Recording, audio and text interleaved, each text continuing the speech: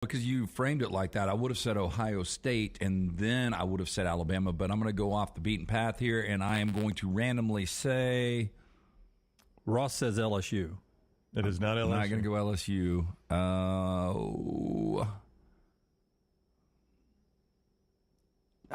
Only 128 more available.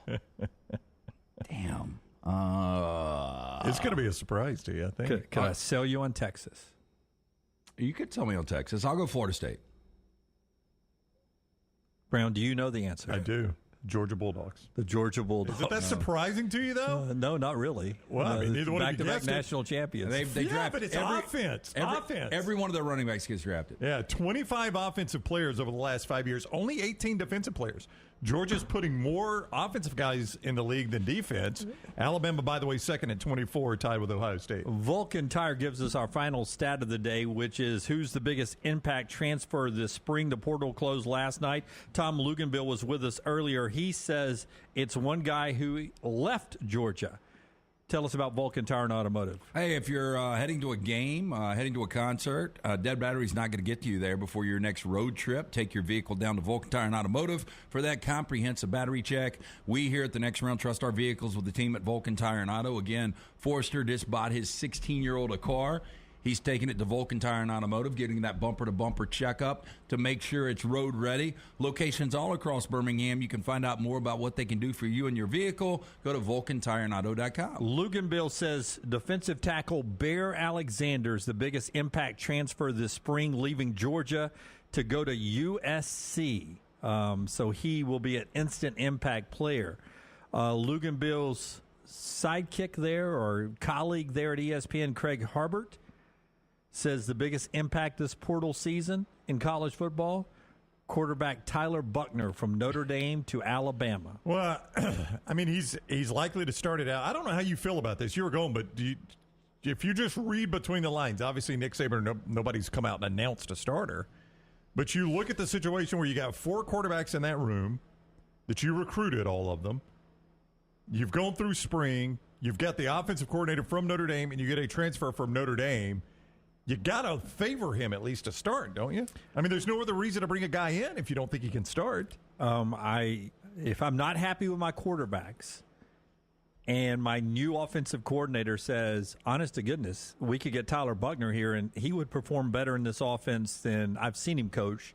He will perform better than anybody we have in the room right now. Yep. Then you take that risk.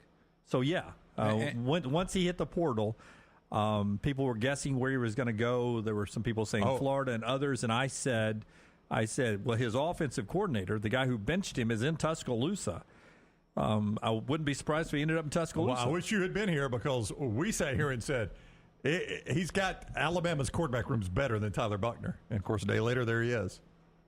But I really don't. I mean, here's the thing. Tyler Buckner's going to have obviously more talent around him. What makes no sense, and I brought this up last week, is if you're Sam Hartman, why would you not go to Tuscaloosa? Yeah, I think if you jumped in a DeLorean at 88 miles per hour, he might rethink that one. Well, a couple of things, because I think they would be your favorite to win the national championship. With Sam Hartman? Yeah, I really do. You would have a chance to win a national championship. And although Notre Dame is still high profile, Alabama and the SEC's next level. I don't disagree with anything you just said right there. Fun show today. I'm happy to be back. Thanks to everyone for bringing Champy's Chicken up here for me. What a great gift that was. I appreciate it. About to have a little of the caramel cake brownie that you rave about. Champy's Chicken, Highway 119 in Alabaster. Always a great place for lunch or for dinner. We are back with you tomorrow at 9 a.m. Central Time. Until next time, God bless you and God bless America.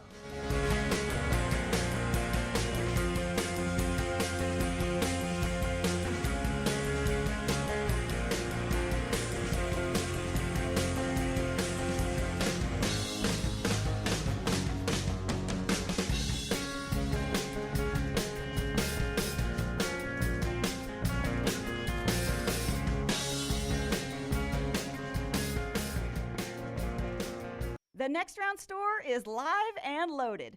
Check out the latest logo t-shirts and hoodies. Get your favorite team colors, the Next Round flag shirt, or grab the popular Y'all Can Have the Rest t-shirts. Go to nextround.store. That's nextround.store. All the stories important to us are in one place. Catch the morning rounds each weekday at nextroundlive.com. Jim Dunaway, Lance Taylor, Ryan Brown, and Rockstar. Live from the Birmingham Racecourse Casino Studios, the next round, presented by Bud Light, is on now. Boy, I've been doing this a long time, and these guys have too. But I've been doing it longer because I'm older. There are some things still that surprise me in the world of sports, and I got one of those yesterday. I'll turn instantly to my left and Lance Taylor. I did not know until the main story on ESPN.com last night broke that you could bet on regular season college baseball games. Did you know you could bet on regular season college baseball games, Mr. Gambling Guru? I have been gambling for 40 years. 40 years. And I have been in the handicapping business for 20 years. Doesn't add up right. Yeah, I'm doing the math here. Your first bet was at age 10? My first bet with a bookmaker was at age 17. Okay. Yeah. But yeah, we used to wager at school. Yeah, Yeah, I yeah. did too. Yeah. I'm just saying, so I was familiar with the numbers once I was in like 8th grade. Can you remember that first bet? Who'd you bet on? It was the Iron Bowl, and it was the Iron yeah. Bowl. It was the first ever Iron Bowl in Auburn. 1989, Auburn was probably favored 2 or 3 in that game. No, I think Yeah. Ooh, not on the road. Alabama was number 1 in the nation, I think Bama was a slight favorite, so it seemed Were like they easy really? money back in the day. Yeah, man, Alabama. And so we rounded up, me and like 2 or 3 buddies, we rounded up $100 and put it on Bama and lost. I remember my first bet too, Brownie, and it wasn't on Alabama baseball. It was it was on a Super Bowl, Right? Cowboys and Steelers. LT may remember which one it was. It was Super Bowl 13. It was where the Cowboys had to battle back. Steelers won it. The Cowboys are battling back, and they throw a low pass to the tight end who drops in the end zone. Yeah, That would put the Smith Cowboys was his ahead. last The name. Cowboy tight end. What was Yeah, his yeah, yeah. Smith? Nah, Something Smith. I don't think it was Smith. All right, anyway. But it hit the guy right in the gut. Yeah. Hit him in the gut. And he dropped it. He dropped it. I had bet, I think it was a quarter, with almost all of Thompson Elementary School. Yeah. Almost all of it. This is very Dunaway. That is one of the craziest Yeah. plays. I mean, in a Super Bowl quarter with almost, that was my first bet ever. So you killed the Cowboys Super Bowl. I killed the Cowboys Super Bowl. in one guy's career. I don't think Yeah. he ever recovered. But I mean, Jackie Smith. I told you Okay. that's who it was. Jackie Smith. Okay. So, Yeah. I mean, I had to like go to my nanny, my grandmother. And, I you think know, that was Super Bowl 12. I think. But like Nanny, you know, you guys Southern grandmas always, even as poor as we were, always had extra money stuffed in their purse. Right? And I had to go. I was like, Nanny, I owe like $15 in quarters to everyone at school. I can't go. I missed school the day after the Super Bowl running because from I his couldn't desk. pay my bets. Oh, wow. So I had to go on Tuesday, but I acted sick on Monday. and- Foreshadowing to losing that Tercel. I bet everybody was cussing you. What did they want with a quarter? A drumstick? No, a quarter back then got you a milk. That was what milk, the little snack milks, chocolate milk's what we used to get. And did you guys in your school have to go? We only got chocolate milk on Fridays at Edgewood. Only on no, Fridays. no. No, you could get chocolate or normal. You could get at Saks. Like, all right, so At let me lunch, guess. you had strawberry too. No, at Saks you had lunch, but you also had break where you would take the crate down That's to what the I'm talking kitchen, about. The crate. and they would fill it up. Like you would hand the paper to the lunchroom lady. She'd fill it up, and you take it back to class for 8 break time. chocolates and 6 That's whites. right. Well, Yep. we had We white never milk. had that. We had Yeah, that's what we had to do. white milk, chocolate milk, and orangeade, which I don't really Orangeade. know what orangeade is, Rockstar. Orangeade was like a wussification version of orange juice for those of us who would not drink orange juice. Okay, so it was. It yeah. even had more sugar than orange Yeah. juice, Yeah, though. well, orange juice had that little bite to it. So Tang those- did not, yeah. Orangeade did not. Yeah, those were your 3. So you get white milk, chocolate milk, orangeade, and then you'd bring the crate back, and everybody would come get theirs. But then at lunch, it was just right there in the cooler, and you had to pay to get an extra one. Now, what I would do, because you'd always get a dessert, the little Debbie cakes, the individually wrapped like oatmeal cream pie or the fudge round. This is dishonest, but I'm gonna own up to it right Well, now. we already heard about this at the rave theaters. Yeah, I would take one. Yeah, Lance will never forget that. I would take one and I'd put it on my tray and I'd put my milk on top of it so that the cashier couldn't see the extra dessert because you'd have to pay for an extra dessert. So every day? Well, Well, not every day. It's only if I like the dessert. Oh, my goodness. I'd rather, as Caleb says, get jumped under the monkey bars for not paying off my quarters on time as opposed to steal from things. I mean, your blurred gray lines are amazing to me. I just admitted to it and said it was wrong. What is blurred and gray about it? I mean, you walk into movies, you basically pocket. I mean, you're Winona Ryder. Again on the movie shoplifting. thing. Again on the movie thing. If they're not going to go to the effort to have someone to take money for tickets, if you leave a key in the car in the showroom, that's on you, guy.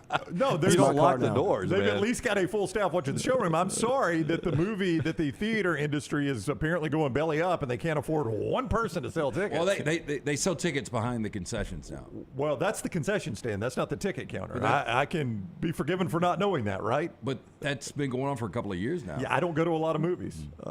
Back to the story I we're can't even getting tell you to. the last movie I went to. Alabama baseball. You can't place a bet on Alabama baseball in Ohio. I don't think you.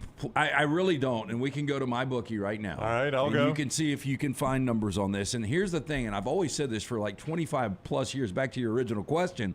One of the reasons there's not a lot of popularity when it comes to college baseball is because you can't wager on it. Can't wager on it, but you could apparently in Ohio. The Ohio Sportsbook was told to halt betting on games involving Alabama baseball after suspicious activity. Tight shot for me, Forrester. Alabama baseball was on the road playing number 1 LSU in Baton Rouge. LSU baseball is up here. Alabama baseball, very pedestrian. Alabama lost by 2 runs, 4 runs, and 2 runs. I think that's a hell of a weekend for Alabama. That's good baseball. You're calling that they a played win? them that close. If they should be investigating anybody, it should be LSU. How the hell did they let Alabama play that close to them? Now I've got some lines, some money lines here. I see Lunsford saying that my bookie has all the college baseball lines. For It's instance, interesting. This is new to me. I didn't even know you could bet on baseball. Here was the problem. Why they couldn't put numbers is because the starting pitching was so out of whack. Like they didn't know day to day who was going to be that guy. And that is one of the flags that people said, hey, they scratched their best pitcher for back soreness, blah, blah, blah, blah, blah, blah.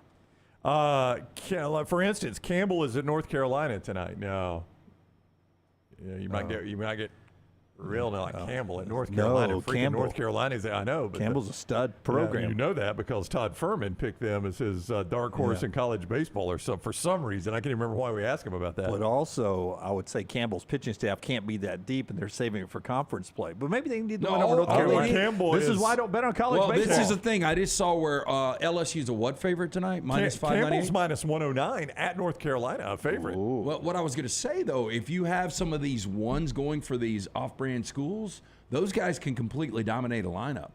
So you can get some value out there if you know who's going on these pitching matchups. And I would assume if they're putting numbers on them, they've got guys doing deep dives into this. But what I don't understand, okay, here's what I don't understand about the story. So if indeed the issue was Alabama scratched their starter, right? If indeed that was the issue. Alabama was a massive, I think they were a two minus, or LSU was plus 2 or minus 245. So Alabama would have been plus 305 or something like that? No, Alabama would have been plus 215. 215, all right. So they're a pretty sizable underdog as it is with their starting pitcher. Why is this such a big deal? I don't get it. They said suspicious wagering activity. And the way it works, and when the guy, Benny Silva, he was a bookmaker out of Arizona State, college bookmaker. When him and Headache Smith, who was the point guard for Arizona State, got together and they were fixing those games, what actually red flagged them was a suspicious amount of money was coming in on Arizona State on a random game. So if you've got this Alabama-LSU game and in one Ohio sports book, you're getting a ton of money on one side of that game. And the Alabama scratches their pitcher late, and you're like, somebody had inside info. That's suspicious wagering because you might get $1,000 on that game the entire day. So there's really no suggestion that Alabama's throwing or fixing games. The suggestion would be that somebody within the Alabama program, possibly unwittingly, shared the information that the starter wasn't going to go before Alabama announced. And again, there was a lot of money that was wagered on this game. So I don't know if I don't know where the ace pitcher for Alabama or who it is. I don't follow college baseball enough. Probably could, as you bring this out, and maybe maybe it was a family member of someone on the team who had a friend in Ohio and said, hey, you know who's not pitching today? Ryan's not pitching today, and he's got a sore back. Well, the alarming thing would be... I heard Ryan's not pitching today. The alarming thing would be if it's a reserve first baseman who's got a friend in college that is running book, and maybe you're down to that guy. Yeah. You know, that's the alarming thing is, you know, reserve center fielder, reserve outfielder. I don't want to be too specific. I'm not trying to point a finger at anyone. I'm just saying reserve outfielder was betting on SEC football, and he's down to the bookie on the Alabama campus. And he understands, Dunaway's not making his start today. This might be helpful information. I don't know. So he picks up the phone and calls the bookie and says, hey, just as a heads up, I know I'm down to you. What would it be worth to you if I gave you some good info? Yeah. And the guy's like, okay, it'd be worth something. But okay, well, our starter's not going But see, that. that's the problem. Hammer with, LSU. That's the problem with this story, is that it doesn't get into any of those details. No, right? you don't know. But I'm saying that would be concerning if something like that happened. Here's obviously. what I Because think is a little concerning. But really, when you read that story, the first thing you think of, because it calls out Alabama baseball, Yes. the first thing that you think of is, well, somehow they're fixing games. When in reality, you're telling me that may not be the case. It's just some suspicious bets. I mean, based on the way it is worded, and I'm just David Purdom, who does a lot of the wagering and gambling stuff for ESPN.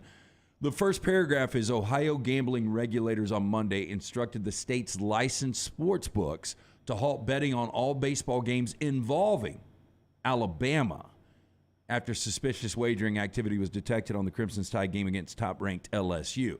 So maybe they have gone back, and there is a pattern now where whether it's for Alabama or against Alabama, and you've got some heavy money going one way or the other, and that's why they've decided to investigate what could be going on. When we say, though, for instance, going back to the Detroit Lions situation, oddly involving a former Alabama player in Jamison Williams, who was... This is where you also point out, and former Ohio State player. If it's good, it's just Alabama. No, if it's two things, it's Ohio State recruit, Alabama receiver. Yeah, Jamison but Williams. yeah, that's true. Yeah, Jamison Williams was legally betting, but doing it from the team facility, which I really don't understand why it's an issue. But what we always say is, listen, players should be able, if this betting is legal in the state where they reside or where they're placing the bet, I think they should be able to bet on everything but the games, the sport they're playing in. Yeah. Right.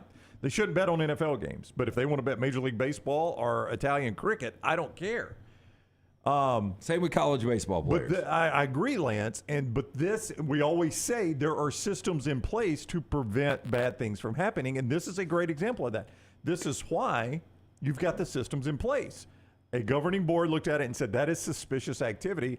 Let's hold on while we look into it. And, hey, if they look into it and some reserve player leaks some information to a bookie who got it to the right people, that kid's probably going to be suspended. This is the system working. Yeah, so in the past, the only sports book you had or sports books you had were in Nevada, whether it was Vegas or Reno. And so that gambling, the sports books there, the gambling regulators in Nevada could only do so much, and they could only monitor those. That's right. And nationwide, whether it was the Boston College scandal, Toledo, Arizona State, bookmakers all over the place, illegal bookmakers, they weren't regulating that stuff. Well, and that's why if gambling goes, and not only the regulation on watching games that possibly have something shady going on, but also the fact that a Dunaway can't get in trouble because he's got to have that money up front. That's right. And Dunaway, it's why when they used to always talk about legalized gambling coming to the state of Florida, saying like, oof, boy, we're going to have games fixed now. No, it's the exact opposite. When it's legalized and then it becomes regulated, the government ain't going to lose money, man. They're not going to let you steal money from them. Once they regulate it and they're getting the tax dollars off of it, you better bet they're going to watch it like a hawk because that's their money now. So actually, the legalization of it, this is the system working to try to prevent things from this from happening. But I am really interested why it is activity detected on Alabama. That's right, because it's got to be a pattern at this point from the Independent Integrity Monitoring Bureau or Commission out in Las Vegas, who sort of oversees this kind of thing. Chris, who's an LSU fan, Alabama was up in games 2 and 3. LSU had to come back. I don't think that should be suspicious considering LSU's offense. They are the number 1 team in the country, and they've been ripping the baseball. Like one game Alabama lost was 13-11. Take the overs in LSU games. Has Alabama been up in a lot of games and blown a lot of games? No idea.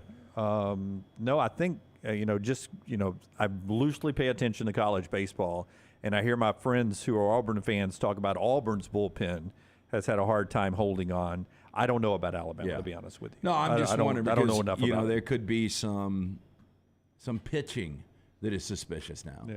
I mean, Well, if it's Alabama's suspicious getting leaks, because if you're putting out the college baseball lines, then I would assume almost anything you can bet now, you can bet in-game live. Yeah.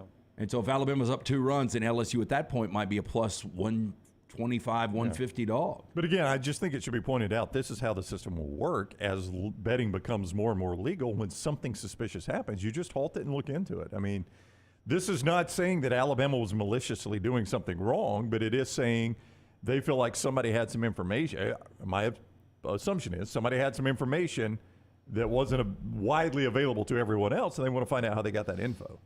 Troy jumps in. It's funny how the government only gets things done, do their job, when there's money involved. You better believe it. When it's our money involved. Am I right? Am I right, Troy? when it's the taxes they're getting from But us, God, they I go love pay America. Tight shot on the shirt again.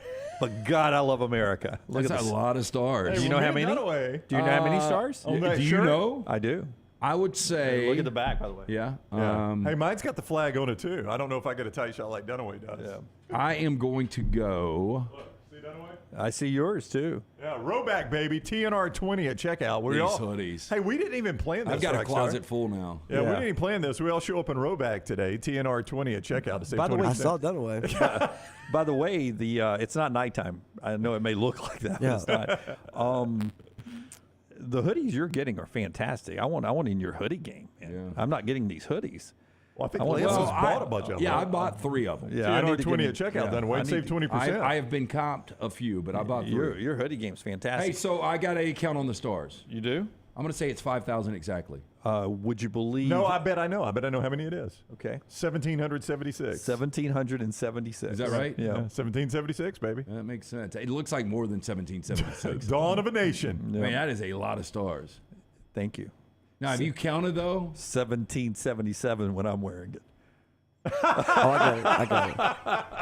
That's a good one. Now, have you confirmed, though? that it's- Authenticated at that is- 1776? Maggie, I got to start over. No, What I did you- just started counting last night, and I got to a point where I Why thought don't you skin off one segment and let little T count it? that's what we call our friends at Simpio. It's an HR violation when I skin off and make little T do anything at that point. So we've got these Roback deals going on. Brown, tell them about that if you want to jump into. Listen, this will take shots off your golf game right here. This will make you a better golfer right here. Just roll out. And just remember, Memorial Day is coming up, July 4th this summer. Sport this on the golf course. Pretend you're part of the Ryder Cup team. Beautiful shirts there at roback.com. And we are all part of the Roback team here. TNR 20 to save 20% at checkout. TNR 20. They've got the state specific too. They got Alabama, of course, but if you're from another state and you love your home state of Texas or Maryland or whatever, those state specific ones are awesome. Roback.com, TNR 20 to get 20% off your first order from Roback.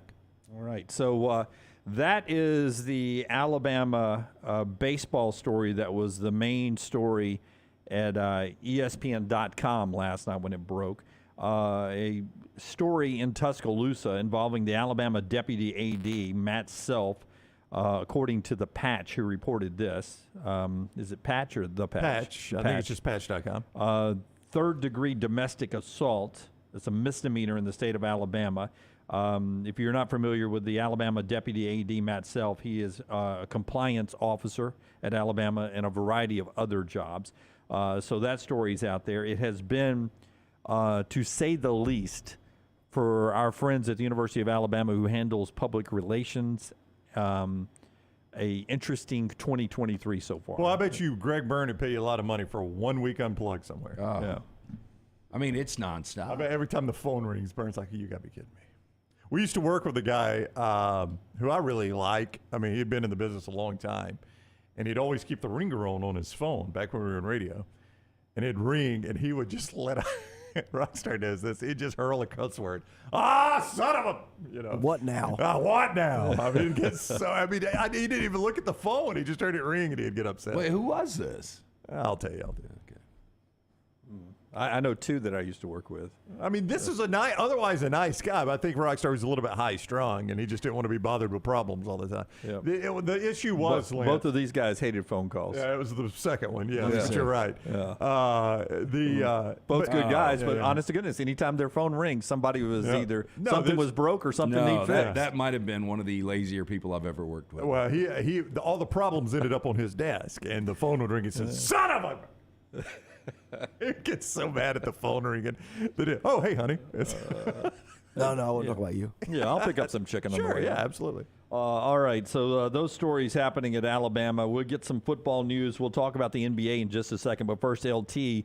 Let's go Brown first because I got to do one of these, and we'll do yours in a second. But it just seems like a good tie-in. Our friends at MyBookie, MyBookie.ag is a good time to drop this in, Brownie. I've got a plan. I'm going to come back there with lunch for some college baseball tonight. Look out now. Lance in the college baseball game. MLB is back, though. You always know who's pitching, not pitching in those games. MyBookie, your one-stop shop for all your betting needs, like in futures on your favorite club to win the World Series. Take advantage of crazy boosted odds with a MyBookie money bag. It makes it simple for you to sign up and play. You bet, you win, they pay. Sign up at MyBookie. Use promo code NEXTROUND.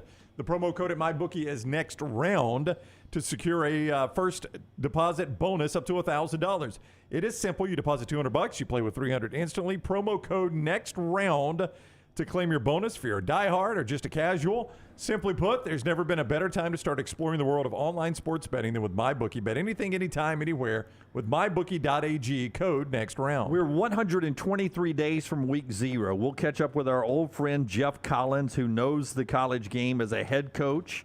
He great defensive coordinator and a guy who will be back in coaching one day. We'll pick his brain on some big topics out there when we come back right here throughout the Southeast on the next round. Follow LT on Twitter at @TheLanceTaylor. Storm season is here. Make sure you have a plan of action in place right now. Greg from Pell City and Storm Restoration Roofing should be your first call when storms hit. Insurance companies love working with Storm Restoration Roofing because of Greg Nelson's name and reputation in the industry. When storms hit, call Greg Nelson. He's local, 205-542-3531. He's the home of the free no-cost roof inspection. Greg from Pell City on Facebook, 205-542-3531. It's Storm Restoration Roofing. If you're looking for a fun golf atmosphere that is laid back with a peaceful environment, the Meadows Golf Course in Harpersville, right off of Highway 280, is perfect for you. Just a short drive from Birmingham, this 18-hole, 200-acre track with rolling fairways and ample greens is the definition of peacefulness of the country just miles from the city. Enjoy a great lunch before your round and a cocktail on the wraparound porch after 18. Come see us today. The Meadows Golf Course in Harpersville, right off of Highway 280. It's the spring sales event at Alfa Romeo of Birmingham. Now you can get $10,000 off, plus rates as low as 4.7% on new 2022 Alfa Romeo Stelvios and new 2022 Alfa Romeo Giulias. Come see the team at Alfa Romeo of Birmingham, exit 27 just off I-459 on Grants Mill Road, or visit them online at alfaromeousa of Birmingham.com. Hurry down before they're all gone. All incentives applied in stock units only with approved credit. alfaromeousa of Birmingham.com. Winners of every major championship in golf. Legends to an entire generation of sports fans. This is the region's tradition at Greystone. May 10th through the 14th. Ernie Els, Bernhard Langer, Padraig Harrington, and defending champion Steve Stricker are a few of the golf greats who will be fighting for another shot at history. I like this matchup, huh? How could he not love this group? The region's tradition. Buy your tickets today. Stop by the New York Butcher Shop and pick up the finest in certified Angus prime beef steaks and burgers, premium pork chops, ribs, and all-natural chicken cut to order just for you. Their chef-prepared entrees and side dishes are the perfect dinner-to-go choice for your family and are ready to heat at home. With a great selection of fine wines and desserts, the New York Butcher Shop is your one-stop dinner shop. 2 locations to serve you, Cahaba Heights and on Highway 119 in Greystone. The New York Butcher Shop, rare quality, well-done service. Logan Martin Lake Fest and Boat Show is coming up May 12th to the 14th on Logan Martin Lake in Pell City. Presented by AmFirst. Right now, the admission is free to the public. Show up the 12th through the 14th. It's Bama's biggest in-water boat show. 80 boats and vehicles on display. Vendors and food trucks. Live music all weekend long. And how about this? The Velcro Pygmies are having a free concert on Saturday. And Sunday for Mother's Day, it's free mimosas for Mom. For more information, go online. Go to LoganMartinLakeFest.com.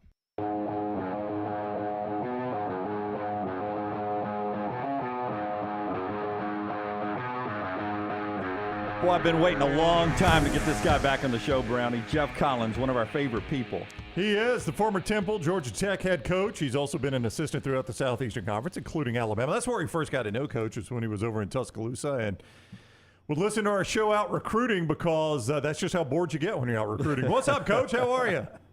Hey, guys. I appreciate you guys having me on. Yeah, we appreciate you coming back on with us. Coach is on the JohnstonRVCenter.com hotline. How, because I'm going to guess 30 years of coaching. Am I close on that one?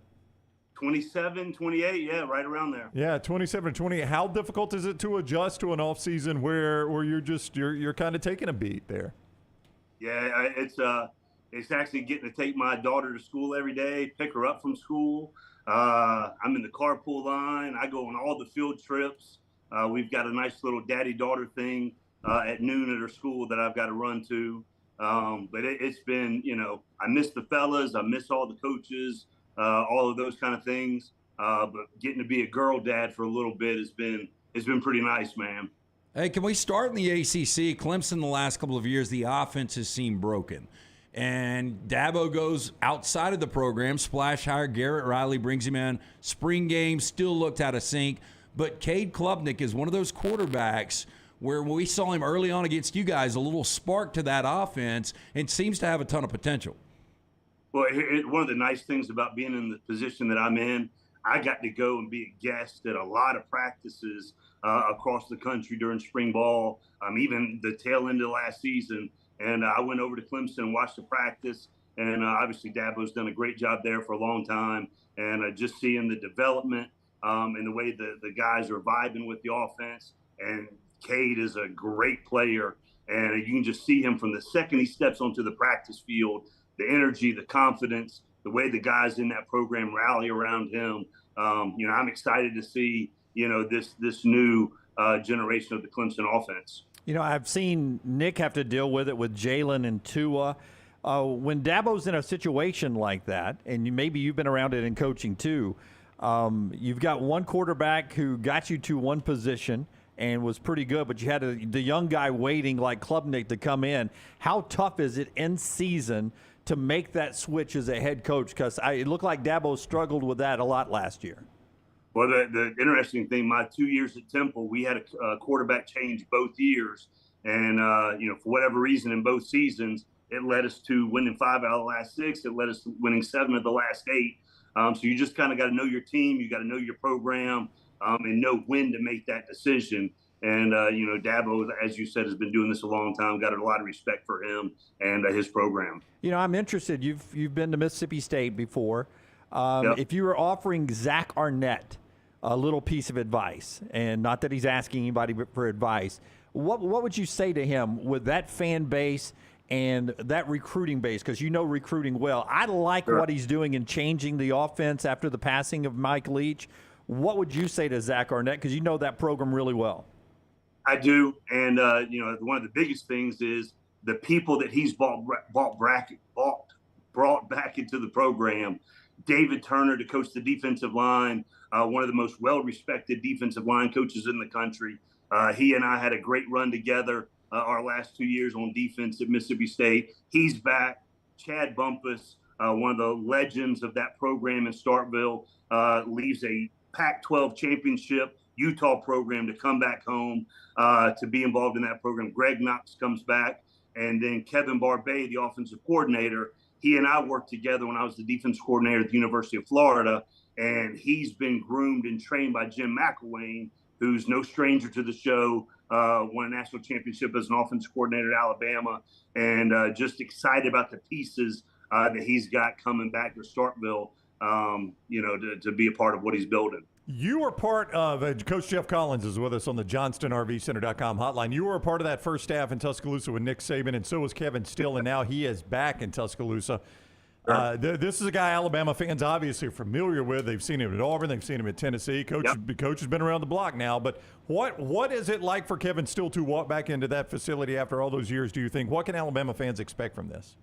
Yeah, just the familiarity with the system, the familiarity with Coach and how he wants the defense run, the day-to-day operation. I knew we were going to talk about Kevin a little bit. I've got a tremendous amount of respect for him. On that staff in 2007, it was Kevin Steele's defense coordinator. Kirby Smart was there. Bo Davis, who's now the D-line coach at Texas. Lance Thompson, who's made a couple of trips over there in Tuscaloosa. And the off-the-field guys on defense were me and Jeremy Pruitt.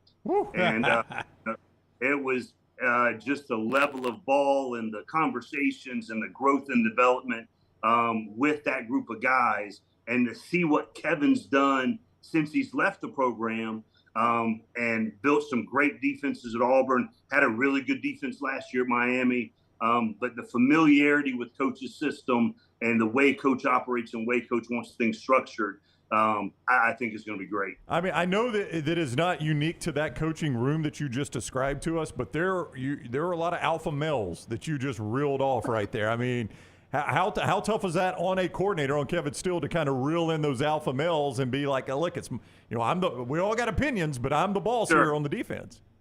I think he understands that. He understands what he's getting into, and I think Kevin is well set from his belief and his abilities, and the understanding of what Coach wants in the day-to-day. I think he's going to be great. You got a taste the last couple of years of NIL and transfer portal. And you guys, and Brown brought this up. We had Nick Saban on the show. Was it last week or 2 weeks ago? 2 weeks ago, yeah. No, it was Trent Dilfer. I get confused. Sorry about Trent about Dilfer that, was Jeff. last week. Yeah, so when Dilfer was in studio with us, he was like, I'm really not working more hours when Brown asked him, because that seems hard to believe. He was a high school coach in Nashville, yeah. And it just seems like it's more on your plate as a head coach, obviously, when you're having to deal with guys coming in and out of the program nonstop, and when guys wanting NIL deals and guys wanting more money. It seems like it's a lot more on the plate. It's a great deal. The last couple of years have been just the seismic shifts that have happened in college football. Not to mention the COVID season that we went through. Then they introduced the portal and NIL. So it's just an adjustment for everybody. And I just think it's the allotment of your time and having trusted assistants that know what you want in the program and can execute it so that they can take things off your plate. So the people that are around you are very, very critical just to execute the vision you have as a head coach so that you can deal and allot your time to the new world that we're in. I want to ask you about one former player who's now with our buddy Matt Rule at Nebraska, Jeff Sims. Yep. Looks like he's going to win that starting job. And I was reading this morning where Matt kept the quarterbacks alive in a lot of the scrimmages, and it really showed off what Jeff could do. Tell us what Nebraska fans are getting in Jeff Sims. Yeah, just excited about Jeff. Just a great player, great young man. I was a part of that process because Matt and I, you talk about the length of my coaching career. My first coordinator job was at Albright College. I'm the defensive coordinator, Division III Albright College, and Matt Rule is my linebackers coach. And then we go to Western Carolina. I'm the defensive coordinator for 4 years. Matt Rule is my linebackers coach. And then the relationships that we had in his 10 years at Temple, and then me taking over that program. So Matt and I are as close as you can possibly be. And as the recruitment process went on, the Jeff Sims fits perfectly into who Matt is. He's so talented, first of all, but he's so coachable, wants to be the very best, wants to be a great teammate, first in, last to leave, all of the things that Matt believes in. Jeff has it, and he's unbelievably talented too. So I'm just excited about both of them, a player that I love and one of my dearest friends in the world, getting to work together. If I took you back to 2008 and asked you which were you most surprised by, that Kirby Smart is now recognized as the hottest coach in college sports as a head coach and has gone back-to-back and has a chance at a three-peat, are that Nick Saban is still the head coach at Alabama as we get ready for the 2023 season. Which one surprises you the most? That's a great question. I don't know if I can even go back my mind that far to 2008. But just the respect that I have for both of them. I'll speak on Kirby first. When I first got to Alabama, Kirby was a rising star from Valdosta State and all of these other things that he had made his way to that place that he was at. And I didn't really know Kirby at the time. And you have these unformed opinions of someone being lucky or, getting some good breaks. And then I get in the building with Kirby day in and day out and am just blown away by his intelligence, the way he connects to players, his relentless nature in recruiting, how well he connects, how he understands the scheme, and was not shocked at all in the rise that he continued to have. Unbelievable success as a coordinator at Alabama, and then being the head coach at Georgia and just turning that program around. I was over there at a practice probably a month ago, and I think the picture of me at a Georgia practice took the internet by surprise a little bit. The phone calls I'm getting from cousins and high school buddies and all of these other things. But, just Kirby and I are close, went to visit with the defensive staff, watched practice, and the way they run the practice, the way they run the program, the energy, the attention to detail. I haven't been able to see it because I was at Florida going against them, and then my 6 years as a head coach, so I didn't get to get over there. But watching that program in action, the way Kirby's got it set up, the way the foundation is built, just excited for him and proud of him, what he's done in his career. Okay, so Dunaway took you back to 07. I'm going to take you back to 96 when you were in the Bronx, New York, coaching at Fordham.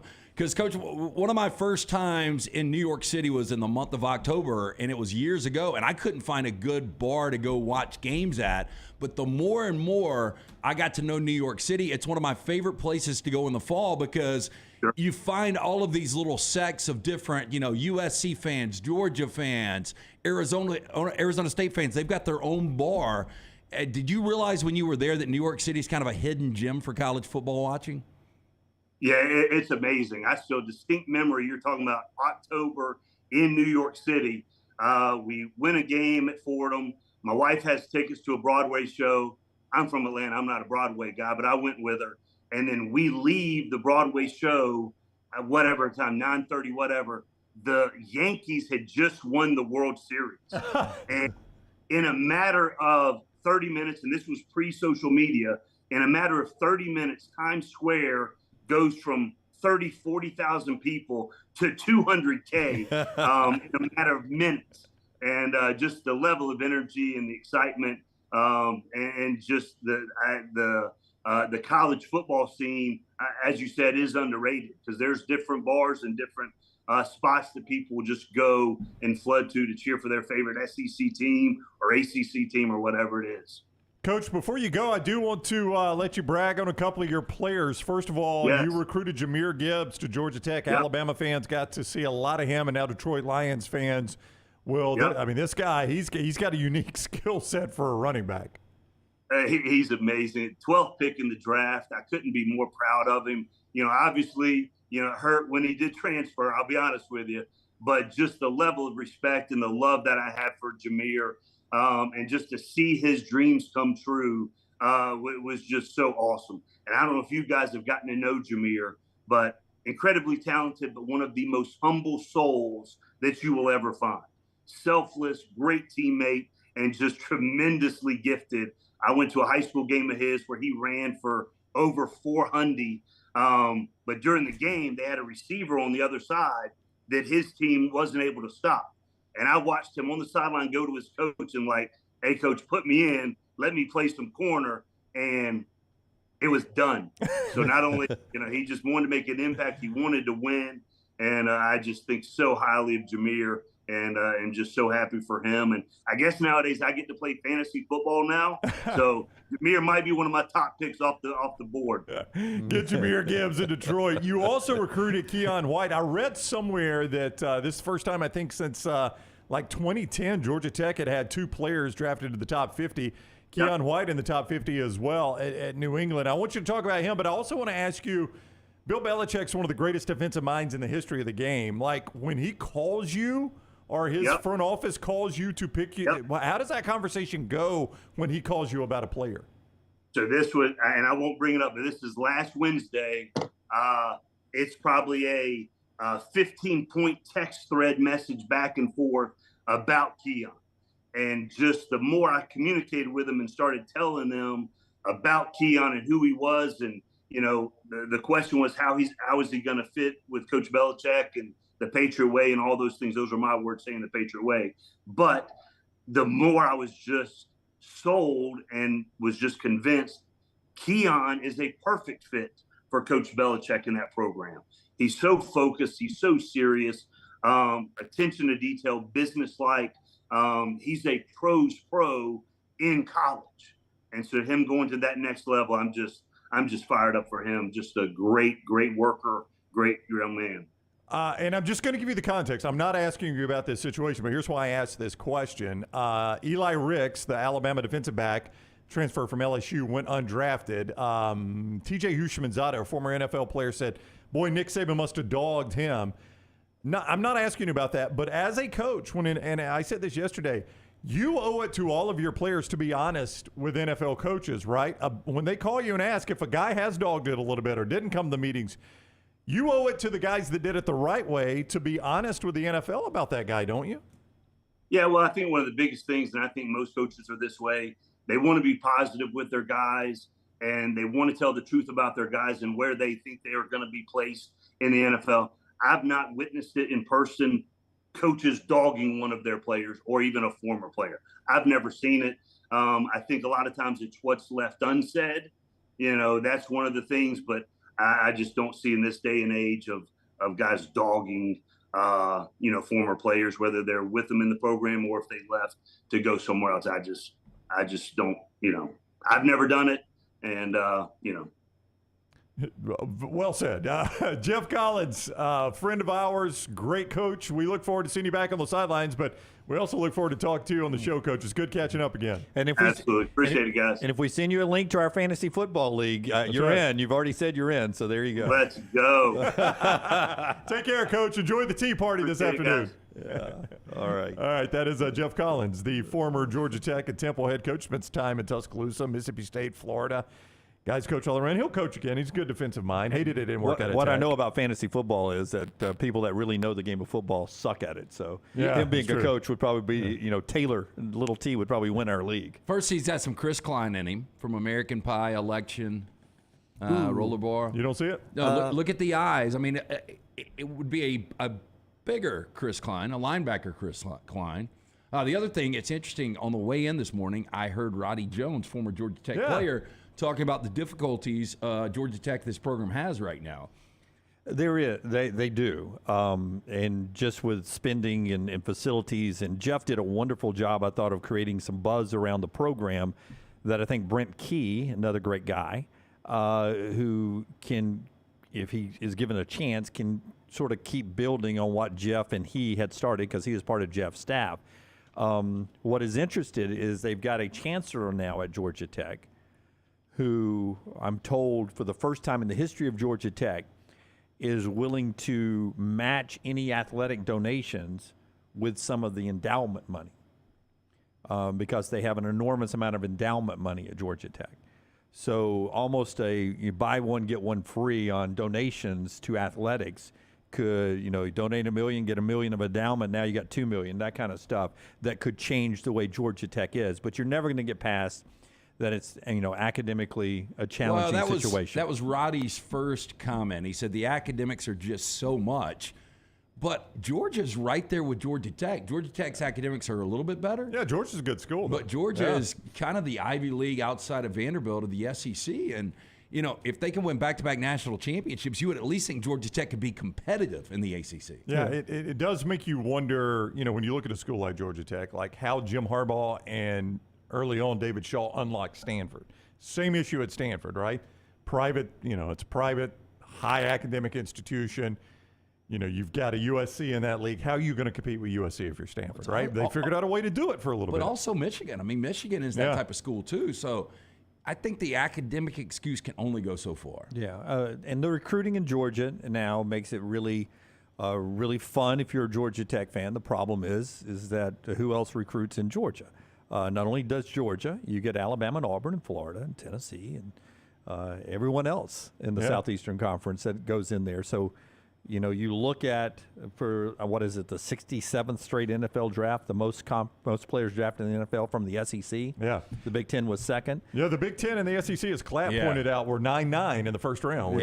Closest it's never been. But it used to be, despite the quality of football, the ACC used to do really well in the NFL draft. It feels like it is really starting to gravitate more SEC Big Ten or Big Ten, however you want to look at it, but SEC Big Ten. And Georgia Tech being in the ACC, when people keep saying, the ACC is going to be fine, they probably are.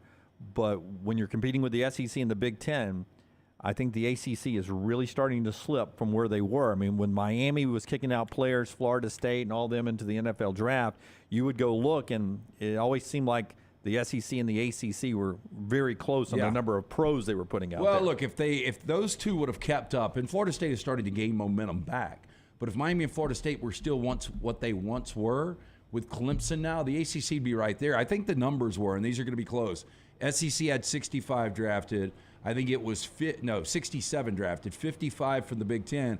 ACC was third, but I think it dropped all the way to 27 players. That's a big gap, big gap. And I got that number somewhere. I can find it. Our friends at Wayne's celebrating a big number as well. That's 50 years with our friends at Wayne's. Now's a great time to sign up for Wayne's lawn care service and mosquito protection. It's that time of year in the South. You can save $50 on each one of those services. Stack the services, save $50, save $100. If you got two services, throw in a little pest control, termite protection, save $150, $200 with our friends at Wayne's. If you use the promo code, which is TNR, and that'll save you the $50, $100, $150.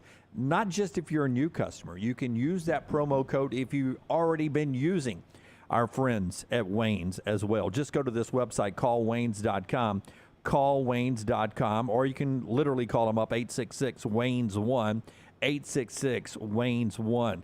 These discounts, new or existing customers for both of those. And we celebrate 50 years of pest control, termite protection, lawn care, mosquito services with our friends at Wayne's. Call Waynes.com or 866-WAYNES-1. Use the promo code TNR. When we come back, we will jump into some more college football news and then work our way to Clay Travis at the top of the hour. This is TNR. Follow Brownie on Twitter and Instagram at Ryan Brown Live.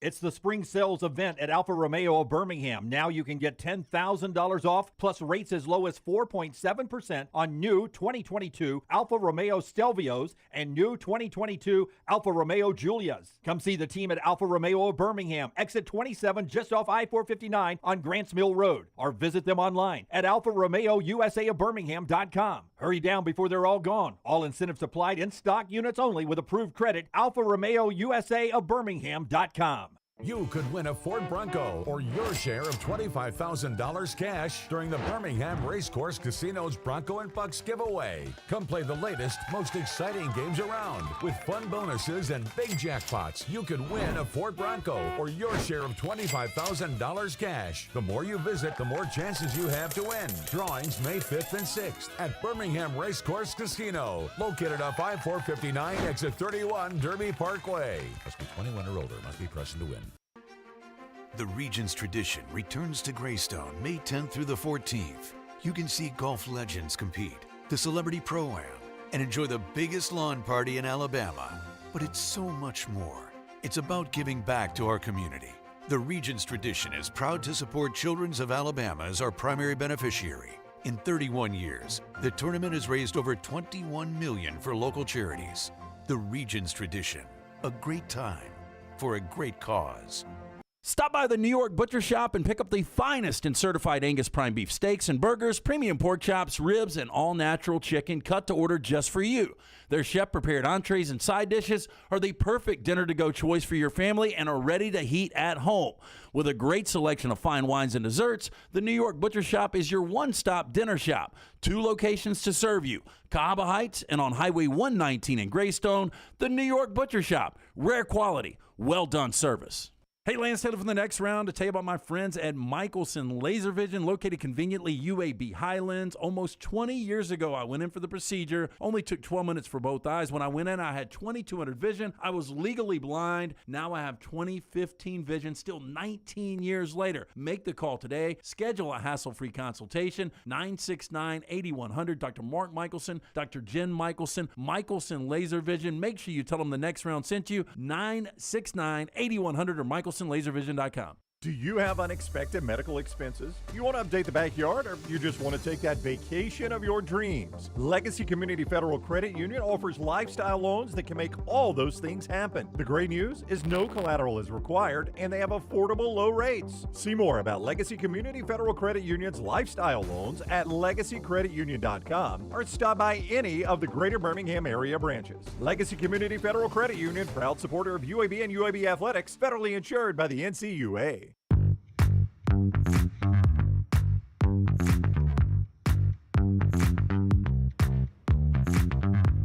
Brown's trying to rain on literally my Taylor Swift parade outdoor concert, Nashville, Saturday, Sunday. He's telling me the long-range forecast, Swifties, okay. Rain on Saturday. My tickets are Sunday night. Maybe some problems on Sunday, too? Well, I mean, I got to find it. Megan Thomas, that used to be at 3340. Doesn't she wear the hats like, what's his name? Alan Collins. Megan Thomas? Yeah. I don't think so. Thought she did. Like a Indiana Jones hat? Well, like just a bigger hat. Yeah, I've never seen her in one, but maybe I'm going to have to find her Dunaway. But anyway, she was showing, she's in Nashville now, and I saw her doing a long range, and it had thunderstorms on Sunday. Oh. Now, look, I don't if want it's that to early happen. Sunday, the concert's at night. Yeah, I don't know. So, I mean, I haven't really been following this I don't story. care how the playing surface is, Yeah. as long as she can get out there and sing on Sunday night I'll for see my if I can daughter. find it, yeah. Christmas gift. That's bad on me for buying a Sunday night's a 47% chance of rain, Lunsford. Can you get specific? 47%. So it's almost 50-50. Yeah. Lunsford, we should make Lunsford. Who's the guy that stands in all the bad weather on the Weather Channel? Jim Cantori, yeah. He should be our Jim Cantori. We should put him in front of a green screen and blow water on him. Well, Scattered if thunderstorms in the evening. That's summer in the South, isn't it? Dunaway takes that 47% chance up a long He does. It's basically saying 97%. Chance of locusts in Nashville coming up for Taylor Swift this weekend. I hate that. My daughter's so excited about that. I'm excited about Mother's Day coming up, too. Bromberg's can help you get the exact perfect Mother's Day gift right now at their 2 locations. Yeah, make sure you stop into Bromberg's. But they also want to remind you, not only Mother's Day coming up and the great locations, Mountain Brook and the Summit, Brombergs.com for more information. But if you've ever wanted to buy a diamond from Bromberg's, now is the time to buy. The big diamond sale is coming up next week, May 8th through the 13th at both locations. Again, the Summit location, Mountain Brook. Don't miss the lowest prices of the year. We invite you to the stores to view the expansive selection of beautiful jewelry. They'll have expert sales associates right there, happy to help you find the perfect piece, enjoying savings up to 50% off diamond jewelry and loose stones. This is perfect, just in time for Mother's Day. If you wait until the last minute to get something from Mom, the best gifts come from Bromberg's. Show her how much you care with a new piece of jewelry wrapped in their signature silver gift box. That's at both locations of Bromberg's, Mountain Brook and the Summit, and again, Brombergs.com. 2 really good players on the move in college athletics. First off, Jaheim Thomas, who was a 4-star linebacker at Cincinnati. He had 70 tackles last year with the Bearcats at Cincinnati. Leave Cincinnati. He's an Arkansas Razorback for the upcoming year. Another quality linebacker, and they have been good at the linebacking position at Arkansas. Well, they stole one from Alabama and Drew Sanders, who really couldn't get on the field consistently for Nick Saban. And Drew Sanders, you saw him go, was it late first? No, second round. Second round in this NFL draft, and was one of the leading tacklers over the last couple of years. So Sam Pittman's done a good job of bringing those linebackers in. Yeah, so a good pickup there for the Razorbacks. And then there is 4-star defensive back Jaden Davis from Oklahoma, a guy who has played a long time for Oklahoma, 4 years. He's a playmaker for them. With 1 extra year to play, he's going back home to South Florida to play for Miami. So those 2 big moves, part of the portal situation in college football. And then LSU adds defensive line coach officially now. Jimmy Lindsey is now on Brian Kelly's staff at defensive line. He goes way back, played at Chattanooga, coached his way through the SoCon, eventually was at Illinois on Lovie Smith's defensive staff there at Illinois, which tells you how good of a defensive coach he is. Then the last 2 years he was at South Carolina. Now he fortifies up that LSU defensive coaching staff. He'll coach the defensive line. Those moves coming in college athletics yesterday. One weird story, or unique story, from Dennis Dodd. He reports yesterday that the Big 12 is on the verge of announcing an agreement where each year, for the length of the contract, starting after Texas and Oklahoma comes to the SEC, the Big 12 will play either one basketball game and or one football game in Mexico. Don't get this. Like, I understand the NFL because they are trying to create fans that buy merchandise. And I guess maybe that's what the Big 12 is trying to do. I don't know. I just don't think you're going to get a whole lot of traction down there. And you know, I mean, you can't say it's like Alabama plays in Atlanta or Dallas because of recruiting. Right. You can't This say is it's not a recruiting. recruiting I mean, I can't remember the last Mexican player to play college basketball or college football that was a huge impact Anthony player. Munoz? Yeah, maybe. The Pac-12 is trying to do this with China, you know, with that part of the world. Right. With some of they're not playing games there yet, I don't think, but they have broadcast rights and such in China with the Pac-12, and they maybe have some future games heading over there. But basketball first, according to Dennis, it looks like, and most people around this speculate that in order to jumpstart this, to get any interest with what you're talking about, because there are Cowboy fans or, you know, Raider fans or whomever in Mexico who watches the NFL or baseball, they just played the Giants and Padres there. There is not really that in college football. They said the people that are speculating this, for this to work, they've got to send Kansas and Houston play a basketball game there to start with. And to me, that would be sad because those home court games, Kansas and Houston in 2 years, is going to be unbelievable. I'd hate to waste one of those in Mexico City. Yeah, I would agree. Back to China, I understand the NBA there too. I mean, they're selling a ton of merchandise. And the NBA is a big game there. I just don't see the college game ever being big internationally. You know, it would have to be for me, Brown, about you know, sportswear to me, like you know, or gambling. I mean, yeah. But I don't know what the American turf would get off of that, because internationally you would probably, like, I would doubt gambling's legal in China, but it might be. But I would say this. I mean, I think life's a gamble in China. The Kansas-Houston situation, I'd almost rather the Big 12 go to them and say we're going to schedule a third regular season game. That's not going to count in the standings. Right. It's going to help you both in your net and your Ken Palm and all that. We're going to play in November. Yeah, we're going to play in November in Mexico. It's not going to be a league standing game. We're going to fund everything. We're going to fly down there. We're going to do that. But we're still going to play your home and home. That's actually going to count in the standings. And we're going to give you a little money to go do it. That's great. Yeah. That's the only way I would do it too, Brent. I agree with you.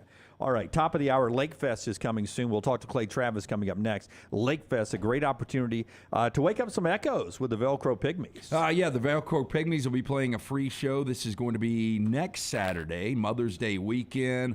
But Lake Fest, presented by AmFirst, Logan Martin Lake Fest and Boat Show. It's going to be May 12th through the 14th, Logan Martin Lake in Pell City, free public admission. Bama's biggest in-boat water show, 80 boats and vehicles on display, vendors, food trucks, live music all weekend long. And as Dunaway said, free Velcro Pygmies concert Saturday and free mimosas for Mom on Mother's Day on Sunday. For more information, LoganMartinLakeFest.com. Follow Dunaway on Twitter and Instagram at Jim Dunaway. Have you had a pipe burst, a washing machine overflow? Maybe your toilet or bathtub has overflowed upstairs and now you have water coming through your ceiling? No problem. The specialists at Dry Tech are here to help. What's important is you act immediately when water damage occurs. Failing to do so can cause mold, rot, and mildew issues. Long-term exposure to those toxins can cause many health issues down the road. So act fast. When trouble strikes, call Dry Tech 205-637-0143. That's Dry Tech at 205-637-0143. Spring weather is here, and our friends at Hemphill Services are offering a $69 HVAC tune-up plus 10% off any service call when you mention the next round. Call Adam, Chad, and the guys at Hemphill Services. Make sure your HVAC unit is ready to keep up with the changing weather. Hemphill Services, locally owned and operated independent Trane dealer. The team can service all makes and models. For all of your plumbing, heating, and cooling needs, call Hemphill Services. It's hard to stop a Trane. 205-229-2090 or hemphillservices.com. That's 205-229-2090. hemphillservices.com. For 50 years, our friends at Wayne's have been doing things around your house that you don't have time to do. Warm weather is coming. You want that lawn looking great. You want mosquitoes not around. Our friends at Wayne's, they can help you out. Right now, they will do $50 off for each of those services to continue to celebrate their 50th anniversary. Again, our friends at Wayne's, they take care of all of us here on the next round. You don't want those mosquitoes. You want the lawn looking great. Call them today, 866-WAYNES1 or call Waynes.com. Saturday, April 29th is Legends Day. Professional football right here in Birmingham. When your Birmingham Stallions take on the New Orleans Breakers. Get your tickets today and bring the whole family to Protective Stadium and get autographs from Alabama sports legends. You feel the energy. Fantastic seats get you right next to the action for just $10. Stallions all the way to the house. Buy your tickets today at theusfl.com. Spring is here, and that means it's time to prepare for moving season. Let Holly Mack Wilson guide you and help get your home prepared to sell. Whether you are looking for the perfect home or need to sell yours, Holly Mack Wilson can do it all and can do it anywhere in Alabama. Call Holly Mack Wilson today, 205-901-9446, or visit her website, hollymachomes.com. Holly Mack Wilson, your home prep expert. Holly Mack Wilson, a trusted anywhere in Alabama Keller Williams realtor you can always depend on. Start your day online at nextroundlive.com. Get all the latest videos, podcasts, and college football stories. And it's also a great way to stream the show or shop in the Next Round store. Stay connected by visiting nextroundlive.com. This is for the men who never settle, the ones who believe only quitters end a game in a tie, the type of guys who choose the bar with the biggest TVs to overcompensate for theirs at home. This is the Lodge mentality. This is Twin Peaks. Jim Dunaway, Lance Taylor, Ryan Brown, and Rockstar. Live from the Birmingham Racecourse Casino Studios, the next round, presented by Bud Light, is on now. My friends at Way to Wellness helping you jumpstart your weight loss in 2023. They can do that real easily if you go to Leslie's website. It's aplanforme.com, aplanforme.com. Not only does it help you with your weight loss, they can help you control some blood pressure numbers, cholesterol numbers, help you get healthier in 2023. It is real easy. Their board-certified team can help you out. No contracts, no sign-up fees, and the first consultation's free. Go to this website, aplanforme.com, aplanforme.com. Trust me, you will not regret it. Great folks there. Way to Wellness, your journey to healthy living. All right, let's talk with Outkick founder and Fox Sports contributor Clay Travis, also on Twitter, at Clay Travis. He is on the JohnstonRVCenter.com hotline. What's up, Clay? How are you? Doing well. How are y'all? Doing awesome. Thanks a lot. I want to start with a Tennessee football question for you. I know you were excited about Josh Heupel, and rightfully so. There's starting to be a little bit of a narrative after this most recent draft with Hendon Hooker going third round, Jalen Hyatt following maybe a little bit lower, that it's all system. These guys are going to be tagged as system guys playing in Heupel's system. Now, I know as a Tennessee fan, it's all about wins and losses. Do you think that's a fair criticism this early of Josh Heupel? Well, I think until guys go into the NFL and perform at a high level, that is going to kind of follow some of the players. I mean, let's be honest. I don't think very many people expected Hendon Hooker or Jalen Hyatt to get drafted when they were, when Josh Heupel got to Tennessee 2 years ago. Remember, Hendon Hooker didn't even win the starting job 2 years ago with Joe Milton, and then Joe Milton got benched, and Hendon Hooker came in and played very well over the last couple of years. So, yeah, look, if the reality is if one of these guys goes in and performs at an elite level, then I think you'll start to see that narrative shift. I also think the overall quality of player is increasing pretty substantially under Josh Heupel. We'll see what happens with Joe Milton this year. I would expect that if he has a good year, he just has all the physical intangibles. I would think that somebody would take a chance on him in the draft if he plays pretty well. And then you start to roll in, in theory, Nico Amalavea, who is right up there with Arch Manning in terms of expectations, one of the two best quarterbacks in his class. He'll get to sit, in theory, for a year behind Joe Milton.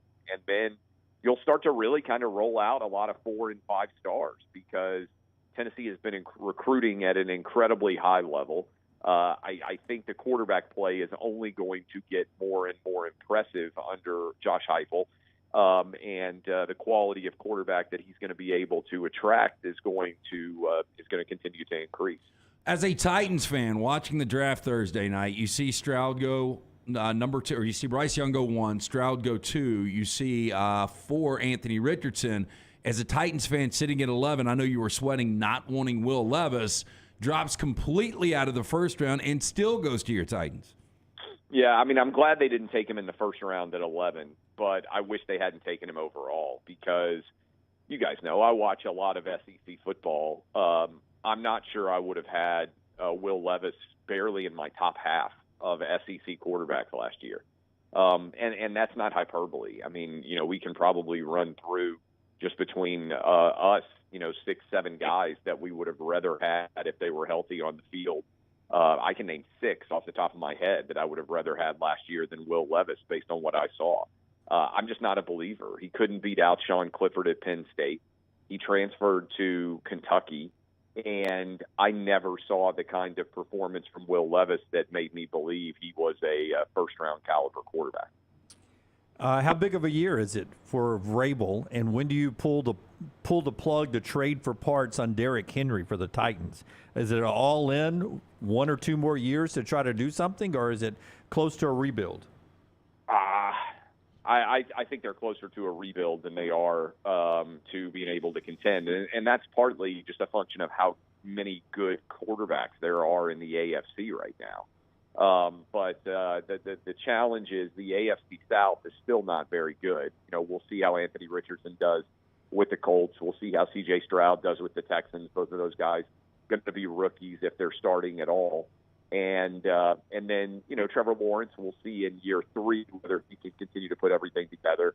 But the Titans almost won the division at 8-9 last year and really had to choke it away, right? They were 7-3 and lost 7 straight games to finish the season, which is pretty difficult to do no matter which team you are in the NFL. So that's super frustrating just to see the way that it ended up going down. But I think this is basically the last year for Derrick Henry with the Titans.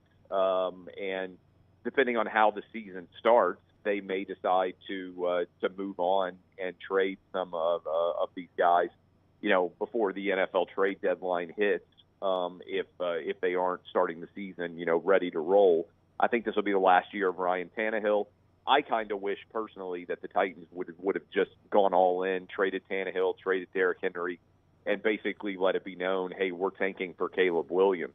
One crappy year, if you can get the number 1 pick and you've got Caleb Williams ready to come in, it's a small price to pay to have elite quarterback talent, that's joining your team. So I think the Titans are probably in that, middle region where they'll win between 6 and 8 or 9 games if they keep everybody that's on the roster right now. Now, one move they made that was definitely not a rebuild mode was they signed Jeffrey Simmons to a long-term deal at D tackle. He's one of the best D tackles on the in the entire NFL, and I think the defense should be fairly solid. The wide receiving core is just an unmitigated disaster, however, I kind of feel like they might as well toss you, me, LT, Brown, Dunaway all out there as a go 4 wide, and we probably get just about as open. Clay Travis with us from Fox Sports and Outkick. He's on the JohnstonRVCenter.com hotline. I've got a good friend of mine that's from up in Hendersonville, so he's a big Titans fan. I've been to a couple Titans games with him, including Titans-Dolphins game, and I was just commenting on, like, they've got, or at the time in Nissan Stadium, they've got the banners hanging, like, from some of the great Titans players. And I was just kind of asking him for the hierarchy. Where would Derrick Henry fall in that hierarchy of the Steve McNairs and Eddie Georges that have been great Titans players? Yeah, I mean, I think I'm curious if you guys would agree, but I think if Derrick Henry has a good year this year, which I would expect that he would, it'll get him somewhere close. One of you guys could look up. I think he's in the high 7,000s, if I'm not mistaken, for the amount of yards he's run for in his NFL career. And obviously, given how many backs, teams use multiple backs and everything else, I think Derrick Henry is a Hall of Fame running back. I think you guys would probably agree with that. Over the last 4 or 5 years, he's been the best at his position. I think you'd be hard-pressed not to put him there. For a while, you needed to get 10,000 yards. That's kind of a different era of the running back. But I think Derrick Henry will get close to 10,000 yards if he doesn't get there already. And again, I don't know the numbers, but he's at 8,300, Clay. So I think he can get to 10,000 fairly, not easily, but I think he'll get to 10,000. I mean, he could do it this year. But yeah, I mean, 1,700. He's a Hall of Fame running back, so I would expect they'll retire his jersey. I think he's the only one, of the past, 10 or 15 years of Titans that will. Now, Chris Johnson had some really good years. But I think Derrick Henry is a Hall of Fame back. I don't think there's any doubt about that. Hey, Clay, we do a 4-down segment every day here, and yesterday, and I always try to include at least one celebrity birthday, and I've got some good ones today. But yesterday, Tim McGraw turned 56, and I asked these guys, ultimately the better career, Tim McGraw right there in your backyard or Kirby Smart? Oh, I think Kirby Smart will have a better career, although Tim McGraw's career is pretty impressive. And I don't know if you guys know this Tim McGraw story, but he, I believe, has 3 daughters with Faith Hill. They don't have any sons. And his daughters cheered at a private school here in Nashville. And Tim McGraw this is crazy. I can't believe he didn't get more attention. Tim McGraw is such a fan of high school football that he worked the yard crew, like the line. Like the chain gang? Yes, he was on the chain gang at Innsworth High School on the sidelines. Totally, nobody would have any idea that it was Tim McGraw. I felt bad for him. He clearly wanted a son playing high school football so bad, but he was on the chain gang. His daughter, I believe, maybe more than one daughter, cheerleaders for Innsworth. And I think he had 3 girls. I don't think he had any boys. But I've always thought, man, that guy's a diehard sports fan. If with all his money and all his fame and acclaim and everything else, he's showing up on Friday evenings in Nashville to be on the chain gang. God, I got roped in once in a high school game. I hated it. That chain gang is no fun. It's a tough. You got to keep your head on a swivel too. Yeah. You don't want to get wiped out by one of those kids coming rolling out of bounds either. Yeah, the best one is the yard marker and the clip guy. The down marker. No, the one that I don't like being the one that has to keep that chain from being tangled with all the kids on the sideline. I mean, give me the one. You have one of the all-time great calls by an official in Bryant-Denny Stadium when we did the A-Day game, like a decade or so ago. And you made the call foot in on a catch. We had to go to the instant replay to confirm it was correct. Yeah, and I retired right after that. I go out on shot. I played a charity basketball game a couple of years ago. I shot one against the Harlem Globetrotters, and I shot one shot. The opening trip down the floor, I hit a 3 and checked myself out and didn't go back in for the rest of the game. Dunaway knew, look, I'm wearing an SEC logo. It's in Bryant-Denny. Foot always in for the Alabama player, Bryant. Always. They were struggling with offense that day, too, so trying to help the passing numbers. Clay, before you go, USFL, XFL, they're to their championship in the XFL. The USFL is through 3 weeks. Are you getting a feel about the spring football battle here? Do you have a feel on are we heading down the road to a possible merger? Do you feel like Fox's backing in the USFL is going to win out? Can 2 exist? How do you have a feel on the USFL, XFL right now? The numbers have been pretty good, is my understanding. I think Fox is committed. I mean, they own the league. So my understanding is they're locked in for year 3 going forward. I don't know that much, candidly, about the XFL, but I know Fox is pretty gung ho. I mean, I don't know. I candidly have not paid that much attention to spring football, but I understand. I do look at the ratings, and it seems like there's a fairly consistent audience that is interested in watching spring football. Will you replace Tucker Carlson? We've already done this. They asked me that. They asked me that last week. I mean, I said, that I'm basically like blocking tight end who occasionally gets a pass thrown to him. I don't know. I think there are probably 3 or 4 people in all of Fox that are involved in that'll make that decision. And I'd say my name's probably in there with 7, 8. I don't know how many people would be on the list, but it's not really anything that I control. So I'm pretty happy with where I am right now. I can't tell you I'm not going to move anywhere. Yeah, but would you take it? I mean, would you continue to do? Or I know you'd take it. Would you continue to do everything else you're doing? Oh, I'm not going to quit doing any of the stuff that I do now. I mean, Sean Hannity does a daily show for 25 years or whatever it is on Fox News, and his radio show comes on after hours on the program. So I mean, there's precedent, but I mean, I did just take it outside of the Sean Hannity situation. I did an hour Fox Bet live show in the afternoon after doing a 3-hour solo sports talk radio show. As you well remember, I was on 5 to 8 a.m. and then I was on again at 5 p.m. That was a long day, and I did that for years. So, could I do more than I do now? Yes. Am I happy doing exactly what I do right now? Yeah. So we'll see. I haven't had any indication that anything's changing anytime soon. By the way, Dunaway's coming to your fair city. Will you be also at the one of the Taylor Swift concerts?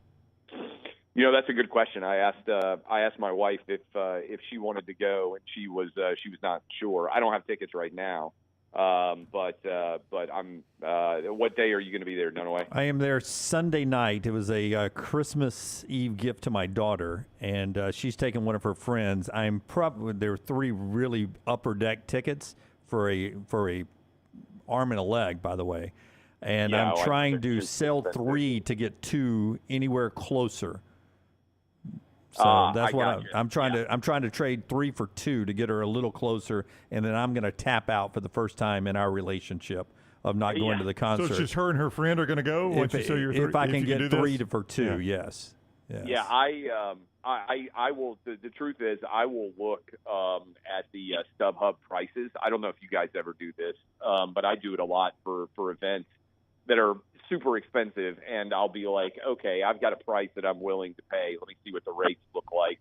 And then if they come down to that area, I'll make a game day decision, or even sometimes like an hour beforehand, I'll be like, okay, they're reasonable somewhat now. Let's buy them. But I don't have tickets right now. Our friends at ATIX who did the 2 shows in Atlanta with helping out over there texted me earlier, said there was 0 drop-off, even as the show was beginning.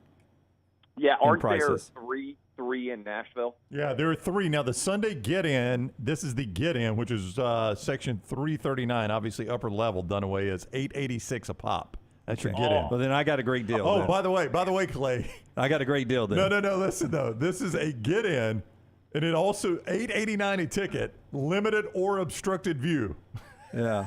What's the most expensive ticket on Sunday right now to go see Taylor Swift? I mean, our man John Lunsford back there went to it in Atlanta, and he said his 2 tickets were worth $5,000 each. So that would have been $10,000 for a pair.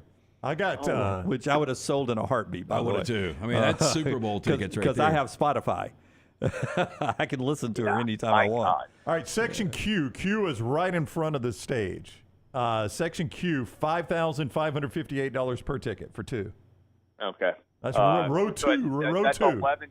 That's $11K for basically close to front row seat. Yeah, row 2. Yeah, somebody's still sitting in front of you, and you've paid $11,000. So the fact I got 3 barely upper decks for $900 for the trio at what'd you say, $890 get in? Yeah. So I got a great deal on those back in Christmas. And I'm assuming yours weren't an obstructed view either. No. Yeah. I think it's. Oh man, there are a lot of dads who paid a lot of money for their teenage girls, and there's a lot of 20-something girls. I mean, I'm actually a Taylor Swift fan. Me too. I'm impressed by her. I mean, by her body of work. Honestly, I mean, she's pretty impressive. So I would go, but I wouldn't go for $11,000. I'll tell you that. I don't know what I would pay $5,500 a ticket to go to. I'm trying to think. I'm not sure that I would pay that for any ticket, to be frank. If the Titans got to a Super Bowl, and you could take the whole family, you would. Yeah, I would take. Well, I mean, look, the odds of that. I will say we are going to get to host a Super Bowl in Nashville with the new stadium that's being built. So I don't think the Titans are going to get to a Super Bowl anytime soon, but it is pretty awesome, crazy as a Nashville kid growing up to think that the city of Nashville will be hosting a Super Bowl. That's going to be a heck of a scene there. Clay Travis on Twitter at Clay Travis. Also see him on Fox. Clay, thank you for the time. Have a great week. Hey, y'all too. See ya. All right, it is time to teach an economics lesson, I think, to young Harper. Sweetie, I mean, look, you paid what for these tickets? $900 for the trio. For the trio, so for all three. I think they were face value. Face value. Bare minimum. They're probably worth $3,000 right now. Brown, I cannot tell you. That's a 3-to-1 return, Jim. Like her second tattoo is long live. Do you have the section number you're in?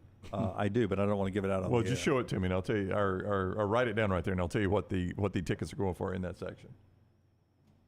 I just got a text from somebody asking about tickets. Tell us about Dr. B. I will tell you about Dr. B. So Dr. B said, my hair is up. I went in for the second analysis since September, 119%. That's where I am right now with Dr. B. Again, be preemptive. If you think you're starting to thin a little bit, it happens to the majority of us. You need to call Dr. Beckenstein. That is the guy everyone said. 205-319-0316 or t3hair.net. I'm going in next Wednesday, a week from tomorrow, to see Dr. B again because I want to check out this senseless transdermal infuser he's got. This enables Dr. B to get various medicines and therapies into the scalp where the hair follicles are without using any injections. This is revolutionary, as Dr. B can pinpoint delivery of a patient's genetically specific products without any needles. Again, t3hair.net for more information, or schedule that hassle-free consultation. Tell them the next round sent you, 205-319-0316. All right, I found the seats on your row there. It says obstructed view. It does not. It does not. One section over, I can't. There's nothing in your section. One section over, a relatively close row number. They're going for $1,600 a pop. Wow. Multiply that times 3. Yeah, why don't you just do this? Why don't you just leave them where they are and sell your ticket? And sell one? Sell a single? That's true. You've made your money back. And turn a little profit. Profit. Pay for the hotel I'll room. tell you this, man. Buy her an outfit to go. We did the same thing for my daughter. We gave her 4 Dan and Shay tickets for Christmas one year, and my wife and 2 of my daughter's friends went with her, and I just went up and down Broadway. Now, that was at Bridgestone. That was not at Nissan Stadium. That was Bridgestone. Yeah, but still, you can do the same thing. Yeah. You walk across the footbridge, and I had a blast that night just going up and down Broadway. I don't know. Could I get a good steak and a good drink for $500? Kidding me? I don't know that, like, if a good concert's in town, if they try to up their talent at the bars. But I'm telling you, man, that night on Broadway, some of the acts I saw at some of the bars were really, really good. I had a blast. You talked about buying her an outfit. Just looking at Instagram at people attending Atlanta this weekend, some of the outfits. Oh, yeah. Next level. You dressed a theme, man. If she pulls a Morgan Wallen for this deal, she will not. Well, I don't think she will either. But, man, can you imagine the outcry? I mean, the outcry for Morgan Wallen doing it for one concert in Oxford. I mean, if you go and look at Luke Combs, what he did. Oh, we talked about that when Morgan Wallen did that. That Luke Combs came out and said, show's on the house. I'm still doing it. I'm paying every one of your tickets. That's right. But we're still going to sit here and sing tonight. I'm not going to be able to sing to my quality, but we're going to get drunk and sing. That's right. And the fans loved it. And I'll tell you what, this is easy for me to say. This is easy for me to say, and it was not my money. But if a guy did that and it was anywhere close, I would reject the refund. Yeah. I understand what you're saying. I mean, I'll steal the dessert, but I'm going to reject the refund. Well, because he's saved all this money over his life by not paying for movie tickets or snacks. I understand what you're saying, because when it's unique like that, it makes it almost a better show. Well, yeah, I mean, if it's anywhere close. Yeah. If it's anywhere close to his normal show, and if I'm entertained, what do I care if you don't That's have your right. voice in it? I'm still entertained. That's right. And if we're all singing and having a good time, it doesn't matter. For those that don't understand why I care about Taylor Swift, I would ask you, do you have a daughter, and do you have anything you share with your daughter? That is something we connected on when she was very little. That was the first concert she went to. So that's why I like Taylor Swift, and that's why it's something my daughter and I do together. So for those of you that don't have a heart over in the Coke Zero, well, it's like my daughter knows the Dolphins exist, so when they make the Super Bowl, I'm taking her. That's right. I hope she's alive, man. I hope you're God, alive. I hope I'm alive. Yeah, I hope she's not taking your ashes to the Dolphins Super Bowl. Baby, just dump them anywhere on the field. Just get them in the game, baby. Let them prop up whoever the quarterback is then. All right, when we come back, we will jump back into sports headlines. Can we make that a Bud Light poll question? What? Should Dunaway sell his ticket to pay for the other 2 tickets? I just don't. I think you're going to be able. Like I just told you, 3 at $1,600. I think you could sell those and just use the cash and get 2 lower. Here, I'll do it for you. In the break. You could easily do that, but I think she's going to be content being at the concert. So, well, I've got my boys at ATIX on it. Yeah, well, that's who I would trust here. Yeah, I've got them working on something for me, and I just trust them doing that. They're working on an event for me too, and basically just said, We know when to buy them at the right time. We'll buy them, and then you just come get them from us. That's what he is suggesting. Let's sell the 3, get this high price, and then jump back in. Yeah, jump back in the market on Sunday, and see if you can. Sounds like a plan. It's a gamble, man. That's a gamble at that point. I mean, those 3 tickets are worth that's $5,000. The poll question: should I gamble or not gamble? Oh, my daughter's happiness. Oh my goodness, my palms just started to sweat. Well, worst case, you're going to be able to get 2 better for the 3 that you sell. So anyway, I can get you in the lower section for $3,000, and your 3 tickets are worth $5,000. I would just sell the 3 I tickets. can get you 2 in the lower level for $3,000. That's the way to play put on this. the Netflix special, and you guys watch it together. I'm so horrible at this. Again, I would trust Steve Susie at ATIX. Yeah. That's who I would trust in this. Guy who literally does this for a living. Well, that's what I'm going to do, but it is so nerve-wracking. Yeah. All right. We'll come back, jump into sports. I am. You know, when things aren't running right, flowing right, or what, LT, who do you call? Hemphill? That would be our friends at Hemphill. Yeah, and look, hey, the weather is changing right now. You want to make sure that HVAC is keeping up, and they've got a great special for you. Spring weather is here. Hemphill Services, they are offering right now a $69 HVAC tune-up plus 10% off any service call. When you mention the next round, call Adam, Chad, Andrew, the guys at Hemphill Services. Make sure that HVAC unit keeping up with the changing weather. Hemphill Services, locally owned and operated, independent Train dealer. The team can service all makes and models for all of your plumbing, heating, and cooling needs. Call Hemphill Services. It's hard to stop a train. Do it now. 205-229-2090 or hemphillservices.com. Call the next round now at 205-734-0923.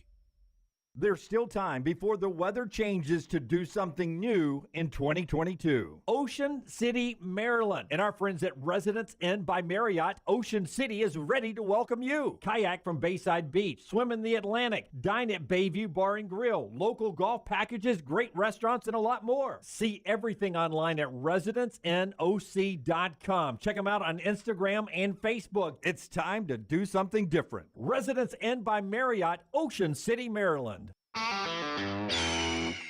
This is for the men who never settle, the ones who miss the fairway all day and still pull out the big stick, the type of guys who will always prefer to be behind the grill than in front of the camera, and the men who never let their friends forget about a high school nickname. This is the Lodge mentality. This is Twin Peaks.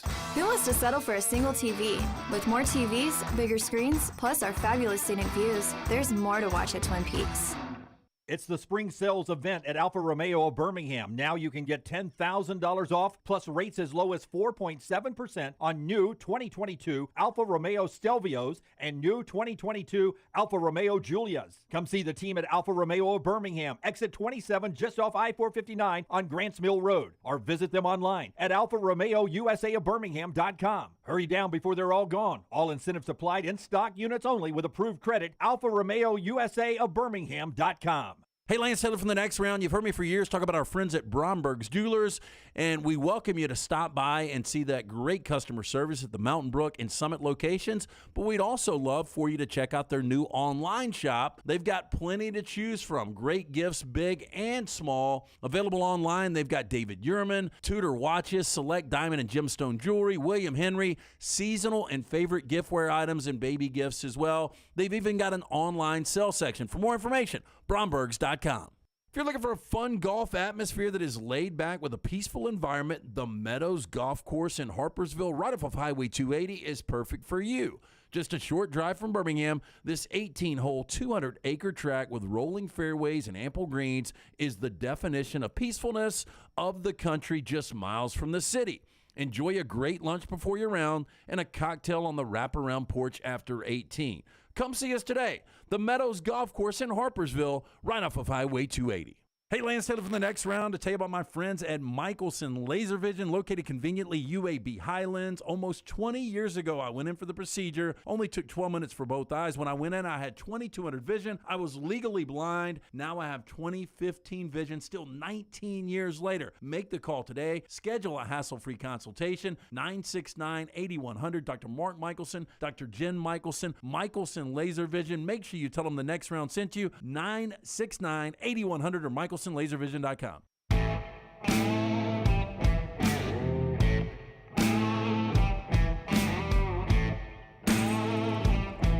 Hey, congratulations to Reuben Foster, who's trying to work his way back to the NFL. He's the USFL Defensive Player of the Week. NBA, by the way, Game 7, ABC, Golden State and Sacramento. The most watched NBA game since 1999, not the championship. Let me go back and read that again. I've got the number here. It was 9 million, almost 10 million people. Let me see how they Golden phrased State Sacramento was 9.835 million, to be very specific here, on Sunday night. Oh, it's the first round game. Game 7 on ABC drew the largest audience for an NBA playoff first round game in 24 years. Boy, but you got to bang your head against the wall if you're the NBA. The NFL draft first round drew 11.2 million. That's right. It's 2 million more. I mean, that's just crazy when you think about that. We're a football country. We are. We're a football country. We also love great pizza, too. That's what you get with our friends at Slice Pizza. Great place for lunch today. I recommend the wedge and one slice. It's a great deal. Can you go just one slice? I can't just go one slice when I go to Slice. No, well, it depends. If my wife and daughter's with me, they don't like to eat the crust. So I can go one slice and then eat their crust. I'll go by myself sometimes, sit at the bar, have a couple of Bud Lights, and I'll order a whole pizza myself. And if I take some home, I'll take it home. But I'll start without eating the crust. And then if I'm still hungry, I'll come back and eat the crust. But sometimes I can just knock the whole pizza out. Oh, I can eat a whole pizza as well. It's that good. It is. Created by Jeff Bajai, the late Jeff Bajai, great guy. His brothers continue the legacy, Chris and Jason. Started with one location in Lakeview. Now there are 4, Lakeview, Vestavia, Montevallo, Crestline Park now. Specialty, local pizza, local ingredients, specialty pizzas from the Hot Mama to the Soul Pie. You can check it out online right now. Go to slicebirmingham.com. Lower hockey league, Birmingham has a team, the Birmingham Bulls, great name from back in the WHA days in the 70s. They're down 2-1 according to Carson over there in the championship series. I believe they're playing Roanoke. Dropped a game last night. If they can get back to Pelham, they would play Game 5 coming up there. So good luck to all the Bulls fans in our Birmingham market here and everywhere, wherever you're watching us in the Southeast in that league. A lot of you have teams there. Forrester, can you show me James Harden entering the arena last night? I was watching Barkley's show on TNT live when Harden was entering. They showed the video, and this is what he was wearing. LT, would you wear those pants? I would not, Dunaway. I would not wear those pants. That looks extremely hot. It looks extremely... The functionality of that is... a 1 out of 10, it looks like. Shame the Cookie Monster had to die for that. Yeah, that's what Barkley. Oh no! That's what Barkley called it last night on the show. It looks like he called it a Muppet, but I think Ernie corrected him later on that technically Cookie Monster is not a Muppet. But Barkley said, "Well, you know what I was saying, Ernie." You know those places on the way to the beach, and I've always wanted to just pull over and have a beer at one of them. and it's just like a pool hall / karaoke bar / liquor store. Everybody knows bar. everybody. You would walk in and the music would stop. I would love for him to walk in, James Harden, in that outfit. It would go, make that scratching record sound, Rockstar. Okay, I'm sick. Yeah, the song would stop, and the waitress would drop her tray of glasses. Yeah. Yeah, it'd be like in, was it Animal House when they walked in? Yeah. When they went and got dates from the college and they walked in and the music completely stopped? Yeah. But Harden didn't stop last night when he got onto the court. He dropped 45 on Boston. And what a bad 24 hours for the Boston sports fan. You're kidding me? Their best hockey team ever gets eliminated by the Florida Panthers. And then the very next night, starting the next series, without Joel Embiid, the Sixers beat you on your home floor without their superstar and a relic in James Harden wearing that clown outfit walked in and dropped 45 on you. Reggie Miller only brought the Bruins up about 1,000 times as the clock was ticking down. I mean, you tell me when you can shoot 74% in the first half at home and you're only up 3 at the break. Now, Philadelphia could not miss behind the arc, and that was the difference. And Harden hit 7 of them. Yeah, and look, Harden's last step back, go-ahead 3, that was the dagger in the heart. But now Boston, and Jason Tatum played well. Jaylen Brown was okay. But, for Tatum to go for 39 and 11 and you shoot so well from the field and you lose game 1 at home without Embiid, I mean, that is just like a disaster. You have to win game 2 tomorrow night. Barkley says he would not play Embiid in game 2. I wouldn't either. It was questionable. You stole one. So he said I would rest him and get him as healthy as possible. He's going to wear a brace regardless. Yeah, they've got home court now. So, if you get him healthy, the rest he will get now. If he doesn't play Wednesday, I don't think game 3 is until Saturday. So you've had him rested up for almost 10 days. But that was just such a meltdown by Boston. Really, I mean, I hate not to give Philadelphia credit because they won that game without maybe their best player. But that shot was about to be a shot clock violation, and the turnover. It's where everything flipped, and they just melted from that point. I was so surprised by that. Harden hit the game winner with 8.4 seconds left. They ended up winning the game. In the other game last night, Jokic. I watch a lot of NBA. I watch He's only about to win his 3rd straight MVP. He won't. He won't win it. He dropped 39 and 16 on Phoenix. Phoenix is down 2-0, and now Chris Paul is out with a groin injury. Yeah, look, Devin Booker has just been on fire, and he goes for 35 last night. Durant was okay with the 24, but Jokic was so good. I mean, he might win his 3rd consecutive tonight. I think Embiid's probably going to win this. Giannis has got a shot. It's going to be one of those 3, but Jokic's 39 and 16, and this team plays such good defense, and they're also hitting their threes, and Phoenix is not hitting their threes, and that's a problem right now. Tonight, 2 more games on TNT with our buddy Barkley. Jimmy Butler's questionable as Miami plays Dave DeBusschere's New York Knicks, 6:30 on TNT. The Lakers and Golden State start their series 9 o'clock on TNT, and a lot of people are excited about Lakers and Golden State. We just gave you the first round numbers. A lot of that is Steph Curry. He's so popular and fun to watch the way the Splash Brothers still play after all these years. Both of these sort of trying to put one more stamp on their legacy, LeBron and Steph. Yeah, and LeBron and Steph, this will be the 23rd time they've matched up in the postseason. And you look back at the Lakers, again, this is a different Lakers team than we've seen before. One of those 3 wins was with Steph Curry out.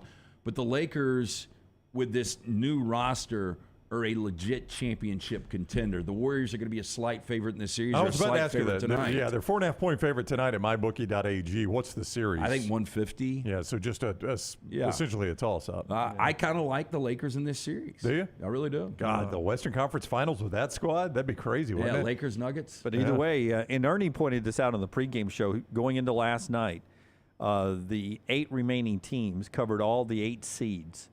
You had a 1 seed, a 2 seed, a 3 seed, a 4 seed, a 5 seed, a 6 seed, a 7 seed, and an 8 seed still left. Oh, that's interesting. Yeah. And it was typical of this show. Ernie was like, you know what's really interesting, guys? For the first time ever in NBA history in this round, and do you know what is going on? And Barkley said, yeah, there's one team on it that covers each of the seeds. All 8 seeds are still alive. Yeah, that's pretty cool, though, that it is. And Ernie sort of paused like I do sometimes when you jump the script. And Kenny looked at Barkley and said, He just told you that in the green room. Let the man tell the story. I heard he was going to try to sound all smart. Barkley jumped in. I love it. Yeah, Barkley jumped in, and I thought to myself, Brown does that to me all the time. Only Brown, though, right? Only Brown. We all do that to each other. So, well, hopefully, at least once a show. Hopefully, it comes off as good as it did with those guys last If it night. had been our show, Ernie would have said it, and then Barkley, not 30 seconds later, would have said, every single seed's represented here. What was amazing, though, last night was, Brown, is Barkley started to tell us about JohnsonRVCenter.com. Shaq got up and left really quick. I am. See ya. Are you about to do one? I'll do Johnston RV Center. Our friends at JohnsonRVCenter.com. Tell us, Shaq. You know, Ernie. How's he say right now, Ernie? Memorial Day is on the way. Be ready to get lost in the great outdoors like Dunaway and Maggie did. But they didn't do it with a newer used RV from Johnston RV Center. That's how you can do it. What? It's a great head. Like Dunaway and Maggie did, but they didn't use JohnsonRVCenter.com. You got lost in the great outdoors, though. The 2023 travel trailers from $179 a month, fifth wheels from $439 a month. This is all with 10% down and approved credit. You can see JohnstonRVCenter.com for details. They've got military discounts for all active and retired military personnel. And the Last Blast sales event through Memorial Day to sell all remaining 2022 models at the lowest prices, plus exclusive lifetime warranty on all new campers and used under 2 years or newer. I-65 exit 304 Coleman, 334 in Decatur, and always online, JohnstonRVCenter.com. Follow Sean Lunsford on Twitter @JLuntz. Hey, if you're looking for Birmingham's best pizza, you need to stop in and see our friends at Slice Pizza and Brew. It's as local as you can get, from the ingredients that go into every pizza to the beer on tap. For a great lunch or dinner, go see our friends today, Vestavia or Lakeview at Slice. Hey, Lance Taylor from the next round to tell you about my friends at Michelson Laser Vision, located conveniently UAB Highlands. Almost 20 years ago, I went in for the procedure. Only took 12 minutes for both eyes. When I went in, I had 2200 vision. I was legally blind. Now I have 20/15 vision, still 19 years later. Make the call today. Schedule a hassle-free consultation. 969-8100. Dr. Mark Michelson, Dr. Jen Michelson, Michelson Laser Vision. Make sure you tell them the next round sent you. 969-8100 or MichelsonLaserVision.com. Have you had a pipe burst, a washing machine overflow? Maybe your toilet or bathtub has overflowed upstairs and now you have water coming through your ceiling? No problem. The specialists at Dry Tech are here to help. What's important is you act immediately when water damage occurs. Failing to do so can cause mold, rot, and mildew issues. Long-term exposure to those toxins can cause many health issues down the road. So act fast. When trouble strikes, call Dry Tech 205-637-0143. That's Dry Tech at 205-637-0143. Stop by the New York Butcher Shop and pick up the finest in certified Angus prime beef steaks and burgers, premium pork chops, ribs, and all-natural chicken cut to order just for you. Their chef-prepared entrees and side dishes are the perfect dinner-to-go choice for your family and are ready to heat at home. With a great selection of fine wines and desserts, the New York Butcher Shop is your one-stop dinner shop. 2 locations to serve you, Cahaba Heights and on Highway 119 in Greystone. The New York Butcher Shop, rare quality, well-done service. It's the spring sales event at Alfa Romeo of Birmingham. Now you can get $10,000 off, plus rates as low as 4.7% on new 2022 Alfa Romeo Stelvios and new 2022 Alfa Romeo Giulias. Come see the team at Alfa Romeo of Birmingham, exit 27 just off I-459 on Grants Mill Road, or visit them online at alfaromeousaofbirmingham.com. Hurry down before they're all gone. All incentives applied, in stock units only with approved credit. Alfa Romeo USA of Birmingham.com. The month of March means many of you start your outdoor season in the Deep South. That means you're outside grilling, playing in the yard, and having a great time with your family. If you want that yard to look good and not be swatting mosquitoes the entire time you are in it, you need my friends at Wayne's. Ryan Brown here for the next round. Wayne's is celebrating their 50th anniversary, and that means you get $50 off each of your new services at Wayne's. The lawn care, the termite control, and the mosquito treatments, all $50 off. Call 866-WAYNES1 or visit callwaynes.com. Want more of the show? Download the app or visit nextroundlive.com for the latest podcast. The Mystery Fifth Hour, our Not For All Ages podcast, The Last Call, and our entire Double Down Media podcast family. All at nextroundlive.com and on the Next Round app.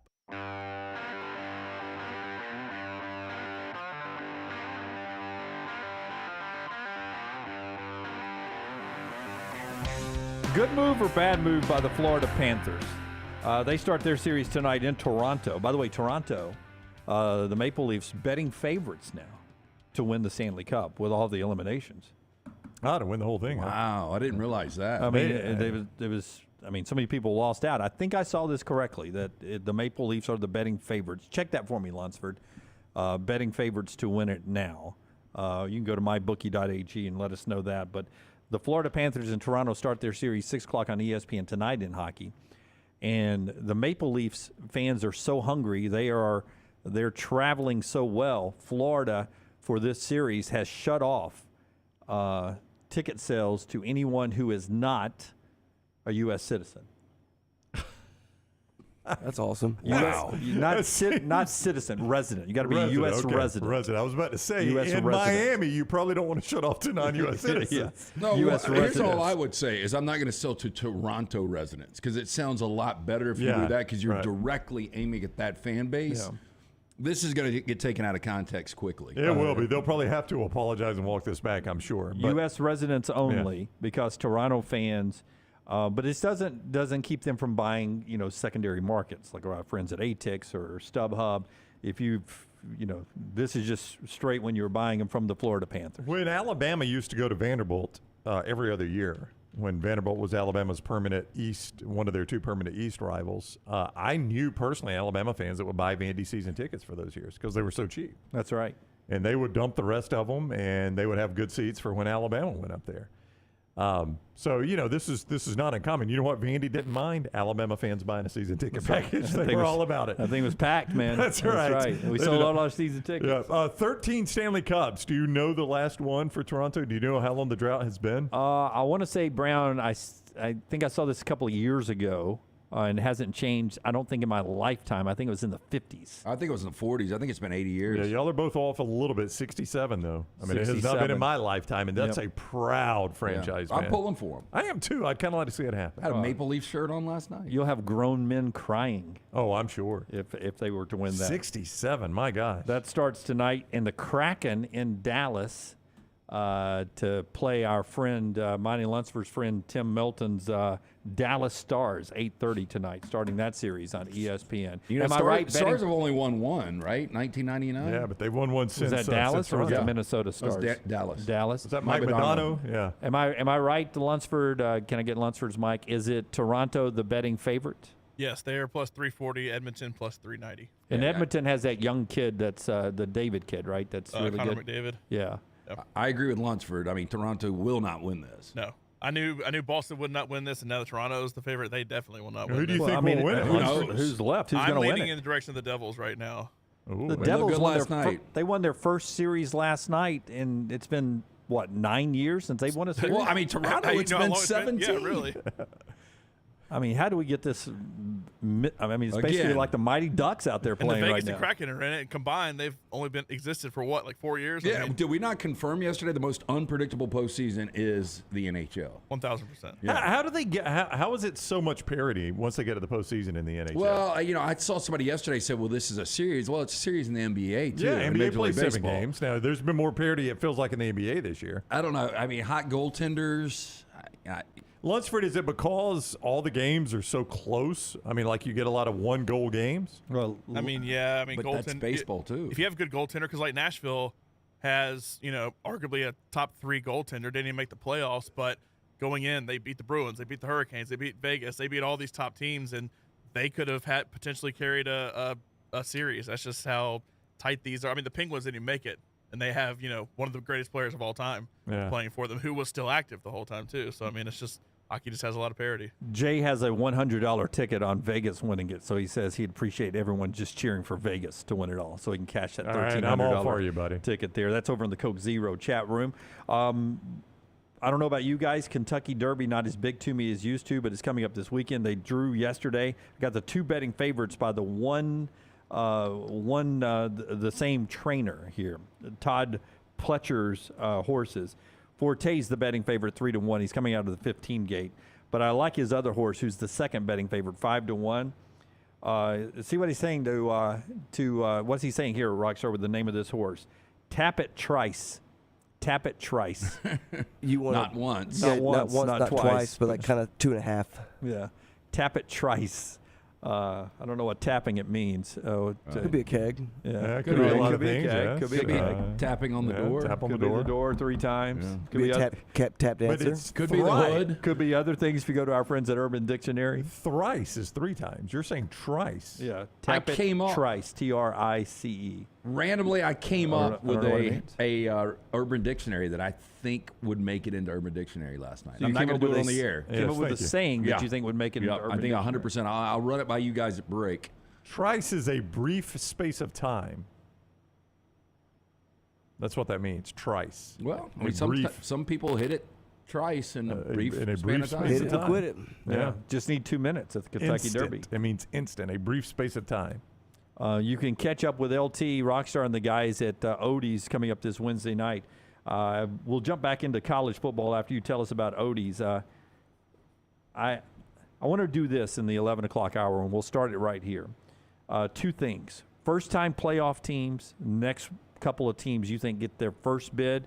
But more importantly, I want to look at teams who have already been to the playoffs once.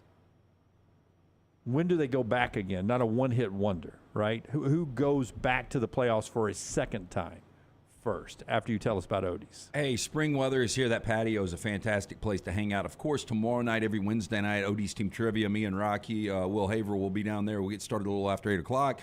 Come enjoy some of the great food for lunch or dinner. Rodney Davis has been doing it for 30 years now. The award-winning wings, delicious burgers, great sandwiches, including that Diablo sandwich. You need to try that. You got to eat it with a fork and a knife. It's that good. It's that big. And it's a little messy, but great food. But come see Will Haver and that great staff. It's a Birmingham institution, Odie's Tavern, Crestline Village. Matthew says, I'm in a $40,000 square pool with 400 people, and you have to get your horses to come in first and second in the correct order. I have the favorite for my first place horse. Good luck, Matthew.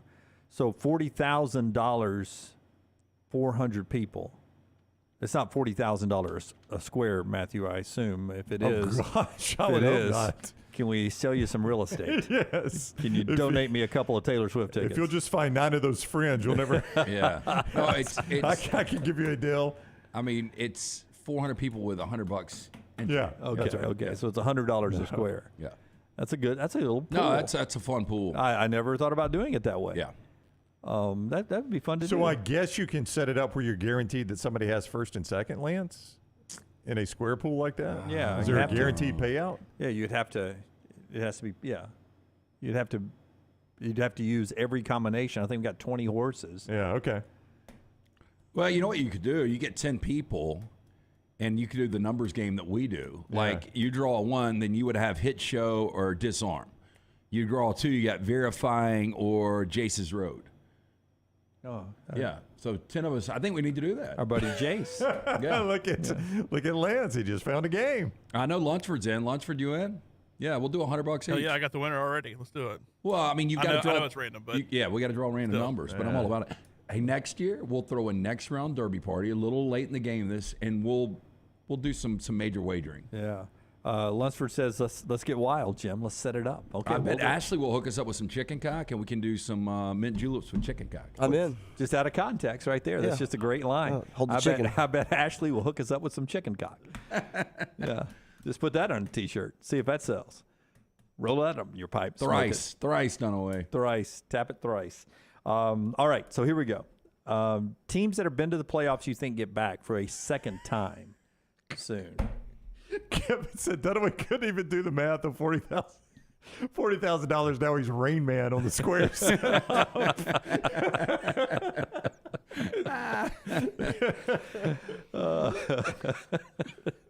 That's so good.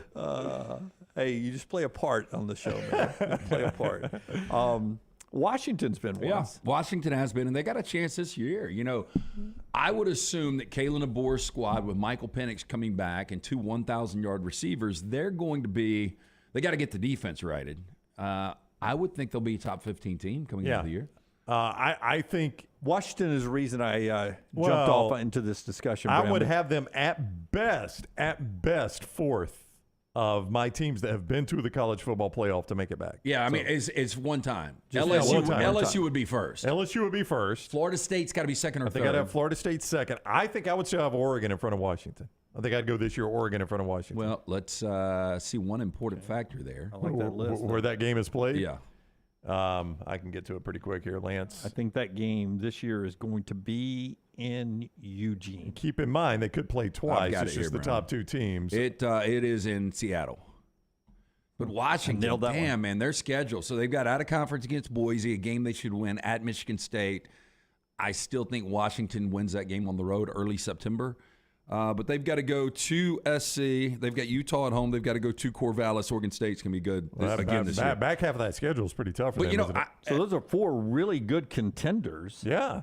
Who have only been once who could get back a second time. I'd be a little surprised if Washington got there this year, but you could easily convince me Oregon, Florida State, or LSU makes the playoff this year. I could see Washington go 11-1. I think 11-1 is good enough to get Washington in.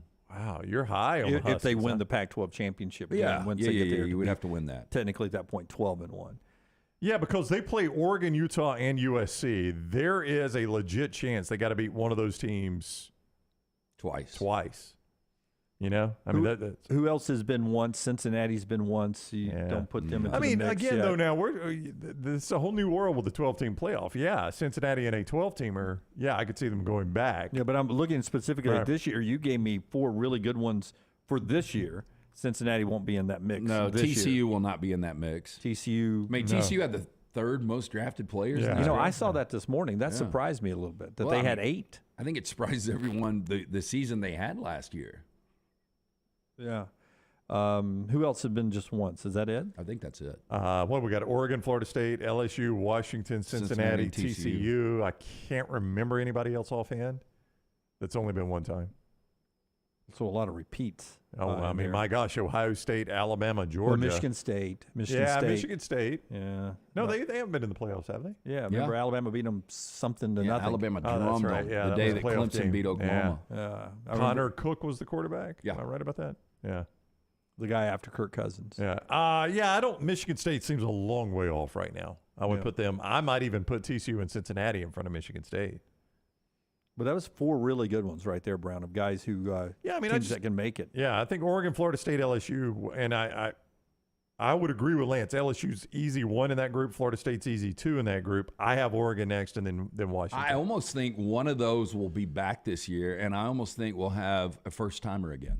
So one making their second appearance, Yep. And then like Michigan did last year, and then a new first-timer like TCU. There's an easy first-timer, though. There's an easy USC. That's an easy first-timer. I'm not saying it's easy for them to get there, but it's easy to Okay, the envision defense it. can't be any worse. I would agree. I don't think there's going to be any drop-off. Well, they got Bear Alexander, so instantly the defense may be better. Look, I mean, they couldn't tackle last year. Yeah. And they were in position. It wasn't all Alex Grinch's fault.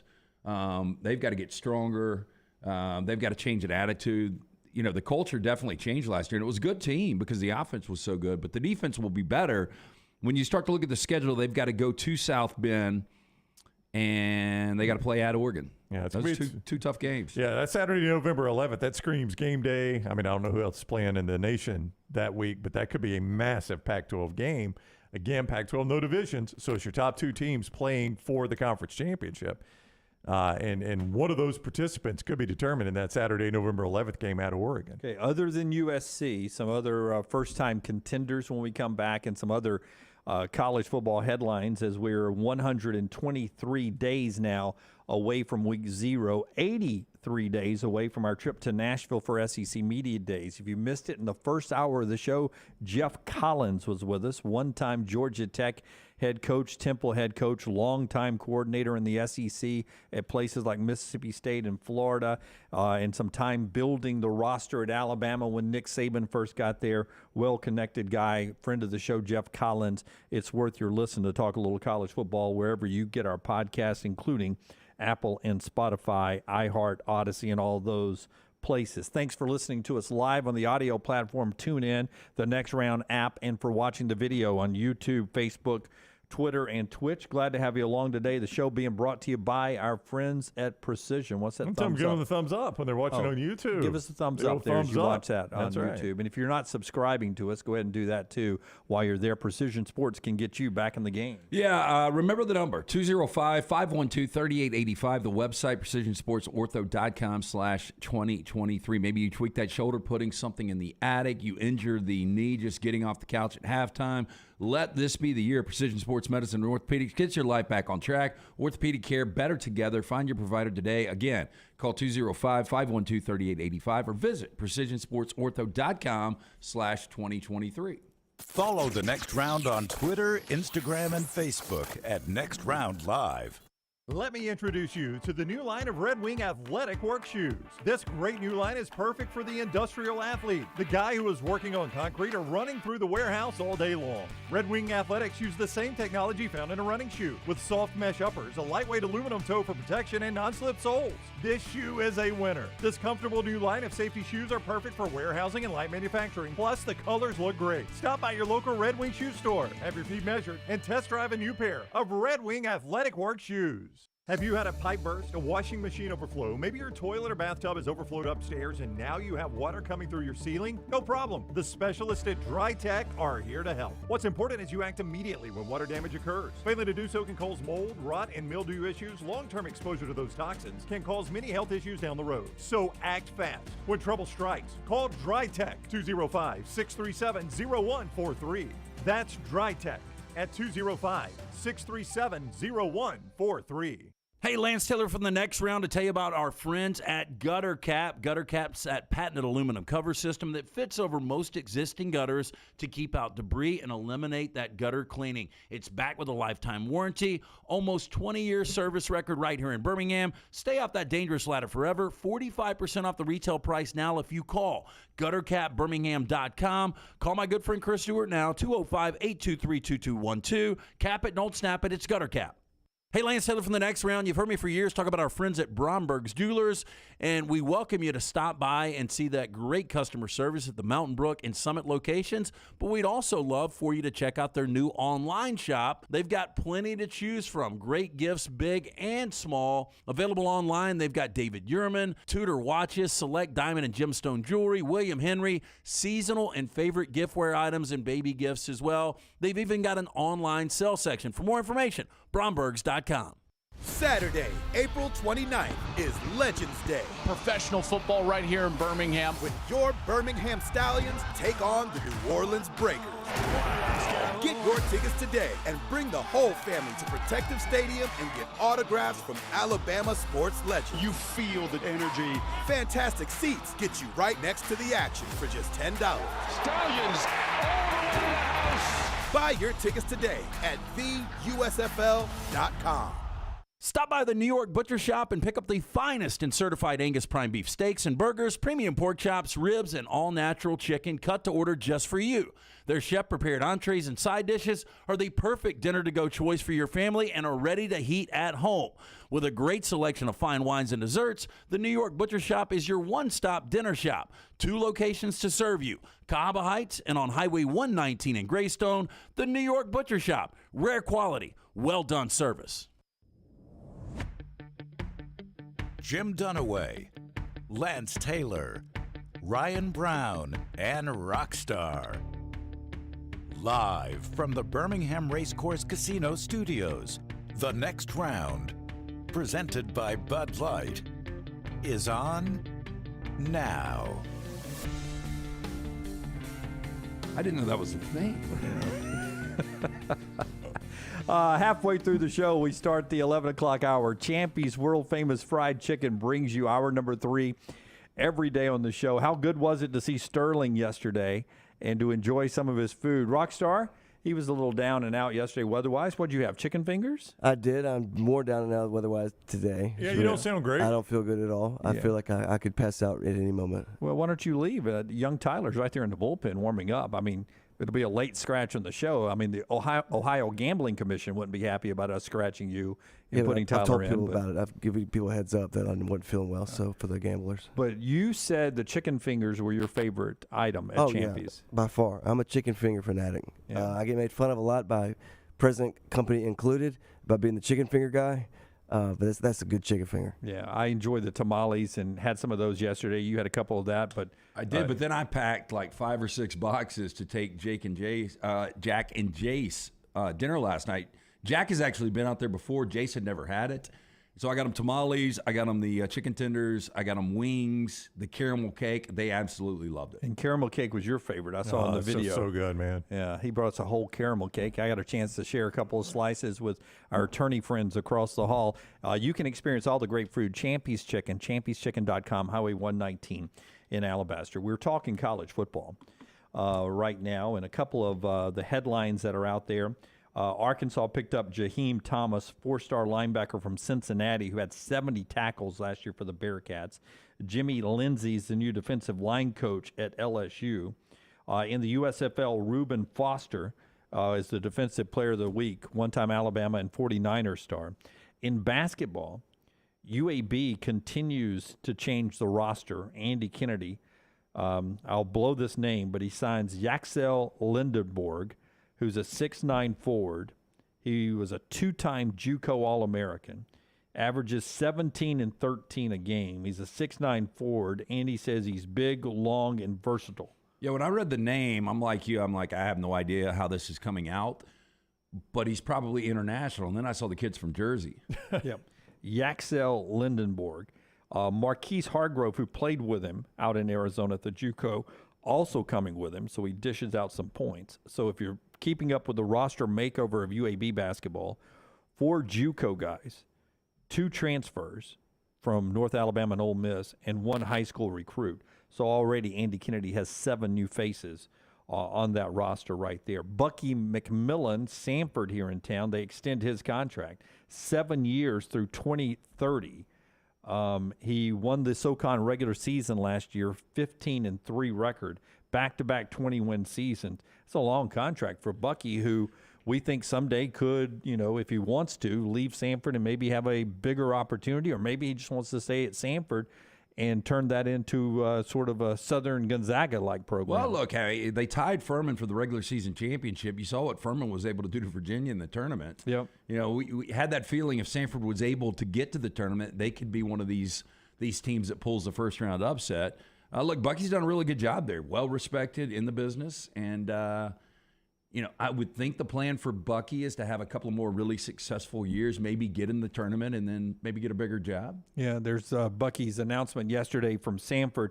A big announcement tonight, if you are a team watching the portal, North Texas guard Tyler Perry will make his announcement live on the Field of 68 podcast at 8:30 Central Time. Now, I've been gone 8 or 9 days. Have you guys been hearing where Tyler may end up? Not, no. Nope, not at all. Yeah, so it'll be. I've always thought he would end up at Texas Tech with his former coach who went there, but we'll see where Tyler Perry ends up. Hunter Dickinson, the big player from Michigan, still likely could end up at Kansas. Could make his announcement. Is expected to make his announcement this week. Could be today. Could be later on this week. Those are a couple of basketball notes. The Braves split a couple of games yesterday with the New York Mets. Ronald Acuna, no fracture when he gets hit in the shoulder starting game 2, but he did leave. He is day-to-day with that injury there.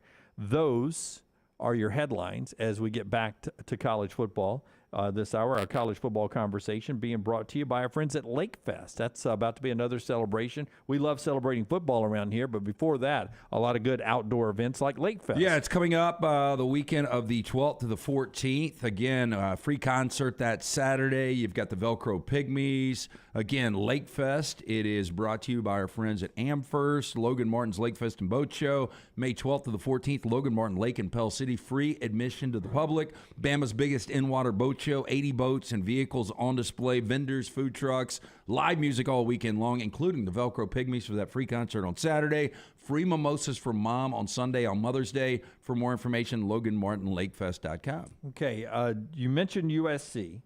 I've got 5 that I think there's only 5 that can get there this year. First-timers. First-time playoff team. I only got to 4. I'm interested to see. I think we're going to have 4 of the same. I'm interested to see where you went at number 5. I know which one you don't have at 5. Okay. Penn State has got to be in the conversation. Penn State's definitely there. I would not have them top, But they are definitely Defense is going to be nasty. They're going to be able to run the football, and their schedule is kind of forgiving. Yeah. Okay, so USC is everybody's number one. Penn State will fall on everyone's list. I say you love Utah. You kept Utah on your list. I got them. Well, they're back-to-back defending champions of the Pac-12, and if they would have won the championship game 3 years ago, they were in. So they've been knocking at the door with a good majority of that roster coming back. Cameron Rising coming back from the injury. Utah's right there. They play, by the way, USC, Oregon, and Washington, 2 of those 3 on the road in a 4-game stretch. They're at USC and host Oregon in back-to-back weeks, play Arizona State at home, and then they're at Washington. That's a pretty tough stretch for them, Lance, for Utah. They're going to have to, at least the worst case, or best case for them is to lose one of those to stay alive. It seems like the Pac-12, until we get to a 12-team expansion, Pac-12's only going to have one forgivable loss. They're not going to be able to have a 2-loss. Well, nobody's made it with 2 losses in any conference yet. So you got to win that conference championship and still have a little luck if you got 1 loss. The other 2 that I have, I'm going to be shocked if you guys have them on there. One of them is Texas. No, I've got them. Yeah, I think you have to include Texas. So I got Texas too. Okay. I mean, that surprises me with you two. Well, I don't think they're going to do it, but I think you got to leave the possibility open. I mean, they're going to start the season in the top 10. And the other one I'll disagree with, but do y'all have Tennessee as the 5th one? No. I thought about it, but I didn't put them down. Me so either. If Lance doesn't have Tennessee, I don't really know where you went. I've got Kansas State. I mean, they won 10 games last year. They've got 10 of 11 starters coming back on offense. They are going to lose Deuce Vaughn, that one guy that will be gone. But Chris Kleiman's got this thing climbing in the right direction, and Bill Snyder would have had Kansas State in multiple 14 playoffs. So I think Kansas State, if they win the Big 12 again with 1 loss, Kansas State's there. I got to look at their schedule. So I got it right here. Okay.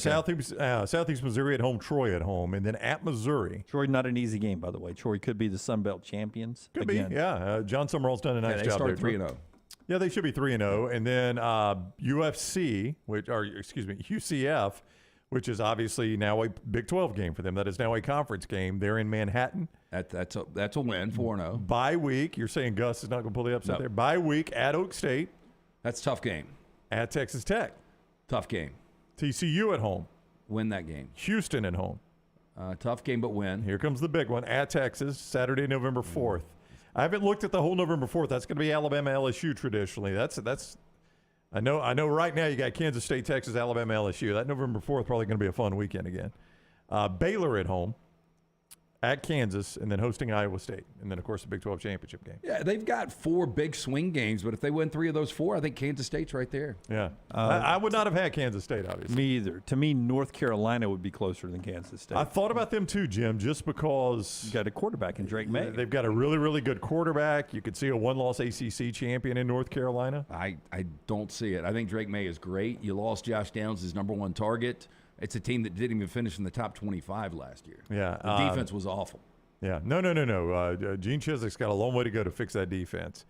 But they do avoid Florida State. They do have to play at Clemson, and that's going to be, it's going to be a tough game for them November 18th. Yeah, just some possible first-year new names in there. So more likely, that list of second-time teams or first-time teams? I would probably say I've got a better shot at getting a second-time team than a first-time team. So to me, USC, LSU are sort of a wash there. Yeah, Florida you're State, right. Florida State, Penn State, sort of a wash there. They sort of compare a little bit. So now you get down to Oregon, Utah are pretty much a wash. Oregon, Utah's a wash. I would say Texas. I might hedge Texas in front of Washington. Yeah. I think it would just easier conference. Yeah. So you think it's more likely having a first team? You actually think we'd have both, a team making its second appearance and its first team, just like last year. I would lean that way. Because you like LSU and USC, basically, is what it boils down to. LSU or somebody from the Pac-12, whether it's Utah somebody not Washington. Or SC. Yeah, somebody not Washington or Oregon. Yeah, Utah or USC. Yeah, no, that's a tough question. I don't know if I would lean first-timer or second-timer more. There again, if we had this discussion last year at this very moment right here, and I had said TCU, you guys would have said Brown. I'd be like, dude, Brown. They lost arguably the best coach in their program, and they brought in Sonny Dykes. Sonny freaking Dykes. Brown, stop playing radio. No. I mean, and you would have been right to do that. I would have laughed at you guys for saying TCU. Yeah. So I mean, I don't think don't think there's a TCU out there, but you never know. I mean, I never knew about TCU last year, so who knows? I don't think there's one out there. I guess Kansas State would, in a lot of ways, be a TCU. They're a better team. Yeah. They just won the Big 12 championship. I get that, but I don't think many I don't think people would be shocked at Kansas State because Kansas State will start inside the top 20 at least. Yeah. I don't think there are a whole lot of shows out there that having this discussion would say Kansas State. To your credit, you did, and you're not crazy for it. Still a long shot. It's a long shot. Yeah. But Kansas State is... They're at least the reigning Big 12 champion. Yeah, Kansas State and Utah are two of your always summer you're conversations. Right. You go to those two teams a lot. And I just think they're underrated programs. And both of them had really good years last year's, and they do bubble up occasionally really good. Our friends at ESPN have some off-season, out-of-spring talking points. Adam Rittenberg asked the question, does Washington win the Pac-12? They pose it as Washington will win the Pac-12, and then you back it up with a reality check at the end. Adam says Washington's schedule is an absolute grind as the Huskies face the teams you just mentioned, Boise State and Michigan State in non-league play, and they open November with USC, Utah, and Oregon State. The defense is filled with talented players who have some troubling injury histories too, so a wait-and-see approach there makes sense when it comes to Washington winning the Pac-12. That is a grind of a schedule they have. Well, it looks like it on the surface. Again, they got Boise and Seattle. They're going to be touchdown favorite in that game plus. It's not the same Boise as it used to be. Yeah. Avalos has done a better job with it. He's getting a little comfortable in that role. And they seem to be light years ahead of Michigan State. So on paper, that looks like a grind of a schedule, but that should be 2 easy wins. It should be 2 easy wins. And then it comes down to the November when you've got USC, Utah, and Oregon State. Yeah, that looks like there's at least one loss. Yeah, but if you can go 2-1 in those games, and again, then they win get the conference Oregon at championship home, game, yeah. and they go 12-1, Washington's in. Michael says that's the total opposite of Georgia's schedule. It really is. It is. Can't argue. I mean, if you gave Georgia Washington's schedule, Georgia probably still goes undefeated, but it looks better on paper. It'd be more fun to watch. Yeah. Sterling from Champies, who brings you this hour, Highway 119 in Alabaster, open for lunch and dinner, asks who took home the margarita mix. I hate to tell you, Sterling, I don't think it made it out. No, it said it stayed here because I saw it this morning. I pointed it out to Little T that it's still here. Okay. I knew we went three deep on the margaritas. There was not much left, but it did stay here. Yeah, and to let Sterling know, he brought a ton of food. He always does, and we appreciate that. And the portions at Champies, people rave about them because they are great portions. But I don't think anything went uneaten. There was so much here, but I took it home, and again, they buzzsawed that. I did too. My son was like, "Oh, this is the best chicken finger. Where'd you get it?" And I said, "Champy's, son." It's the first time he'd tried the chicken fingers, and he's like rockstar, loves them. Tom writes in, "I got tamales and an 8-piece meal, delicious. He was by Champy's yesterday. Never disappoints. I recommend it to everyone." Tom, thank you. Tom crushed that himself? There's no way. Tom, you did not eat an 8-piece meal by yourself. I don't think you can eat 8 of those chicken tenders. That'd be a lot. I mean, that'd be like 2 chickens. There are days when 1 o'clock gets here. Lunsford's already going to bed. Yeah, no, there are days when 1 o'clock rolls around that I feel like I could. I'm not swearing I could, but I feel like I could. Oh, I could. I could kill. I'm pretty hungry at 1 o'clock most days. Just about anything. I got a graphic that I gave Forrester yesterday from Chris Hummer. It was a tweet that he sent out about some portal numbers. We'll get to that right after I tell you about our friends at Storm Restoration Roofing. That's Greg Nelson. Greg from Pell City.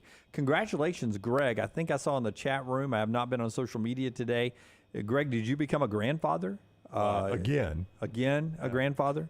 Let me know in the chat room or send me a text. We'd love to say congratulations to you. I don't know how he keeps up. I don't know either, man. I mean, if we ever do have an I Am Legend moment, you want Greg to be the lone survivor, him and his wife, because they can populate this world. Repopulation. He also can get on your roof and give you a free no-cost roof inspection. So he's usually doing 2 things, repopulating or inspecting roofs, right? Is that what you call it, LT? Yeah, repopulating. Repopulating and inspecting roofs. It's important to get that roof inspected, so why not do it free and at no cost with an A-plus rated Better Business Bureau company like Storm Restoration Roofing. Greg Nelson owns the company, 20-plus years locally owned. He and his wife run the company, and they're working on basically stocking the company full of their own kids. It's a family-owned business, and they can take care of you. They have all the best warranties. Insurance companies trust them. That helps you as well. You have maybe a little wind, and we've had a lot of wind this spring, maybe loosen some tiles up there, some shingles up there. That can cause water damage. Maybe a windstorm bends something. Who knows what else is going on that roof. Get it inspected right now by calling this number, 205-542-3531. 205-542-3531, or just look him up on Facebook. It is Greg from Pell City in Storm Restoration Roofing. Here's the graphic from Chris Hummer, 24/7 yesterday. He sends this tweet out. Still some new names, trickling in from the portal closing Monday night. But this year, 3,252 college football players in the FBS. That's just college football. Yeah, into the portal, FBS. It can't go up much more. Look, I know it's doubled in the last 5 years. That's up from 3,083, so almost up, almost 200 from last year. Yeah, it's getting pretty consistent with that jump if you look from 2020, from 2,600 to 3,000 to 3,200. I just don't know how many more guys can go in the portal. Well, not all those guys are scholarship players that are in the portal, he points out.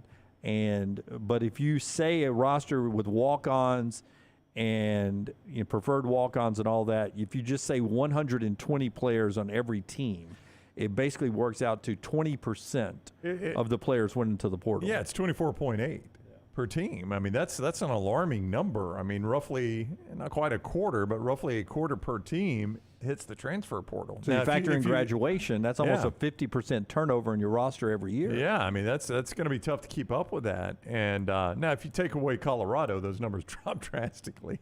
Like I don't. That's a Dion joke. But I mean, to consider 24 people per team, 24 players per team are going in the portal. I mean, I don't have a problem with it. They're making their own choice. This is not what I thought it would look like, though. I did not think it would be this many people. Well, one of the reasons we've got so much parity in the NFL is because of free agency. And that's what we've got now in college football. It's unrestricted free agency. Right. Yeah. I mean, and that's what I was going to bring up. I think the Rams are losing 6 starters this year. I mean, Colorado's losing 20 probably. Yeah, well, see, I was going to bring that up, too, because, we've taken some shots over the last week, 2 weeks, about the number of people leaving Colorado. But as Brown just pointed out, they're leaving everywhere. But in basketball, we don't make that big of a deal about it. You have a higher percentage turnover on a much smaller roster. But think about Rick Pitino, who took over at St. John's. And by the way, and it didn't get as much press as Dion telling the Colorado folks, a lot of you guys aren't going to be here. I'm bringing luggage. I'm bringing my Louis. Hop in that portal. Rick Pitino got there and said a lot of these St. John players are not going to be back next year. Now, he said that when he got the St. John job. He keeps Joel Soriano, who could be, he's their best player on the St. John. He keeps them. 9 other players have already left St. John's. Now, you've got a 13-player roster, so you can do the math. So you kept 1. 9 other players have already left St. John's. He's bringing in several other players, including Glenn Taylor from Oregon State yesterday, and 3 from his old team at Iona, 3 other players, and now Taylor. So 7 other new guys are coming back. He's still got 4 scholarships to give. He's going to have a totally new roster with basically 1 St. John player left. And we make a big deal about Dion, but we don't make a big deal about Rick Pitino or these basketball coaches who are doing the same thing.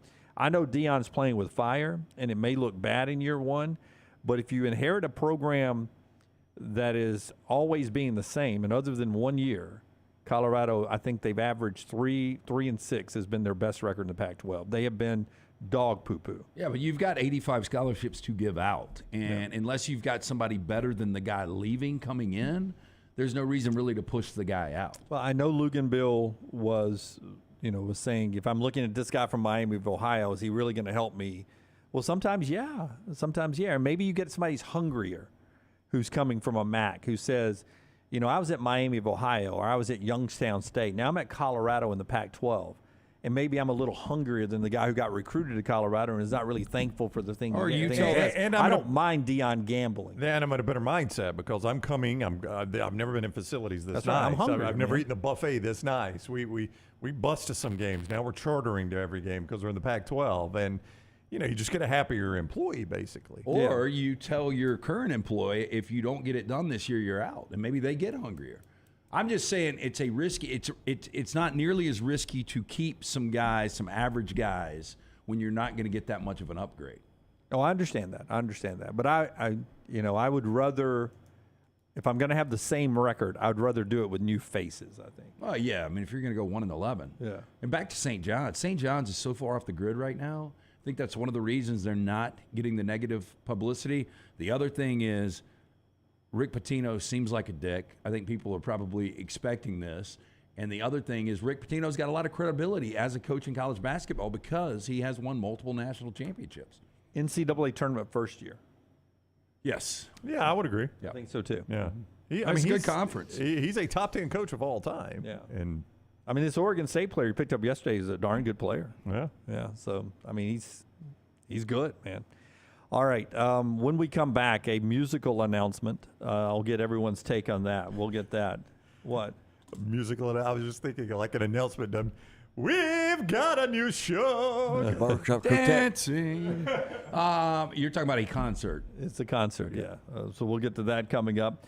Our friends at New York Butcher Shop get you ready for the weekend. Spring and summertime, it's grilling season out there. Nobody does it better than New York Butcher Shop. Yeah, look, if you're looking for the best steaks, prime rib, my friend Jim, he can get it done for you. And again, lunchtime is here right now. Those huge, delicious deli sandwiches.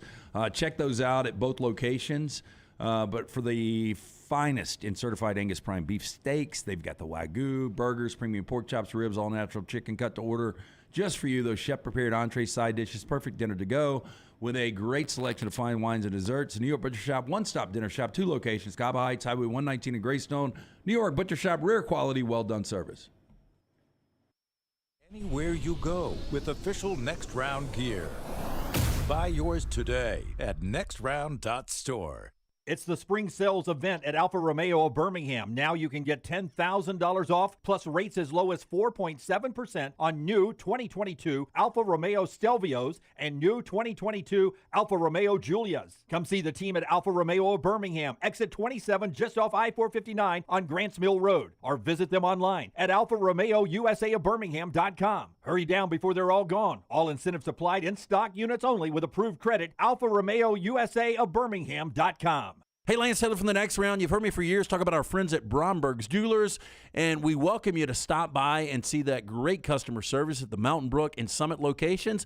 But we'd also love for you to check out their new online shop. They've got plenty to choose from. Great gifts, big and small. Available online, they've got David Yurman, Tudor watches, select diamond and gemstone jewelry, William Henry, seasonal and favorite giftware items and baby gifts as well. They've even got an online sale section. For more information, brombergs.com.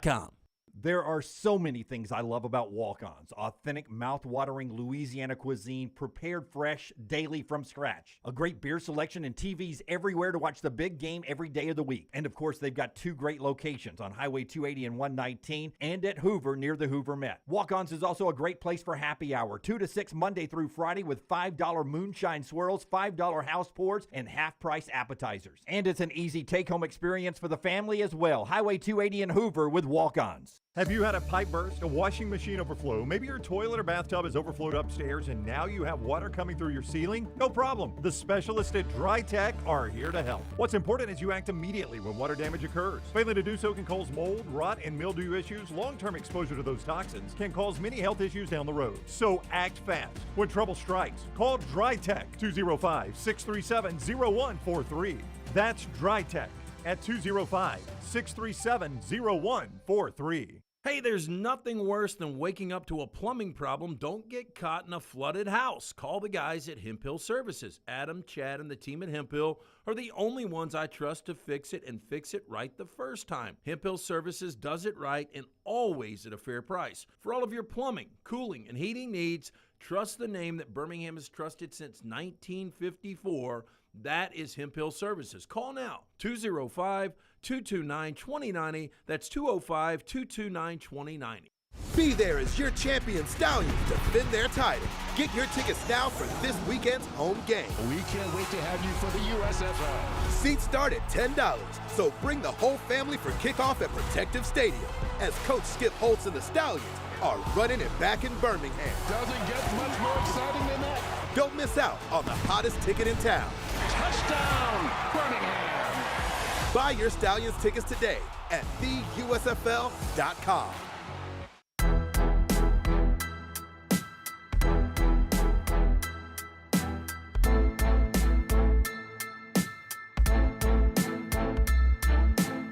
I got news for Rockstar. Because he is a... Is it musical news? No, it's not musical news. Just real quick, though. He's a... Do you have the David Letterman thing in trash by chance? I do not. Have you seen it, though? I have not. But Rockstar's a big Seinfeld fan, and there's a legendary episode of Seinfeld where Kramer finds the old Merv Griffin set in a dumpster. Oh, yeah. His best episodes. Yeah, and it's so he rebuilds it in his apartment and just starts hosting his imaginary tell show. It's a very funny episode. The actual set of the David Letterman show is up for auction right now. Scott used to work there. This might be something, Scott, you could buy to rekindle the old memories. Is it cheaper Taylor Swift tickets or this? Yeah. Scott, Scott, you remember it. This is not as cheap as Taylor Swift tickets. Scott, you remember it, right? The old New York City skyline model buildings? Yeah, absolutely. Back behind. How tall were those buildings? Like in not actual? Very. Not very? Not very. The first bid, the minimum bid currently is $100,000. Yeah, I heard lots for laugh. I'm going to put a bid in right now. Are you? $100,000? Do it, Scott. Yeah. Yeah. Do you think we'd get some good play if we had it behind us? It's interesting. I mean, that's almost worth it. They would wonder why we're doing the show in New York City. Boy, Dunaway's a spender. Actually, I'm not. It's my company. I'm just throwing out ideas. Somebody else has to decide whether to spend it or not. So yeah, that's up for auction right now. $100,000. I was never a Letterman guy. I liked him way better than Leno. I did too. I thought he was much funnier than Leno. But Conan's always the best. I liked Letterman when he was the later show, the 11:30 show Carson, on NBC. On NBC, and then when he immediately went to CBS and was early on at CBS when he didn't get the Carson job. Right. I thought that was Letterman's heyday, which I think is about the time Scott worked up there. Yeah. And I never can remember. Scott, did you like Letterman, the person? Yeah, I can't say that I had a close personal relationship with him. I knew Paul Schaefer a lot better. Oh yeah, was Paul Schaefer a nice guy? He seemed like a nice guy. Super nice. Really? Super nice guy. Yeah. Yes. That's good to hear because Paul Schaefer always did seem like a nice guy. Did you have any interaction with any of the guests? Yeah, mostly musical guests, but so good experience, bad experience. I can't say that I really had a super negative experience with anybody. I do remember Courtney Love jumping on top of the desk. That's infamous. And did you have a good seat? Tearing her top off, but yeah. Oh, she tore her top off? You've never seen that? Drew Barrymore lifted her shirt. Yeah, she and flashed flashed him. Yeah. Yeah, Courtney Love took it a step further, I believe. Yeah, I missed that was not actually on the show. That was during rehearsal. Yeah, but it was being video because didn't the video leak out? Am I wrong about that? That's where I thought I saw it. I thought the video leaked out. I don't think it was the Drew Barrymore thing. No. Tyler's shaking his head. I swear I think the Courtney Love thing leaked out because it was during rehearsal, but they were rolling for shot placement or whatever. She was crazy. I've gathered that with Courtney Love. I think Drew Barrymore was a little wild back in the day. That was one of my favorite Letterman episodes. I think she was doing blow and she was like 8. Drew Barrymore? Yeah, she was bad. LegacyCreditUnion.com, a great opportunity right now to check out several things. One of them is their everyday checking that they have right now, LegacyCreditUnion.com to get details. Listen to this. No monthly fees, no minimum balance. You get paid 2 days early with direct deposit. Just think about that. 2 days early with direct deposit. You get instant issue debit cards ready to go. They've got additional perks with their digital banking app as well. It's everyday checking with our friends at Legacy Credit Union. Just go to the website, LegacyCreditUnion.com, the official credit union of UAB for over 60 years. They've got lifestyle loans, no collateral required there, affordable low rates if you need something for an unexpected medical expense, or maybe you want to update your backyard with like a playset or something. You can get it all with LegacyCreditUnion.com. LegacyCreditUnion.com, federally insured by the NCUA. Aerosmith announces that they are doing their final tour. It's not a goodbye, it's a peace out, they say, Rockstar. Fan or not a fan? Yeah, some stuff like it's 50 years. Yeah, Steven Tyler's got some issues right now. It is one So of does the Joe Perry. few bands that have been around that long that I still haven't seen. And I was supposed to see them in Vegas on July 4th 2 years ago and didn't get to make that trip. And if they're coming anywhere close, I'm going to try to make it. They're coming to Atlanta. Okay. That ticket will be. It'd be a tough ticket. Yeah, it'd be a tough ticket. Dream On is my favorite Aerosmith song. It's a great song. It's a great song, but I do like a little more than I should the song that they did for Crazy. No. What's was it Armageddon? I don't want to close my eyes. I don't want to close my eyes. Buddy. Yeah. I don't want to miss a thing. I don't want to miss a thing. Yeah, I like that a little more than I should. There's a I lot. don't think they wrote that either. I'll tell you what I It don't think Takes so. is one of my favorites. What It Takes is one of my favorites. I love that song. It's a great That's song. one of the top 5 Aerosmith songs. Absolutely hate the song "Love in an Elevator." Hate that song. Yeah, I'm not a big fan. I don't like Ragdoll either. No. Ragdoll, you get a little musical riff there that you recognize instantly, don't you? It's one of those songs that you hear at the beginning, you recognize it instantly. Joe Perry, in their relationship, would you call it? A little sour. There's that video of he accidentally, like this is like 2 or 3 years ago. I mean, they're in their 70s now, aren't they? They are. Where Joe accidentally shoved Steve off the stage and he fell. Accident. But give me Robert Plant, Jimmy Page, but it's Slash and Axl Rose. When you've got a great frontman Mick and Jagger's a great and Keith guitarist, Richards. yeah. But that's what you have with Joe Perry. You're saying that's normally combustible? Well, Because I mean, you're I think debating there's some on ego. who's the star. I come Yeah. up with the lyrics. I come up with the riffs. Did it? They're coming to see me, not John you. Bon Jovi and Richie Sambora, they had a pretty good relationship, didn't they? Back and forth. Yeah, but I think John Bon Jovi had good relationships with most people. Yeah. But I think you would put the combination of Stephen Tyler and Joe Perry in the top 10. Yeah, but they've been doing it for 50 years, consistently. Michael in the Coke Zero chat room asked if we are familiar with the writer's strike. It starts today. 11,000 plus writers and such in Hollywood out on strike, looking for better pay, as most strikes are. Could bring the TV and possible some film industry to a halt. So if this goes on for a long period of time, any of our TV shows that we were waiting to come back may be halted a little bit. Well, like the late shows, like Kimmel and all that stuff, they don't have writers right now, so they're not going to be on. Oh, so they're shutting it down for a while? They don't have writers, so they have to join forces, and they can't say, "Well, we'll do the show without you." So you're in a bad position where we just can't do shows right now. It's going to be a very short And monologue. Fallon can't say, "Well, we can do it without writers. We'll come up with something." Yeah. That's a good point. You end up pissing them off, and that hurts you in the long term. All that's happening in entertainment for the rest of our trash. Let's do it, Rockstar. So, what was your inspiration for tonight? Be honest with me and go into detail.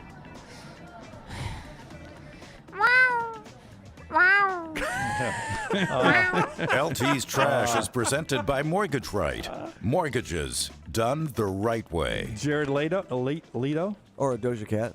Doja Cat. Doja the cat? Yeah. But wasn't he dressed like a cat last night, too? That's that thing. That's the most pretentious thing I've ever seen. Oh, that Met Gala? Yeah. Oh, it's ridiculous. You couldn't pay me to go to that thing. Oh, I'd go. I just how wear much do you think a regular ticket tux. 100,000. 50,000. Yeah. $50,000. Boy, you want to talk about finding a sucker on a street corner? $50,000 to go to that thing? Well, I'd most of rather these- take a bullet to the head than pay $50,000 to go to that thing. I bet there's a way that a lot of these celebrities write it off. Yeah. What do you do I don't once you care get for- inside? Because I only see the red You carpet. be miserable. I don't know. It's eyes wide shut. Yeah.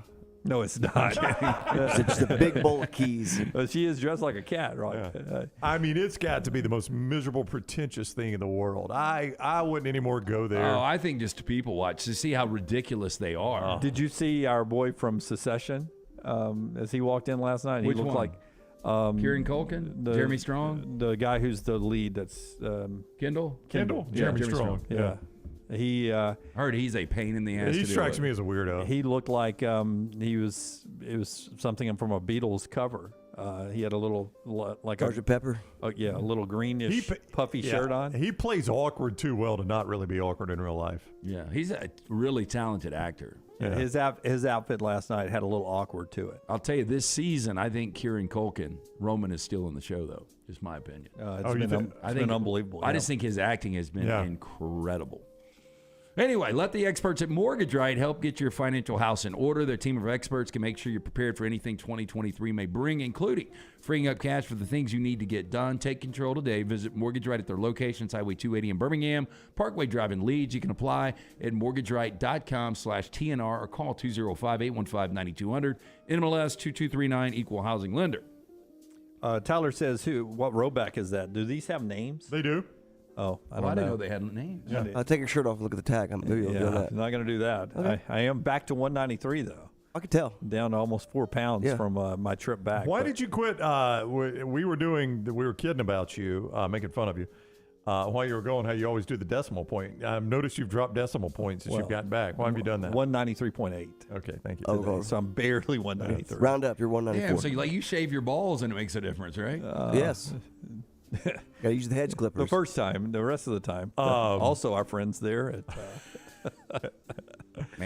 Manscaped, yeah. I know mine is the Old Glory. The one I'm wearing today is Old Glory. Mine would be. I cannot find. Yours would be Jimmy Stars. Stars fell on Alabama. You want to name this? It's got an American flag in the back. It's got an actual name.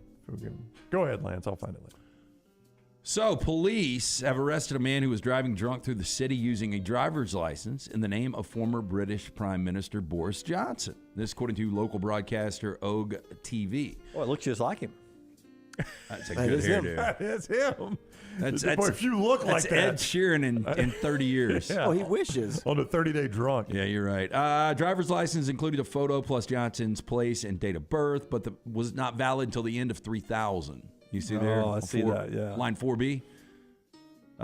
Anyway, the driver's license says it's Ukrainian, but police have not yet said if the driver was Ukrainian or Ukrainian national. They said that a lot of these driver's licenses are easy to pick in tourist shops. I had an Elvis one that I got from an old man like 20 years ago. An Elvis driver's license? Yeah. Oh, that'd be cool. Is it a real one? No, it was not. Have you ever stayed at a a lot better if it was. Have you ever stayed at a graduate hotel?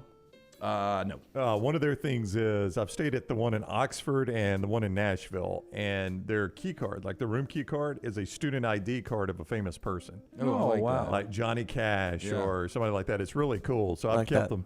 Yeah, I've kept them from everywhere we've gone. It's a cool idea. Those are neat hotels. Lunsford stayed in one. They're neat hotels. So one of the no-nos universally is wearing white to someone else's wedding. Yeah, you don't upstage the bride. However, some guests will try it anyway at the risk of stealing the limelight or even upsetting the bride on her day. Bride was left fuming after she spotted 2 women wearing white on her big day, including one who appeared to be wearing a wedding dress. This is the first one. The second one's the wedding dress. But Now, in viral video, we can see that the guests, who were believed to be from Bolivia, joining the wedding reception as the bride looked out into the crowd. She went absolutely livid. In the clip, filmed by Isabella Jija, one of the deemed it inappropriate to show up in a white maxi dress with dainty flower detailing. I wish she had a veil, too. That would be awesome. Clip shows 2 women seemingly breaking the unspoken rules. They don white dresses. They chat up guests. TikTok video has gained more than 2.8 million likes now.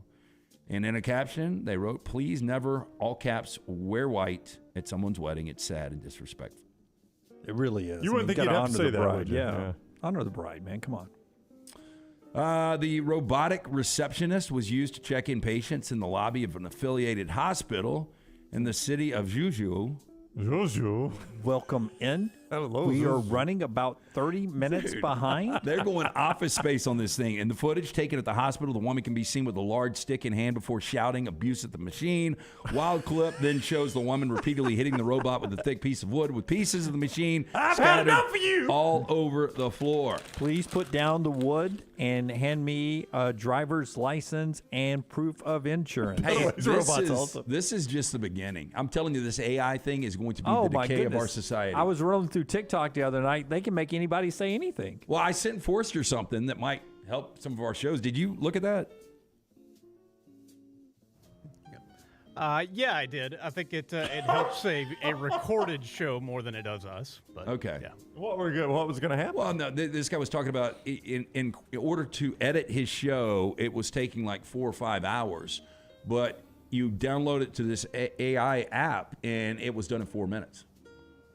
Again, so many people are going to be out of jobs. And eventually these things are going to take over the world.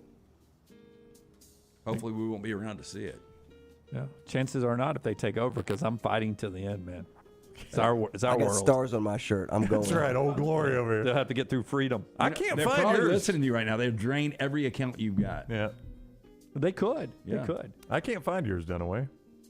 Unique. Use our promo code TNR20, TNR20 at roback.com. Mine's got to be like. Well, I don't know if they named the hoodies. I'll go check. Okay. I was just looking for Dunaway's shirt. Oh, So- here it is. The condescending. While inside of her residence, a Florida woman shot and killed her parrot with a Glock handgun, then fought with her husband, according to police, who arrested the couple on Monday. Look at those bangs. Wow. She got some highlights. What a beauty. You think she might have smoked a cigarette? Now, police say Suzanne Mullany, right there, 62 years old, was intoxicated when she killed her African gray parrot with a handgun inside of the Largo home she shares with her husband, Stephen. What are you doing? Susan needs a hair dye. After Mullally murdered the bird, she and her spouse exited the home, began arguing, and then, quote, pushing each other. Gray roots. Then she doused Stephen, who reportedly was also drunk, bird, with water from a spray bottle. Both were charged with domestic battery and booked into county jail. Your nose is growing faster than mine. Said shoot him a bird, not shoot the bird. Music really does have a charms to soothe the savage breast, according to this. Yeah. Can you read that again, please? Yeah, music really does have charms to soothe a savage breast. When you hear, are we going to be able to hear this or no? Okay, let me set it up. So this was at LA's Philharmonica performance that evening. Now, multiple attendees emerged to claim on social media and to the LA Times that a woman in the audience experienced what sounded like an orgasm in the middle of Tchaikovsky's, what is it? Tchaikovsky, I think. Yeah, his Fifth Symphony. Now, the witness went on to say, quote, I saw the girl after it happened. I assumed that she had an orgasm because she was heavily breathing. Her partner was smiling and looking at her like in an effort not to shame her. According to one witness, they went on to say it was quite beautiful. I believe maybe you're jumping to conclusion. Now, there's mighty rock star, that was loud.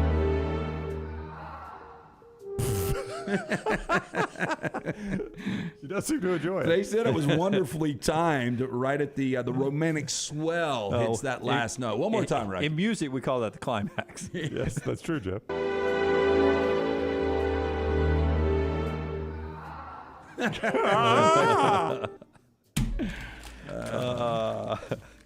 It's quite the date right there. Forrester will tell you afterwards what an orgasm is. Hell, I'll show him. Wow. Not away between the eyes. Literally. Well, I was going to go Lunsford. But I always pick on Lunsford, so I wanted to spread the love in the back row. Is that it? Well, you Hopefully. gain friends every day, don't you, Dunaway? It really does. Remember when Dunaway's on vacation for 10 days, y'all? Hey, I'm just telling you that the show of love, when you have a group of guys like this, is that we cut each other down occasionally. We do. That is true. Hey, are you a veteran looking for a VA loan? Mortgage Right has been advocating for veterans since their company began. As a veteran-owned, operated company committed to your well-being, they can help you find the best terms available, guide you through every single step of the process. As a veteran-owned, operated company, they understand the difference between working with someone who gets it and someone who doesn't. They've made it their mission to simplify the VA loan process. Visit the locations, Highway 280 in Birmingham, Parkway Drive in Leeds. You can apply at mortgagerect.com/TNR or call 205-815-9200, NMLS 2239, Equal Housing Lender. There is a joke somewhere with the way his White Sox are playing, and they can't finish any game, to what I threw at him anyway. Get him, man. Wow. Jeez. It where it really hurts with the White Sox. And Lunsford on the next back row. Yeah, I can't wait to hear that one. All right. When we come back, we will jump back into a little NFL news that's out there and some other stuff that's bouncing around. And what Bryce Harper is doing tonight, this hour of the show, brought to you by our friends at Champy's Chicken. And we're getting ready next week to be at the Regions Tradition Brownie. We are, man. It is coming back. Don't forget, next Wednesday is that Pro-Am Day where you can see Kirby Smart, Hugh Freeze, Riley Green, Charles Barkley, Condoleezza Rice right there at the Regions Tradition. Steve Strickers, the defending champion, will be back as well. You can see more at regionstradition.com. That is regionstradition.com. $25 good any one-day ticket right there, and free admission to kids 18 and under with a ticketed adult. See more at regionstradition.com. Everything Next Round is on demand now in the podcast section at nextroundlive.com. Hi, this is Wes McClooney, owner of the New Balance Birmingham store. Today I have some tips on how to stay healthy. Number 1, get some cardio. 2, get a proper fitting on your shoes to get the most out of that cardio. Our in-store fit specialist will match your feet with the perfect New Balance shoe so you get the perfect fit. Come see us at the New Balance Birmingham store, located on Highway 280 next to Chick-fil-A. Experience the difference a custom fit makes today at New Balance Birmingham. Hey, Lance Taylor from the Next Round to tell you about one of our favorite places for breakfast, lunch, and dinner. That is Hamburger Heaven since 1982. Hamburger Heaven has been serving Birmingham's best hamburgers, cheeseburgers, French fries, hand-spun milkshakes, and sandwiches made fresh to order. All of their ingredients are fresh and prepared daily. This includes their beef, always fresh, never frozen, hand-pattied each and every day. For breakfast, lunch, or dinner, visit any of the 4 locations, Highway 280, Irondale, Gardendale, and Homewood. Hey, Lance Taylor from the Next Round to tell you about my friends at Michelson Laser Vision, located conveniently UAB Highlands. Almost 20 years ago, I went in for the procedure. Only took 12 minutes for both eyes. When I went in, I had 2200 vision. I was legally blind. Now I have 20/15 vision, still 19 years later. Make the call today. Schedule a hassle-free consultation. 969-8100. Dr. Mark Michelson, Dr. Jen Michelson, Michelson Laser Vision. Make sure you tell them the Next Round sent you. 969-8100 or MichelsonLaserVision.com. Winners of every major championship in golf. Legends to an entire generation of sports fans. This is the region's tradition at Greystone. May 10th through the 14th. Ernie Els, Bernhard Langer, Padraig Harrington, and defending champion Steve Stricker are a few of the golf greats who will be fighting for another shot at history. I like this matchup, huh? How could he not love this group? The region's tradition. Buy your tickets today. For 50 years, our friends at Wayne's have been doing things around your house that you don't have time to do. Warm weather is coming. You want that lawn looking great. You want mosquitoes not around. Our friends at Wayne's, they can help you out. Right now, they will do $50 off for each of those services to continue to celebrate their 50th anniversary. Again, our friends at Wayne's, they take care of all of us here on the Next Round. You don't want those mosquitoes. You want the lawn looking great. Call them today, 866-WAYNES1 or call Waynes.com. Follow Next Round Live on Twitter, Instagram, Facebook, and YouTube. The social media team at Next Round Live will share the latest interviews and videos from UAB, Alabama, Auburn, and campuses all over the college landscape. You'll also get the latest highlights and news from the Next Round Live Daily Show. Jim, Lance, and Ryan will share their thoughts, and remember, you can always see the old shows on the Next Round Live YouTube channel. Subscribe, like, and don't forget to comment. Turn on the notifications so you don't miss a thing. It's Next Round Live on Twitter, Instagram, Facebook, and YouTube.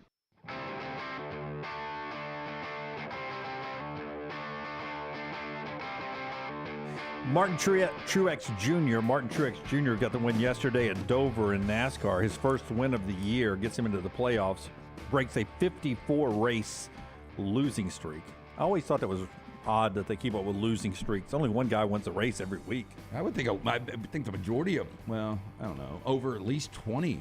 Yeah. I mean, it's weird in sports like that, like in golf and NASCAR. I mean, if you win 10% of the events you're in, that's right. You're like a Hall of Famer. I mean, one win gets you in the playoffs. Yeah. I mean, what do they have? Probably 30 races a year. You win 3 or 4 a year. You're one of the greatest of all time. Yeah, what do you say about Vanderbilt? How's their run going?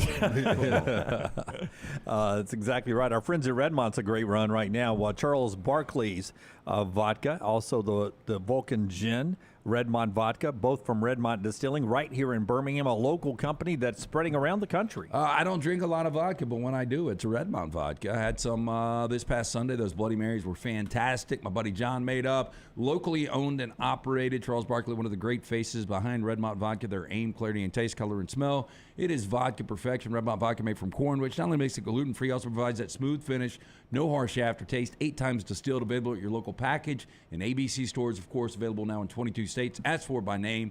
It is Redmont Vodka. Brown will update us on some developing college football playoff news coming up at the top of the hour, so be with us to start hour number 4. It could be something you guys have been begging for. It could be something college we have been fans. begging college for. fans. Not gonna give it away. College fans, including us. Oh yeah. This would, if some of this is news, and then I'm going to add some speculation to the news, and the speculation is what you've been begging for. Go ahead, Jim. Should we go ahead and do it now? Nope. Okay. Let's do it at 12. Okay, 12 o'clock coming up. In the NFL, Denver's Billy Turner started 7 games last year.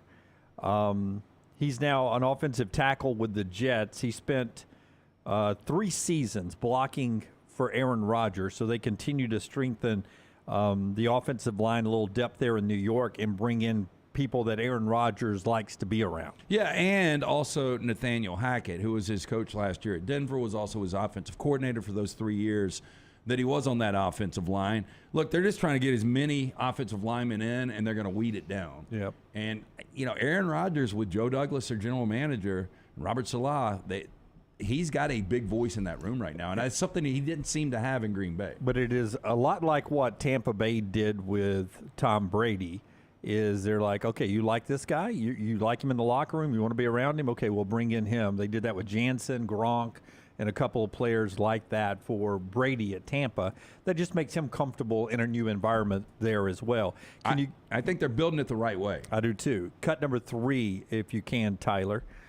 This is Lions general manager Brad Holmes. A lot of you have been paying attention to Jameson Williams, who has been suspended 6 games to start next year. This happened while I was gone. For gambling violations, placing bets on non-NFL events, actually college football, from the facility of the Detroit Lions. Did it say who he is betting on? Was he betting on the Tide? I've seen speculation of that, but I don't know that I've officially seen who the bets are on. Well, here is the Lions general manager Brad Holmes yesterday talking about Jameson Williams. And specifically with Jameson, look, he made a mistake. He made a mistake. He takes accountability of it. He knows it. Yes, he is young, and he understands the mistake that he made, and we've had transparent, open conversations about it. But we have confidence that he's going to take the right approach. He's going to have the right response in terms of what he needs to do. Feel really good in terms of just having him through the remainder of the offseason program. We'll get him in training camp, and then we'll just have a good plan for when he has to depart and when he has to return. That guy, Brad Holmes, by the way, doing a wonderful job remaking that organization there in Detroit. And you don't give up on Jameson Williams after this. I mean, they kicked off 2 players who were suspended for a year. They just got rid of them. They don't have the potential that Jameson Williams has for your organization. Well, and they've got a lot of locked up in Jameson Williams. He went number 12 overall last year to Detroit. And such a disappointing season. You knew he was going to be unavailable early because of the injury that he was recovering from. But he played in 6 games. He showed off, I think, first game he played in, had that 41-yard touchdown and didn't have another reception the entire year.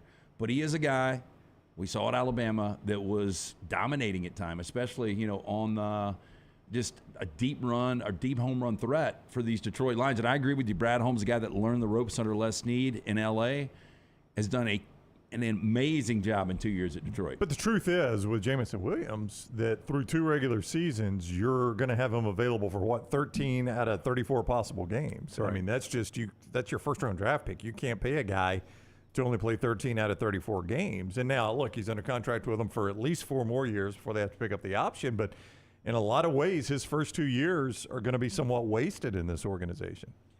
Calvin Ridley's got a new location for him coming off of the suspension in Jacksonville. It'll be fun to watch him. I expect good things for him. Maybe a year off can sort of give you fresh legs in a position like Calvin Ridley. I mean, Calvin Ridley was a 1,000-yard guy. He became the go-to guy over Julio Jones while Julio was still there. Now you get paired up with one of the really up-and-coming young quarterbacks in Trevor Lawrence. Ridley should be starting from day one. He says he's faster, which, I mean, if he's been working out and working hard, maybe he is, but he says he's faster now than he was in Atlanta. Well, you look, ETN was such a weapon when he came back last year.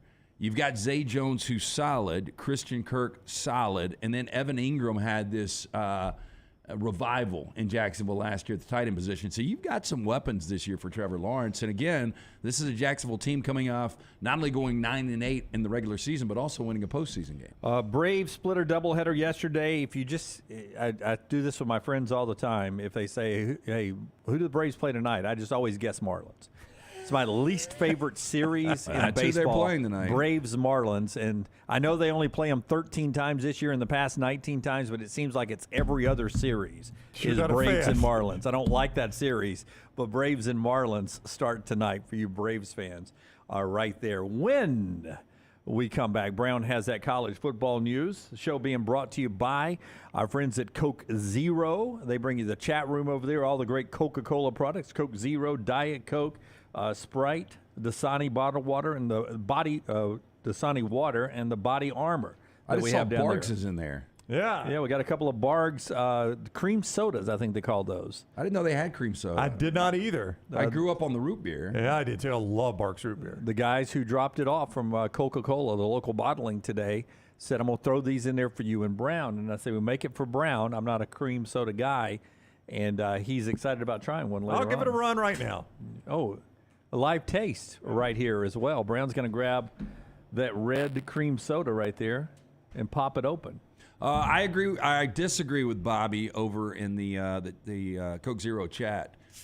Now, Thursday, I do agree that Gibbs was probably taken a little high, and passing on a wide receiver now because of the situation with Jameson Williams does look debatable. But I go back to what he got, how he gathered all these picks. Gave up Matt Stafford at the end of Stafford's career. I know he won a Super Bowl, and I'm glad he did that. But Jared Goff taking him on. And the Jared Goff thing has worked out, so I do disagree there. How's it taste? It's good. I don't know. Trying to figure it out. I'm trying to figure out how to describe it. I could taste the cream soda in it, but it's also red, so it's got, the cherry flavoring. It is very, very good. It's got a little. There's a Middle America drink called Big Red. It's got a little taste of that in there. I don't know how to describe it, but it is very good. If you like cream soda, now you're going to need to like cream soda, obviously. If you like cream soda, this is really good. If you threw that in there with some Redmont vodka, how would it be? I would imagine you could use this as a mixer for something, yeah. Yeah, that's good. Out of the cooler behind us there. Yeah. So, too, is the Barney Armour Light. Peach and mango for me. Hooked on them. Love them. We're back in a moment on TNR with that football news. Follow Rockstar on Twitter @RockstarBHM. For 50 years, our friends at Wayne's have been doing things around your house that you don't have time to do. Warm weather is coming. You want that lawn looking great. You want mosquitoes not around. Our friends at Wayne's, they can help you out. Right now, they will do $50 off for each of those services to continue to celebrate their 50th anniversary. Again, our friends at Wayne's, they take care of all of us here on the next round. You don't want those mosquitoes. You want the lawn looking great. Call them today, 866-WAYNES1 or call Waynes.com. Do you have unexpected medical expenses? You want to update the backyard, or you just want to take that vacation of your dreams? Legacy Community Federal Credit Union offers lifestyle loans that can make all those things happen. The great news is no collateral is required, and they have affordable low rates. See more about Legacy Community Federal Credit Union's lifestyle loans at legacycreditunion.com or stop by any of the greater Birmingham area branches. Legacy Community Federal Credit Union, proud supporter of UAB and UAB athletics, federally insured by the NCUA. Spring is here, and that means it's time to prepare for moving season. Let Holly Mack Wilson guide you and help get your home prepared to sell. Whether you are looking for the perfect home or need to sell yours, Holly Mack Wilson can do it all and can do it anywhere in Alabama. Call Holly Mack Wilson today, 205-901-9446, or visit her website, hollymackhomes.com. Holly Mack Wilson, your home prep expert. Holly Mack Wilson, a trusted anywhere in Alabama Keller Williams realtor you can always depend on. If renting is putting a dent in your bank account, here's your sign from the universe that it's time to buy a new home. And who better to help you through the ins and outs of home buying than our friends at Mortgage Right. With Mortgage Right, you don't have to worry about becoming a short notice mortgage expert because they do all the heavy lifting for you. They're trusted mortgage professionals, and they'll help you choose the right mortgage option and stand by your side every step of the way. Visit mortgageright.com/TNR to buy before renting runs you dry. That's mortgageright.com/TNR. NMLS 2239, Equal Housing Lender. Stop by the New York Butcher Shop and pick up the finest in certified Angus prime beef steaks and burgers, premium pork chops, ribs, and all-natural chicken cut to order just for you. Their chef-prepared entrees and side dishes are the perfect dinner-to-go choice for your family and are ready to heat at home. With a great selection of fine wines and desserts, the New York Butcher Shop is your one-stop dinner shop. 2 locations to serve you, Cahaba Heights and on Highway 119 in Greystone. The New York Butcher Shop, rare quality, well-done service. Winter weather can take a toll on your vehicle's performance. Don't let slick roads or new potholes leave you stranded in the cold. Vulcan Tire and Automotive has a team of ASE certified mechanics that have a plan for your vehicle's winter maintenance and repair. Tires, brakes, battery checks, and more, Vulcan Tire and Automotive has you covered. With 4 locations in the Birmingham area, be sure to tell the guys at Vulcan you heard about them on the next round. Your safety is their top priority because of Vulcan Tire and Automotive. Wherever you go, we go together. Jim Dunaway, Lance Taylor, Ryan Brown, and Rockstar. Live from the Birmingham Racecourse Casino Studios, the next round, presented by Bud Light, is on now. We always say that for those that bash the live golfers, more and more as time goes on, it would not be that big a deal. Abu Dhabi will stage 2 NBA preseason games between the Dallas Mavericks and the Minnesota Timberwolves in October. Back in 2022, they had the Hawks and the Bucks play a couple of exhibition games over there. So the Mavericks and the Timberwolves, two high-profile NBA teams, will be heading over to Abu Dhabi to do a little basketball. In the UAE, so right next door to Saudi Arabia. Yep. Interesting, where people like to draw lines and don't like to draw lines and like to start criticism and don't start criticism. In the National Football League, a little story where the Green Bay Packers, hands sort of tied here, they've reached a 1-year extension with quarterback Jordan Love. Just a 1-year extension there. The assurance did not come via the 5th-year option, though, on his rookie deal. They would have paid him a guaranteed $20.272 million for 2024 if they had gone that route. They went on to an agreement that I think the contract extension says is worth $13.5 fully guaranteed and $22 million. So they're not putting too much into Jordan Love yet, but they had to sign him to that 1-year extension to make this work. It doesn't feel like a long-term solution for Green Bay. And look, they've had such a good quarterback situation for the last 3 decades. Jordan Love, I think, is going to be okay. Well, I mean, I just don't think he's going to be good enough to satisfy the appetites of Packers fans. Based on that deal, they don't think it's a long-term solution. I mean, he's only played in 10 games. Yeah, and they do a 1-year deal. If they thought it was a long-term solution, they do a Lamar Jackson type 1-year deal. extension, so it gets him through 2023 and 2024. So, yeah. I mean, if they knew he was going to be Aaron Rodgers level, he'd have a Lamar Jackson deal right now. He'd have a Jalen Hurts deal right now. Yeah, I mean, it went quickly far to Rodgers, and they've been pretty comfortable. So as Chad points out in the Coke Zero chat room, welcome to the Caleb Williams tank job, Green Bay. He's going to have to beat Tampa to that one, isn't he? And or the Rams. Or the Rams. And who else was on the show yesterday talking about tanking? There was somebody else on the show was talking about somebody tanking. I do feel like I said this last year at this time. I felt like there was going to be 2 franchise quarterbacks coming out in this draft. I don't know about C.J. Stroud now. I do feel better watching him against Georgia, but I think Bryce Young is going to be one of those guys. Stroud has an opportunity. But going into this season, I think both Caleb Williams and Drake May, those guys look like 15-year franchise quarterback guys. Arizona. We're talking about them possibly being the 1-2 pick. Are they tanking? And Clay earlier mentioned the Titans. Boy, should they be tanking? I mean, Arizona's not. If Arizona's drafting quarterback, they are going to have some salary cap nightmares because of what they've got invested in Kyler Murray.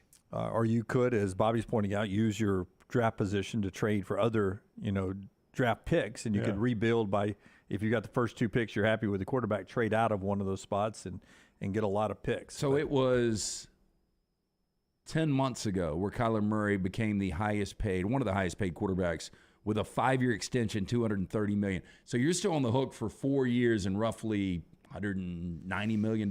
But you don't have to take quarterback. It's not a rule. First overall pick has to be a quarterback. It feels like it is recently, but you're right. It is not a rule.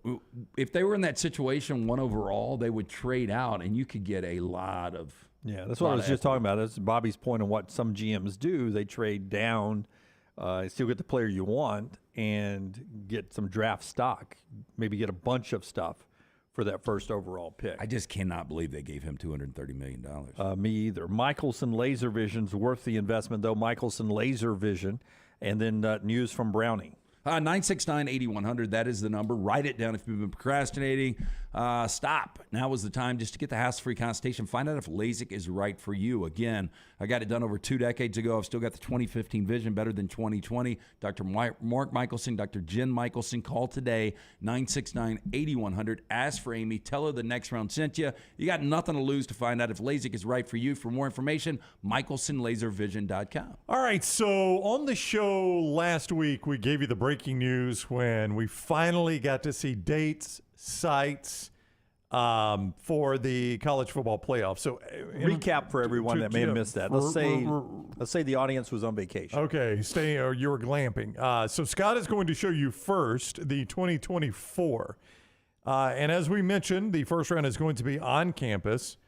Friday, 1 game. Saturday, 3 games. Early afternoon, late afternoon, evening. I like that a lot. I feel sorry for the 1AA playoffs and early bowl games that used to fill up those 2 dates, but that excites me. Yeah, I don't know about you guys. I got no plans that weekend. Also, by the way, though, one thing to keep in mind, I think the NFL is playing Saturday football by that time. They are, but so you're going to have some head-to-head college football and NFL games. Bill Hancock pointed out, though, moving forward, that the NFL at least showing some signs of working with college football, because if you're paying attention, the NFL is by far number 1. But number 2 in sports television is college football. Yeah. No, there's no doubt. Quarterfinals are going to be Tuesday, Wednesday, but that is New Year's Eve, New Year's Day. That's what you're going to see a lot of. Now, one thing I want to point out is that moving forward, basically the Rose Bowl is going to be a quarterfinal playoff game every year now. That's their lot in life unless they finally decide to move off that New Year's Day or January 2nd. Unless they decide to do that, their lot in life now is a quarterfinal game. I mean, there are worse things to have, but they're never going to be a semi. They're never going to be a championship game. I don't think they care. They don't seem to, no. So this first year is going to be peach, rose, and sugar in this first playoff. The semis are going to be the orange on a Thursday, the Goodyear Cotton Bowl on a Friday. So it's a Thursday, January 9th. That is a midweek game, no holiday there. And then your national championship game Monday, January 25th, Mercedes-Benz Stadium over in Atlanta. So that's for 24. We had that last week. This is new. The 2025 season has been announced by the college football playoff today, okay? Does Scott have that graphic? Scott does have that. Does Scott have that graphic? We're talking about Scott Forrester here, Jim Dunaway. Friday, December 19th. Saturday, same thing, on campus. 1 game Friday, 3 games Saturday, head-to-head with the NFL again. They're not going to be able to avoid that. The quarters, New Year's Eve, New Year's Day, Wednesday, Thursday again. Cotton Bowl, early Orange Bowl. That's right. And then Rose and Sugar, as you've had it in the past. Your semi's going to be a Thursday, Friday again, midweek Thursday game, Fiesta and Peach. And then your national championship going to be in Miami, January 19th, 2026, a Monday night game. Well, I got excited because I thought you were going to tell us the Monday night game has been moved to Saturday. I'm not done yet, Lance. Oh, not done yet. It is only speculation. So let me just say ahead of time, it is only speculation. When you look at the calendar for that was 2024 and 25, as Matt Smith, our friend with Southern Pigskin, points out, when you look at the calendar for 2026, New Year's Day is a Friday. Monday, January 18th is NFL wild card starting. So he says if you follow what they have been doing and the time they're allowing between games, they might have to do Monday, January 11th and Tuesday, January 12th for the semifinals instead of Thursday, Friday, which would mean that Monday championship game would come quicker than it ever has. So you would be looking at a January 25th Monday championship game. And as he points out, that would be by far the latest it could be, would be Monday, January 25th. And you would have a long layoff between your semifinals and your championship game, which might result, as Matt says, in them having to play it on a Thursday night. So you're not getting Friday or Saturday. But Thursday night's still Thursday better. would be better than Monday. And that's what Matt is speculating. Again, this is only speculation. But that because of where New Year's Day falls in 2026, the 2026 season, where New Year's Day falls and where the playoffs, NFL playoffs start, it might result in a non-Monday national championship game. Wasn't Alabama, Texas a Thursday night? It was a Thursday night game, yeah. And I think, I don't want to say they moved it to Monday immediately after that, but it felt like it was pretty soon after that. Yeah, I don't think there was another Thursday. They moved it from ABC because that one was ABC, and then it went to quickly ESPN, I think, the very next year for Auburn, Oregon. And I'm trying to remember. I think that was a Monday night game, Auburn, Oregon. I think it was. Yeah. I think it was the very next year. I just remember getting snowed in. Yeah. I did the show from my basement. You did it from the studio. And Dunaway did it from Phoenix. You and I couldn't make Phoenix. From Camelback. Yeah. How did you get out there? He went early for TV, and you and I were going to go a little bit later, and we got iced out. That was the time I got drunk at Charles Barkley Sports Bar, Blue 32, and he had to carry me and put me in the car like a baby. A baby. Scoop me up off the floor. Not surprised. Not surprised. No, he's a big man. and I'm a easy drunk. A little spoon. Yeah, he scooped me up. Yeah. Oh, darn away. Scoop me up. Where do y'all want him? Well, so that, again, I just want to say, again, that is just speculation, but it would be a long layoff between your semis and your championship game, or a really short turnaround to your championship game, one of the two, which might force you to play it on a Thursday night. And I don't know. You know, if they play it on a Thursday night and get monster TV ratings, they may revisit that and say maybe Thursday night is the place to go. Look, I don't know. I mean, look, you guys are the television guys, but I brought this up last week. How different can the ratings really be on a Monday night to a Saturday I was just night? about to say that. As a TV guy, I don't know what the difference is between Monday night and Thursday night. I don't either. I think it's just I don't know. I don't know how to answer that question. I mean, there's nobody that is a college football fan that's going to be like, man, I got Thursday night plans. I'm not going to watch this. If it was Monday, I'd watch it. I always thought what ESPN was thinking is we've got Monday Night Football, so let's keep something consistent on that Monday night. And it has fallen where it's the first Monday night without Monday Night Football. Yeah, seems like. Yeah, and I've always felt like that was kind of their mindset. Well, this won't be that because this playoff now is moving deeper with the 12 team. So, you know, you're not going to have that consistent Monday Night Football, Monday Night Football, Monday Night Football, Monday Night College National Championship game. You're not going to have that consistency anymore. So I don't know if maybe they lose that idea and they move it to a Thursday night or a Saturday night or a Friday night or something like that. See, I've heard what Chris is saying in the Coke Zero chat room, that they're going to eventually move week 1 to week 0. There's a lot of speculation on that. And the semifinals will be on New Year's Day. I mean, that makes the most sense. Yeah. Why would you not do it like that? Yeah, there's a lot of speculation on that one. I think your problem with that is all of a sudden now your quarterfinals in these other bowl games, they're going to be a week before New Year's Day. So you're pushing those back to basically a Christmas weekend. They would be your 19th, 20th, 21st. Yeah. And games. And if you're the Cotton Bowl, do you really want to play on the 19th of December? I know I've got a quarterfinal game. Well, I mean, I don't know what Chris has heard over there, but I also heard that those semifinals will be permanent Rose Bowl, Sugar Bowl on New Year's Day. So what would the quarters be? They would rotate between the other bowls. See, I think, and Lance and I discussed this without you. I'm curious to how you feel. I think Lance and I both feel like you should have, and I'm going to point out the problem with this, but you should have first round and second round on campus. I would have no problem with that. Well, I'm going to tell you what the problem is, except the bowl partners, since the bowls owned, the college football playoffs are owned by the conferences, and they have these long tie-ins to bowls. But if we're moving them to the 19th, 20th, and 21st, I don't know how excited the Cotton Bowl and the Peach Bowl and the Fiesta Bowl and the Orange Bowl will be. Yeah, but, we've talked about how expensive it is. I mean, already if you go to the SEC championship game, just use Georgia as the model. Then you go to semifinal game, and then you go to national championship. It's already expensive. Oh, it's crazy expensive. Yeah. And now you're throwing in another round? Yeah, here's your problem with this idea, and I thought of it after the show. I think we talked about this Friday. Whenever we talked about it, I thought about it after the show, what the actual problem on this is if you play first round on campus and quarterfinals on campus. So, for instance, the first of the 12-team playoffs, here are your quarterfinal bowl games. Fiesta Bowl, Peach Bowl, and Sugar Bowl, all right? So if you play that, all of a sudden... Those are on New Year's Day right now. Those are New Year's Eve for one of them and then New Year's Day for the other ones. That's your quarterfinals. Well, if your semifinals are the first games that are in bowl games, all of a sudden those quarterfinal bowls are now picking from teams that are outside the top 12 to populate their bowl game. See what I'm saying? Mm-hmm. Because the top 12 is going to be playing first round on campus, quarterfinal on campus. That's going to be all your top 12 teams are going to be tied into that. So all of a sudden, those bowl games are going to have to select teams 13 through 19 to fill out their bowl game. Those are mid-tier bowls at best, and we're talking Rose Bowl, Sugar Bowl, Peach Bowl here. Yeah, they're not going to want that. But you say mid-tier. Do you really get excited about Alabama, Kansas State this past year?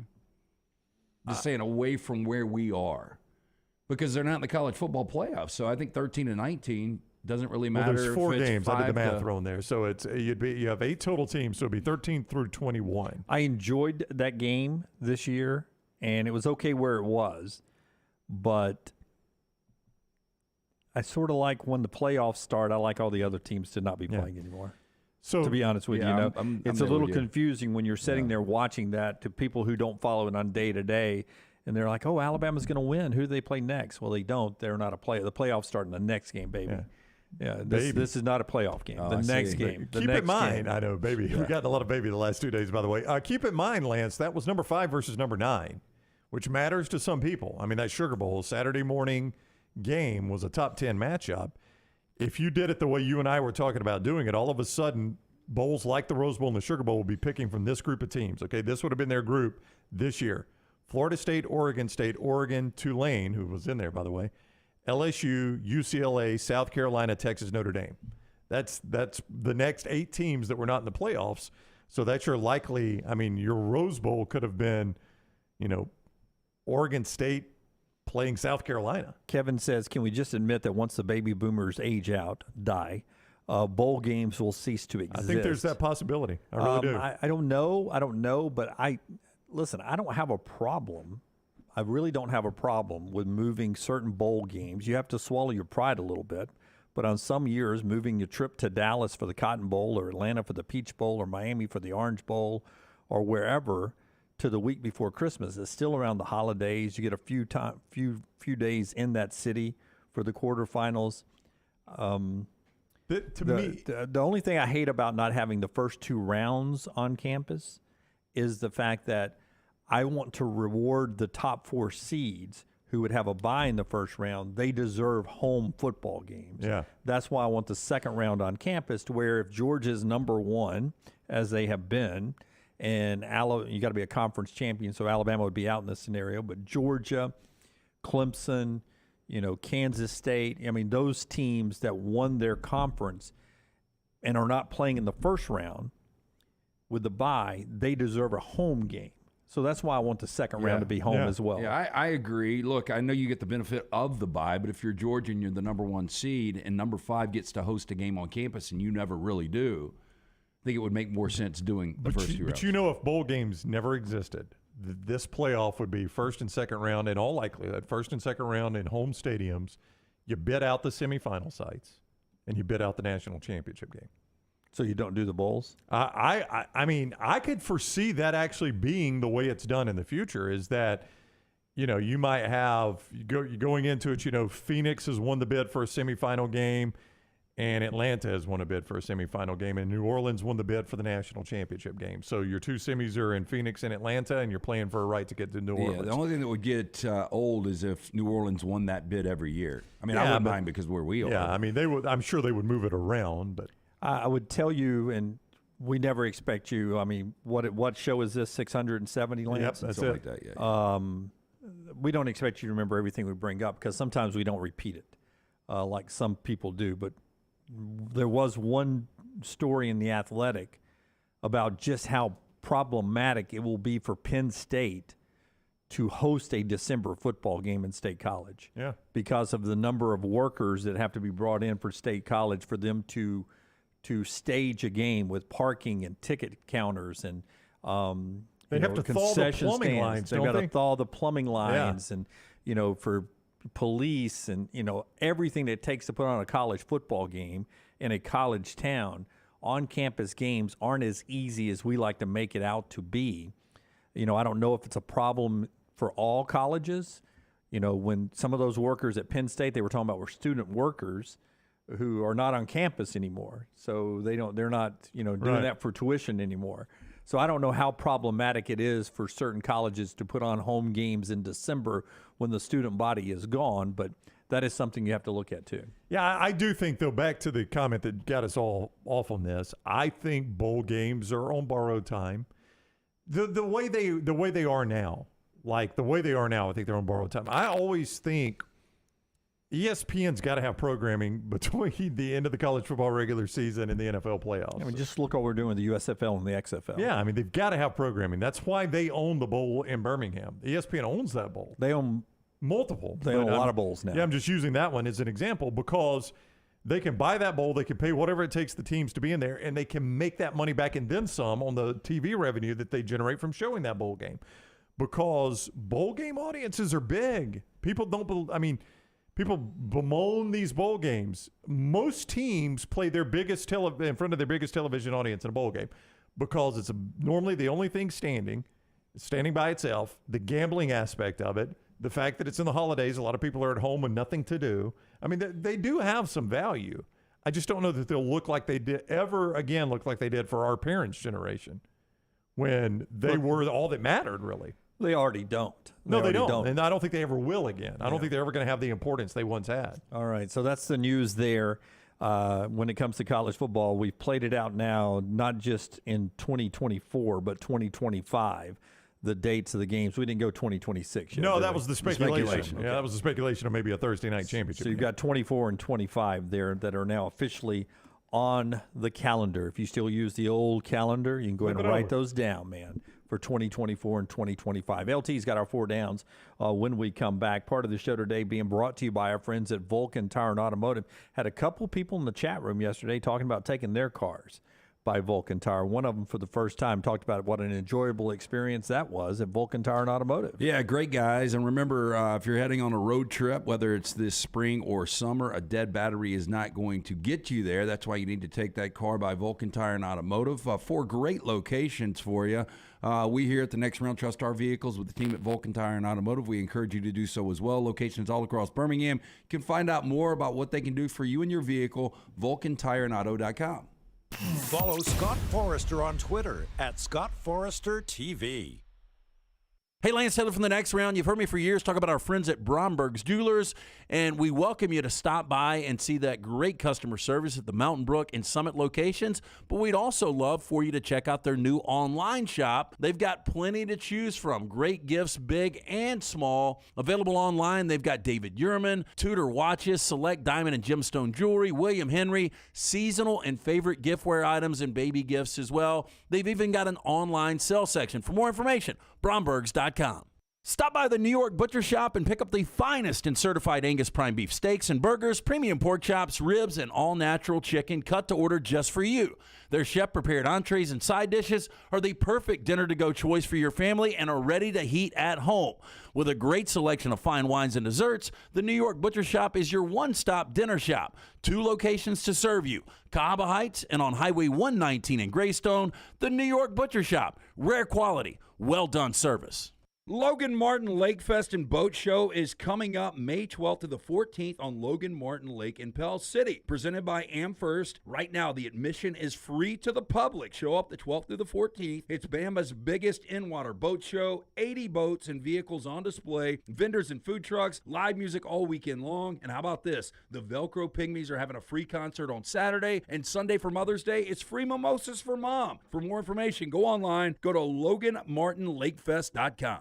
Do you have unexpected medical expenses? You want to update the backyard, or you just want to take that vacation of your dreams? Legacy Community Federal Credit Union offers lifestyle loans that can make all those things happen. The great news is no collateral is required, and they have affordable low rates. See more about Legacy Community Federal Credit Union's lifestyle loans at LegacyCreditUnion.com or stop by any of the greater Birmingham area branches. Legacy Community Federal Credit Union, proud supporter of UAB and UAB Athletics, federally insured by the NCUA. Make sure to start your day at nextroundlive.com. Get caught up on the latest podcasts and videos from the live daily show, plus specialty shows such as the Mystery Fifth Hour. You can also learn more about the whole staff at Double Down Media, find all of our social media feeds, see the latest videos from our YouTube channel and gaming channel, plus find other ways to consume the show like the Next Round mobile app, which you can download direct from the site via your iOS and Android device.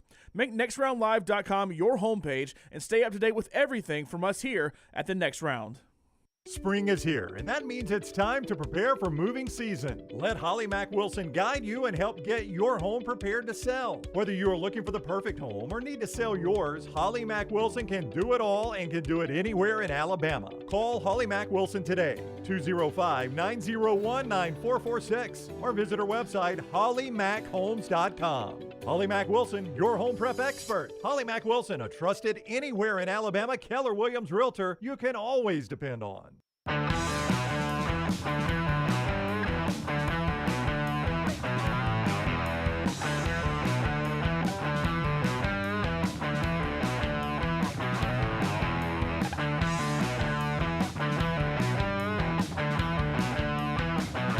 Back with you on the Next Round, and I will put some glasses on, used glasses here to read this developing story. Very serious here, though.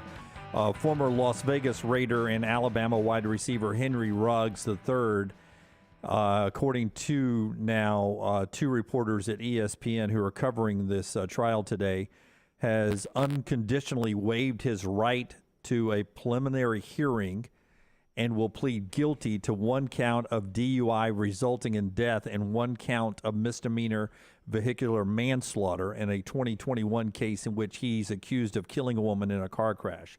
Now, according to the plea agreement presented Tuesday in Las Vegas Justice Court, Henry Ruggs will serve 3 to 10 years in the Nevada State prison system.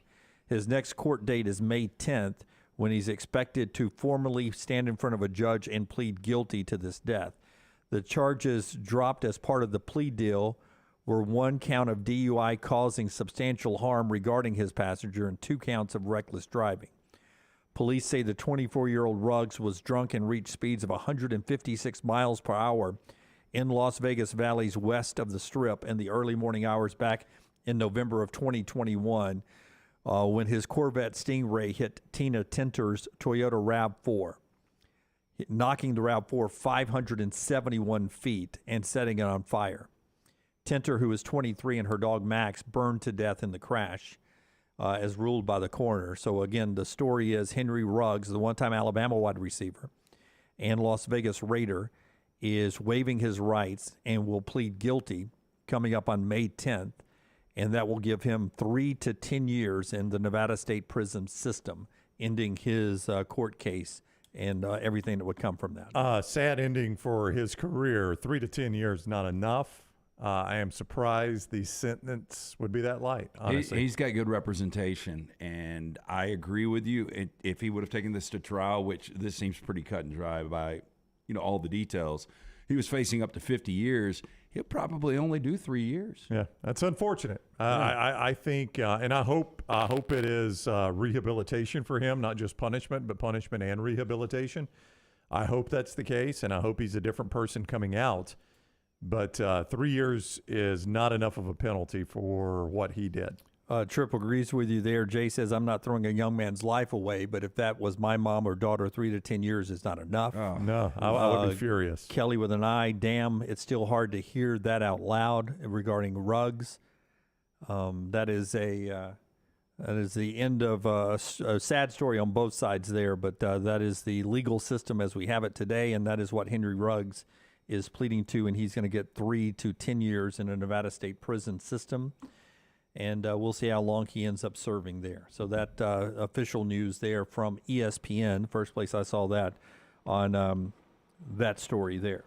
Transitioning back to what we were talking about when it comes to the college football playoffs, Michael writes in and says, I understand the desire to play on campus, but I love the bowl games, especially the big ones.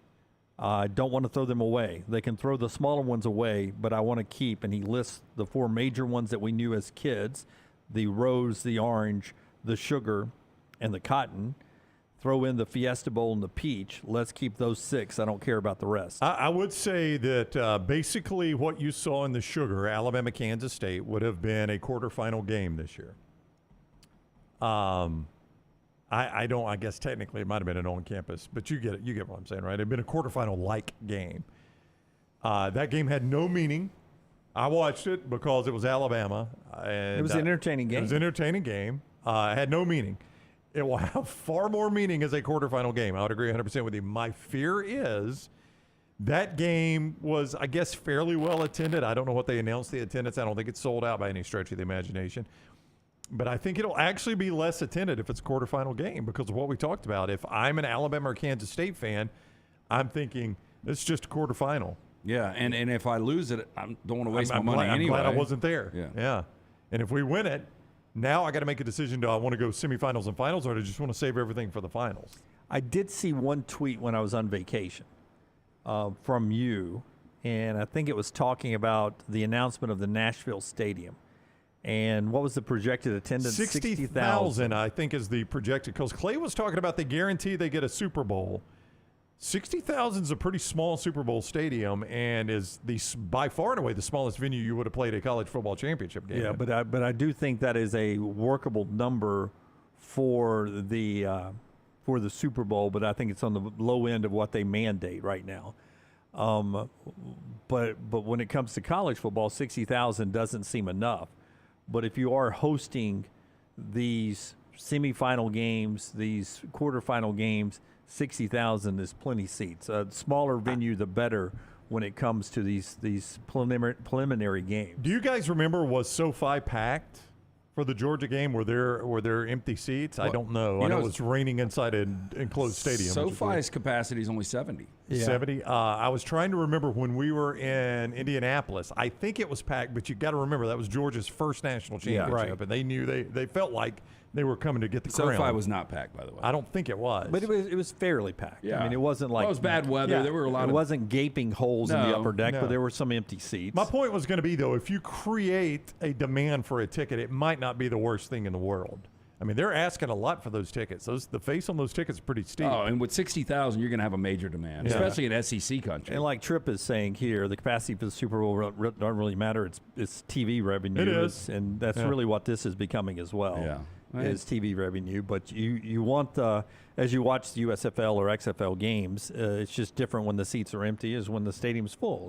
There's better atmosphere. But let me ask you this, as a college football fan, if your team was on the road playing in Wisconsin for a first-round game, would you not rather attend that game than go to the second round in Dallas? Yes, I'd be far more likely to go to a game in Madison, Wisconsin, a venue I've never been to, than a neutral site game in Dallas or Atlanta, or whatever. I'll take the Rose Bowl aside because that's different altogether if you've never been. But the other ones, yeah, it would interest me more to go to an on-campus facility. And before LT tells us about our friends at Gutter Cap, Greg from Pell City with an interesting business plan. The cities get a lot of business when fans travel there, stay in the hotels, eat at the restaurants, come to the games.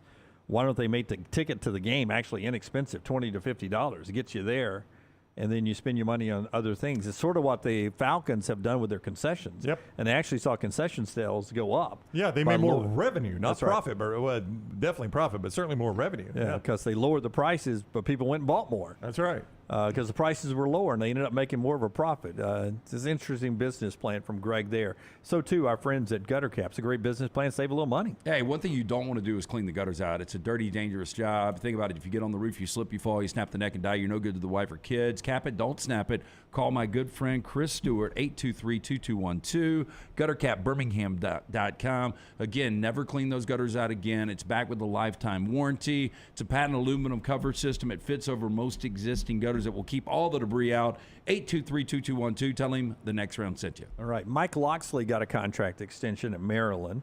I think he's doing an okay job. They are. I thought they should have been a little bit better last year. They got Talia, I think, one more year now. Well, they do. And let me just pull the curtain back. You were gone, Dunaway. I teased that there was a quarterback that is rumored to be thinking about entering the portal. And I even said if he does, everybody's going to recognize his name. That's who I was talking about. Right. And the only reason I say that, I said I wasn't going to say it, but word, kind of got out. There was a lot of speculation on it. And Auburn actually was one of the teams that were in the mix for Tungavaloa. I even had people tell me that he was in Auburn. Now, his spring game was after people said that, so I kind of doubted that he was, but there was this rumor that he was actually seen in Auburn. But, yeah, I mean, as of right now, unless Talia can graduate transfer, and I don't know what his situation is, he's got him back. Well, but this is year 5 for him, Lance. He's 21-28, 11-27 in the Big Ten. But it seems like that program's gotten a little bit better each and every year. I mean, he's coming off, and again, Maryland's in the Big Ten. That's not an easy job in the Big Ten. And until they change the divisions in the Big Ten East, where you had to play Ohio State, Michigan, and Penn State. Where he's never finished better than 4th. But, to your point, Lance, 3-9. 2-3 in the COVID year. So let's just throw the COVID year out. 3-9, 7-6, 8-5.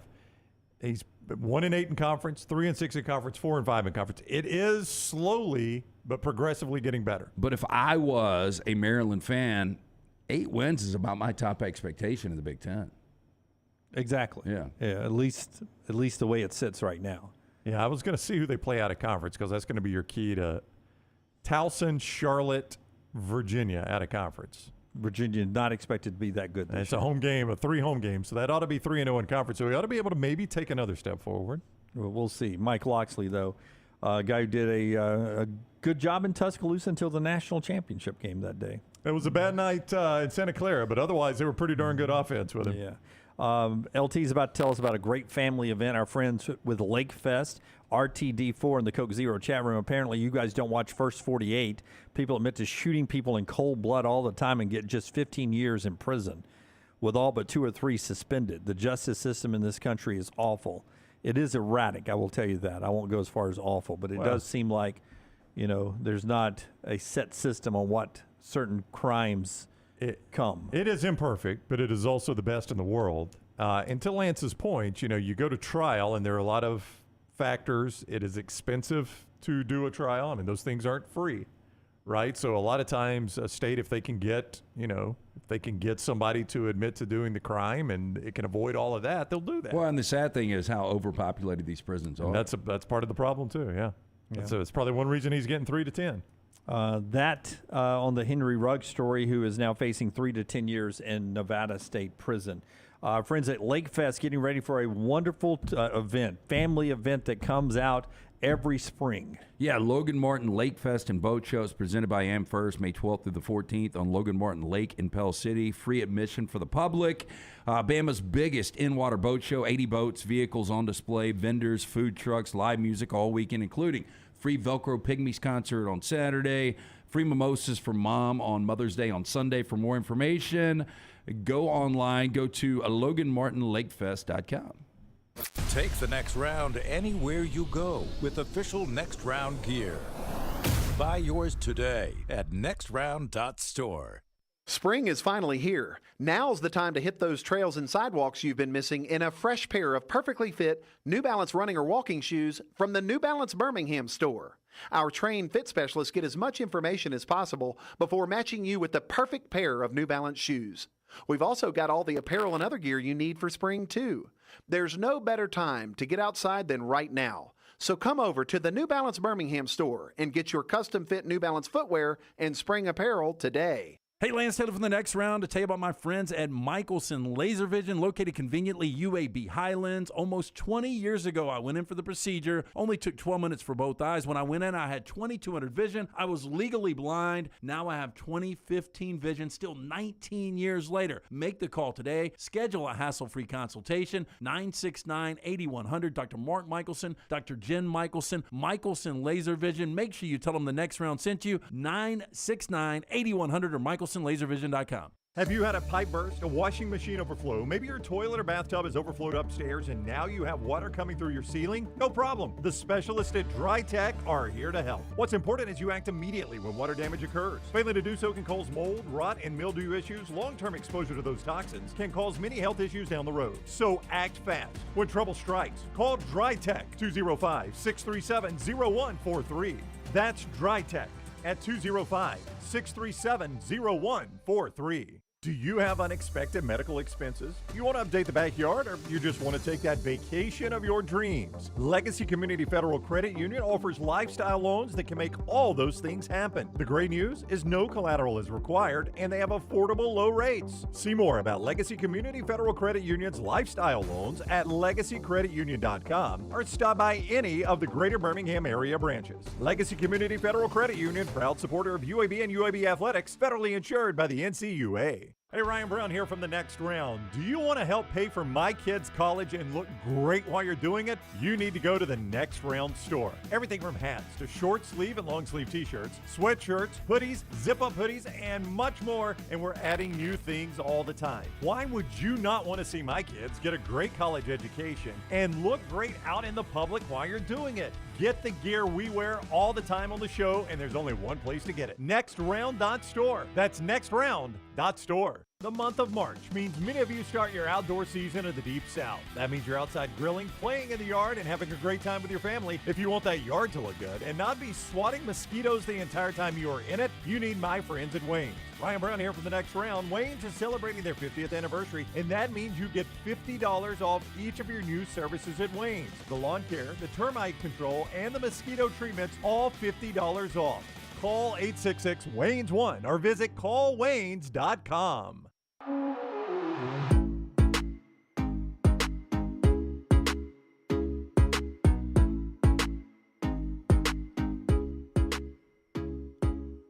Back with you on the next round. We're about to do 4 downs, brought to you by our friends at MyBookie. MyBookie.ag. What you're learning is it's easier for me to gamble stakes than on sports into what we're talking about trading. I don't even know why you're worried about this. I just because it's my daughter, man. But it's not like you're going to be left outside. Well, I know that, but I just assured Dunaway of that, and then as we're coming back for the break, I'm like, this is Dunaway. He finds bad luck somehow, and I am going to feel awful if a landmine hits, and I'm sitting here saying, Dunaway, there's no way. I may have to take out a personal loan with everyone up here to get her in on Sunday if my plan fails. The plan you just had is not going to fail. Major League Baseball is in full swing. Who are the Braves playing, Dunaway? I forget. When you in doubt, you guess the Marlins. MyBookie.ag, your one-stop shop for all your betting needs, like in futures on your favorite club to win the World Series. Take advantage of the crazy boosted odds via the MyBook money bag. MyBookie makes it simple for you to sign up and play. You bet, you win, they pay.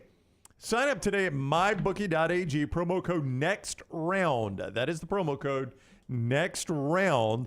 You secure a first deposit bonus up to $1,000. It is simple. Say you deposit $200, you can play instantly with $300. Just use promo code Next Round to claim that bonus when you sign up. Promo code Next Round. Whether you're a diehard or just a casual, simply put, there's never been a better time to start exploring the world of online sports betting. MyBookie.ag. All of college baseball there as well, except for Alabama games. MyBookie.ag. Bet anything, anytime, anywhere. MyBookie.ag. Code Next Round. That is MyBookie.ag. Code Next Round. Jeff, whose tag used to be Jeff, on Twitter says, so does this new schedule affect players declaring for the draft and being enrolled in spring classes? I mean, you're going to have some opt-outs, playoff teams even at some point. Boy, we've not yet seen an opt out of a playoff team, but now we're talking about 12 teams. Yeah, but now you're going to have a 12 seed or an 11 seed or whatever the worst Power 5 team that's in the playoff, and there may be some opt outs. Yeah, you know what's wild? When was the NFL Combine? How close would we be getting to the NFL? Oh, it's Combine? April. It's April.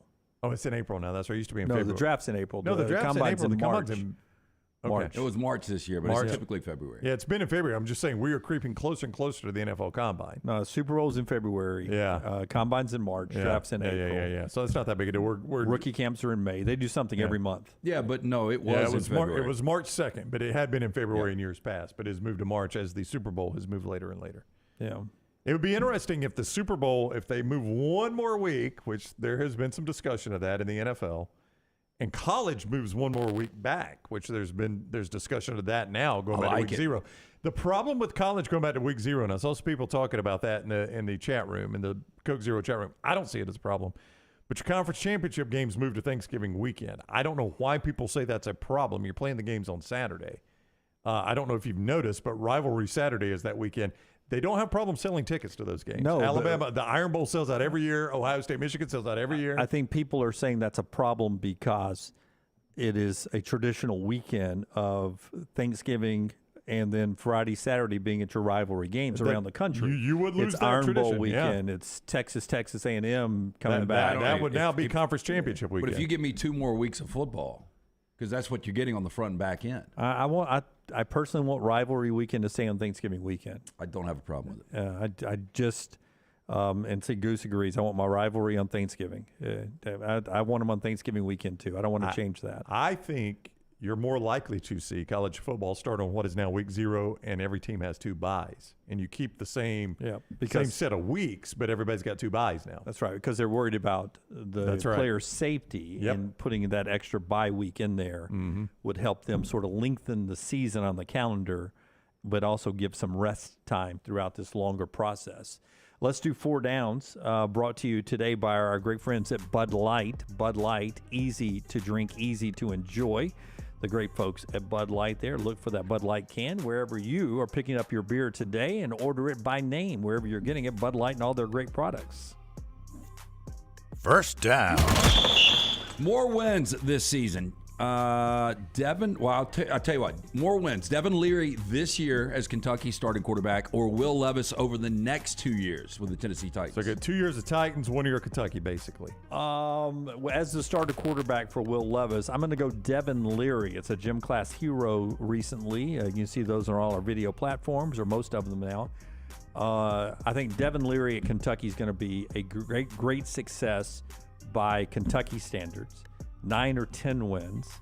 I don't think Will Levis in 2 years gets 9 or 10 wins as the starting quarterback. See, I think it's 7 or 8. And if Levis starts half this season and all of next year, it's just so many games. Yeah, it's going to require Leary to kill it and get to 9 or 10 wins for him to win this. I think I will go Levis. I think I'm going to go Levis too, because I think he's going to get 25 starts over the next 2 years. And if he just wins half of 25, I mean, if they're a 500 team with him starting. You think Will Levis gets 25 starts over the next 2 years? That's only a season and a half. That's a full season and a half. Yeah. Yeah, but I'm with Lance. I could see him taking over halfway through this season and then being the full-time starter the next year while they evaluate. Yeah, we know Tannehill's not going to be there next year. Yeah, but he's going to be there this year. And if he holds the starting job all year long and they're in the playoff hunt, well, that's when it becomes a problem. Yeah. Second down. I think the back part of that season, or that sentence, in the playoff hunt is your problem, because I think they know this is it for Tannehill. If they're not in the playoff hunt, why not go to Levis and see what he's got? Oh, I understand that. More wins this season. Bryce Young, now with the Carolina Panthers, or Tyler Buckner, yet to be named starting quarterback at Alabama. Interesting that yesterday you guys thought Carolina, who wasn't awful this year, they were picking first, not because they were awful. They were picking first based on trades. They give up a lot to get there. They were a 7-win team last year with a roll-the-dice quarterback situation. I don't think that's a bad football team, and they're in a bad division. No, they fluxed the season. They had an interim coach. They got rid of their best player. When they got rid of their coach, Matt Rule, the team actually got a little bit better down the stretch because they simplified a little offense, I guess, or they started – I don't know what they started doing. And the schedule got easier. I'm going to say Buckner gets the start in Tuscaloosa, and I think as the starter in Tuscaloosa, he's probably going to win at least 10 games. Yeah, maybe. So you think he's the starter now? Because I got the feeling when I came back from vacation, you didn't think he would be the starter. I don't think Tommy Rees. No, if I misled you on that, I didn't think he was coming to Tuscaloosa. But once he did, I just don't think with 4 quarterbacks in a quarterback room, Tommy Rees upsets the apple cart for a guy he doesn't think. I would agree. I think there's no reason he comes. What if I told you that? What if I told you Tyler Buckner one day wants to be a coach? I think he would have stayed at Notre Dame and been a coach. Why come to Tuscaloosa to be a coach? You hold a clipboard and learn from Nick Saban and Tommy Rees. Maybe so. I think he'll be the starter, and I think he wins 10 games, and I don't think Bryce Young will get to 10. I think it's very close. I think it could be 9 wins for Bryce, 10 for Tyler, 10 for Bryce, 11 for Tyler. Yeah, I think it's close. Yeah, I think it's close. But I would go Buckner. I think I would go Bryce because I'm not sure Buckner's your everyday starter. Third down. David Beckham, 49 years old today. If I asked you better career, Beckham or Peyton Manning? Okay, I don't know soccer well. Beckham, England's did. Okay, let's go to Tyler. He's the soccer guy. All right, did he win a World Cup with England, Tyler? I do not He believe did so. not. But he played in 4 World Cups, which is the equivalent of 4 Super Bowls. Did he win the World Cup's a tournament? It's like 4 NCAA tournaments. Did he win I think when he played, they actually played 3. They were disappointing, right? Every time Beckham was with England, did they not disappoint? Yeah, for the expectations that were set for those teams. Beckham, though, much more iconic over there than Peyton Manning is here. Oh, you think he's more iconic, more well-known? Really? I do. Because Manning is... he's an entertainer. He's a great football player. But, Beckham's kind of the same.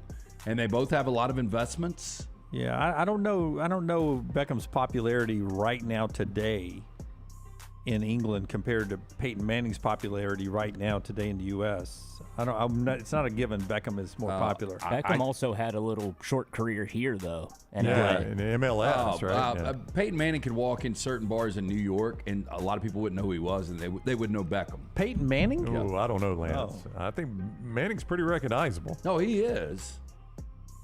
But David Beckham has been something that Peyton Manning has never been, and that is an international superstar. International star. Okay, yes. let me ask you this. I'm reluctant on superstar. I would say superstar. Here's a test for you. I don't think Beckham was ever the greatest player on the planet. Am I wrong about that? I don't know. I think he was the highest paid player on the planet. That doesn't necessarily make him the best. Jalen Hurts is that right now, or was that for a minute. Let's do this. David Beckham walks in 10 Birmingham, Alabama bars. How many is he recognized in? 9. 1. I don't think it's 9. Peyton Manning walks in 10 Birmingham, England bars. How many is he recognized in? 4. Okay. Yeah, I don't know.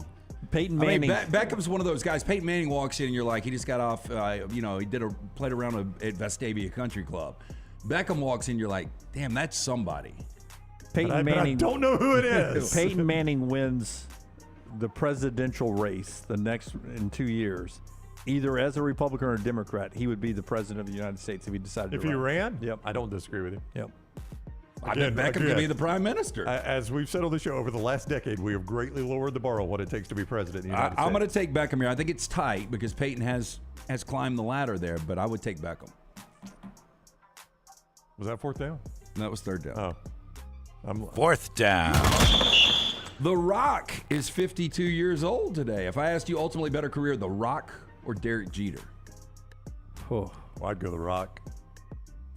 Jeter was great, but I mean, The Rock has been a top shelf entertainer. Some would say not necessarily the greatest wrestler of all time, but and Lunsford's a big wrestling guy. Lunsford, the full package of a wrestler, the ability to entertain, the ability to wrestle, the ability to sell the sport, that The Rock is the best there's ever been. He's the Seems best like it. there's ever been if you take into account his entire career to this point. Yeah. I mean, Hulk Hogan had more longevity. Yeah, I'm not saying technically the best wrestler, but I'm saying the full package, like on camera, the ability but I to think sell Hulk, the sport. and correct me if I'm wrong. Hulk's been around but a lot Hulk did longer. more, at least for the sport of wrestling, than The Rock did. Only because it was in its infancy when he was big. When you're wrestling in the first WrestleManias, that's one thing, and you got to help promote it, and he did that. But now, if you take in his entertainment career and everything, I mean, The Rock is much bigger in that regard. So I would say The Rock, yes. I would take The Rock too. Jeff says Stone Cold made The Rock. Watch Stone Cold's A&E biography. That is our 4 downs today, brought to you by the great friends at Bud Light. Easy to drink, easy to enjoy. One more segment to go when we come back on TNR. Follow The Next Round on Twitter, Instagram, and Facebook at Next Round Live. Hey, there's nothing worse than waking up to a plumbing problem. Don't get caught in a flooded house. Call the guys at Hemp Hill Services. Adam, Chad, and the team at Hemp Hill are the only ones I trust to fix it and fix it right the first time. Hemp Hill Services does it right and always at a fair price. For all of your plumbing, cooling, and heating needs, trust the name that Birmingham has trusted since 1954. That is Hemp Hill Services. Call now, 205-229-2090. That's 205-229-2090. Did you tweak your shoulder putting up Christmas decorations? Injure your elbow shooting hoops in the backyard? Or hurt your knees getting up from the couch at halftime? Let 2023 be the year precision sports medicine and orthopedics gets your life back on track. Orthopedic care is better together. Find your provider today. Call 205-512-3885. That's 205-512-3885. Or visit precisionsportsortho.com/2023. It's the spring sales event at Alfa Romeo of Birmingham. Now you can get $10,000 off, plus rates as low as 4.7% on new 2022 Alfa Romeo Stelvios and new 2022 Alfa Romeo Giulias. Come see the team at Alfa Romeo of Birmingham, exit 27 just off I-459 on Grants Mill Road, or visit them online at alfaromeousa of Birmingham.com. Hurry down before they're all gone. All incentives applied, in stock units only with approved credit. Alfa Romeo USA of Birmingham.com. Be there as your champion Stallions defend their title. Get your tickets now for this weekend's home game. We can't wait to have you for the USFL. Seats start at $10, so bring the whole family for kickoff at Protective Stadium as Coach Skip Holtz and the Stallions are running it back in Birmingham. Doesn't get much more exciting than that. Don't miss out on the hottest ticket in town. Touchdown, Birmingham. Buy your Stallions tickets today at theusfl.com. Winter weather can take a toll on your vehicle's performance. Don't let slick roads or new potholes leave you stranded in the cold. Vulcan Tire and Automotive has a team of ASE certified mechanics that have a plan for your vehicle's winter maintenance and repair. Tires, brakes, battery checks, and more. Vulcan Tire and Automotive has you covered. With 4 locations in the Birmingham area, be sure to tell the guys at Vulcan you heard about them on the next round. Your safety is their top priority because of Vulcan Tire and Automotive. Wherever you go, we go together. Follow Next Round Live on Twitter, Instagram, Facebook, and YouTube. The social media team at Next Round Live is dedicated to giving you daily news conferences and practice video from UAB, Alabama, Auburn, and around college football. Follow and compare to the sites you used to visit. You'll also get the latest highlights and news from the Next Round Daily Show. Turn on the notifications so you don't miss a thing. Next Round Live on Twitter, Instagram, Facebook, and YouTube. See more at nextroundlive.com.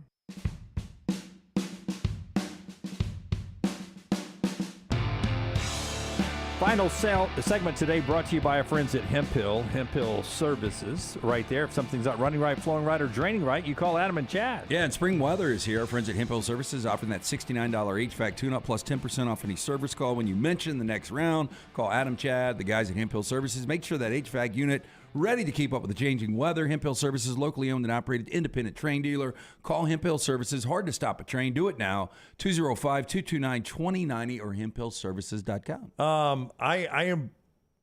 I'm just going to say this. I don't know that this is a significant development, but it's a development in the Alabama betting story. So for those that don't know, the Ohio Sports Commission took Alabama baseball games off their books, and you're about to find out why. While they investigate this, the NCAA has released a statement saying they're looking into it. There have been no allegations that anybody at Alabama did anything wrong as of yet, but they're looking into it, and it was about suspicious bets on an Alabama-LSU game after a pitcher was scratched. You tell me if you think this is significant information or not. The bets in question were made at the BetMGM Sportsbook at Great American Ballpark. I find that to be a significant development, that it was actually at a Major League Baseball park. Not saying a Major League player did it, but it does make it a little more interesting that it was at a sports book actually located within a Major League Baseball park. I don't know if the Reds were in town or not. I haven't been able to look at that. You know, can I read into it possibly scouts that have some information that are there? You don't know. I mean, if it gets tied into Major League Baseball, that's why I say it's a potentially significant development, because I agree. If somehow Major League Baseball gets roped into this too, that's a pretty big move there. Both bets, by the way, were on LSU to win the game after Alabama scratched their pitcher. Yeah, but again, right now, no wrongdoing tied to Alabama baseball, right? Not now. At this point, yes. But as the NCAA says, they take sports wagering very seriously and is committed to the protection of the student-athlete well-being and the integrity of competition. So that's what the NCAA is saying as they look into this as well, involving Alabama baseball and that ESPN report from Monday that the Ohio Gaming Committee put a ban on betting on Alabama baseball until they were able to look into this. Yeah, quickly I'll say I'm reading from NOLA.com on the Louisiana side, and they point out that there are certain guidelines where a high dollar bet of any level on a sport that doesn't typically get that is an automatic flag. Yeah, it is. That's what I wrote. Whether there's suspicion or not, it's just an automatic flag. Yeah. Yeah. And again, number one LSU beat Alabama 3 games. Jake Fraley for the Reds, former LSU Tiger. Oh, wow, Lance. We're back with you tomorrow at 9 a.m. Central Time. Until next time, God bless you and God bless America.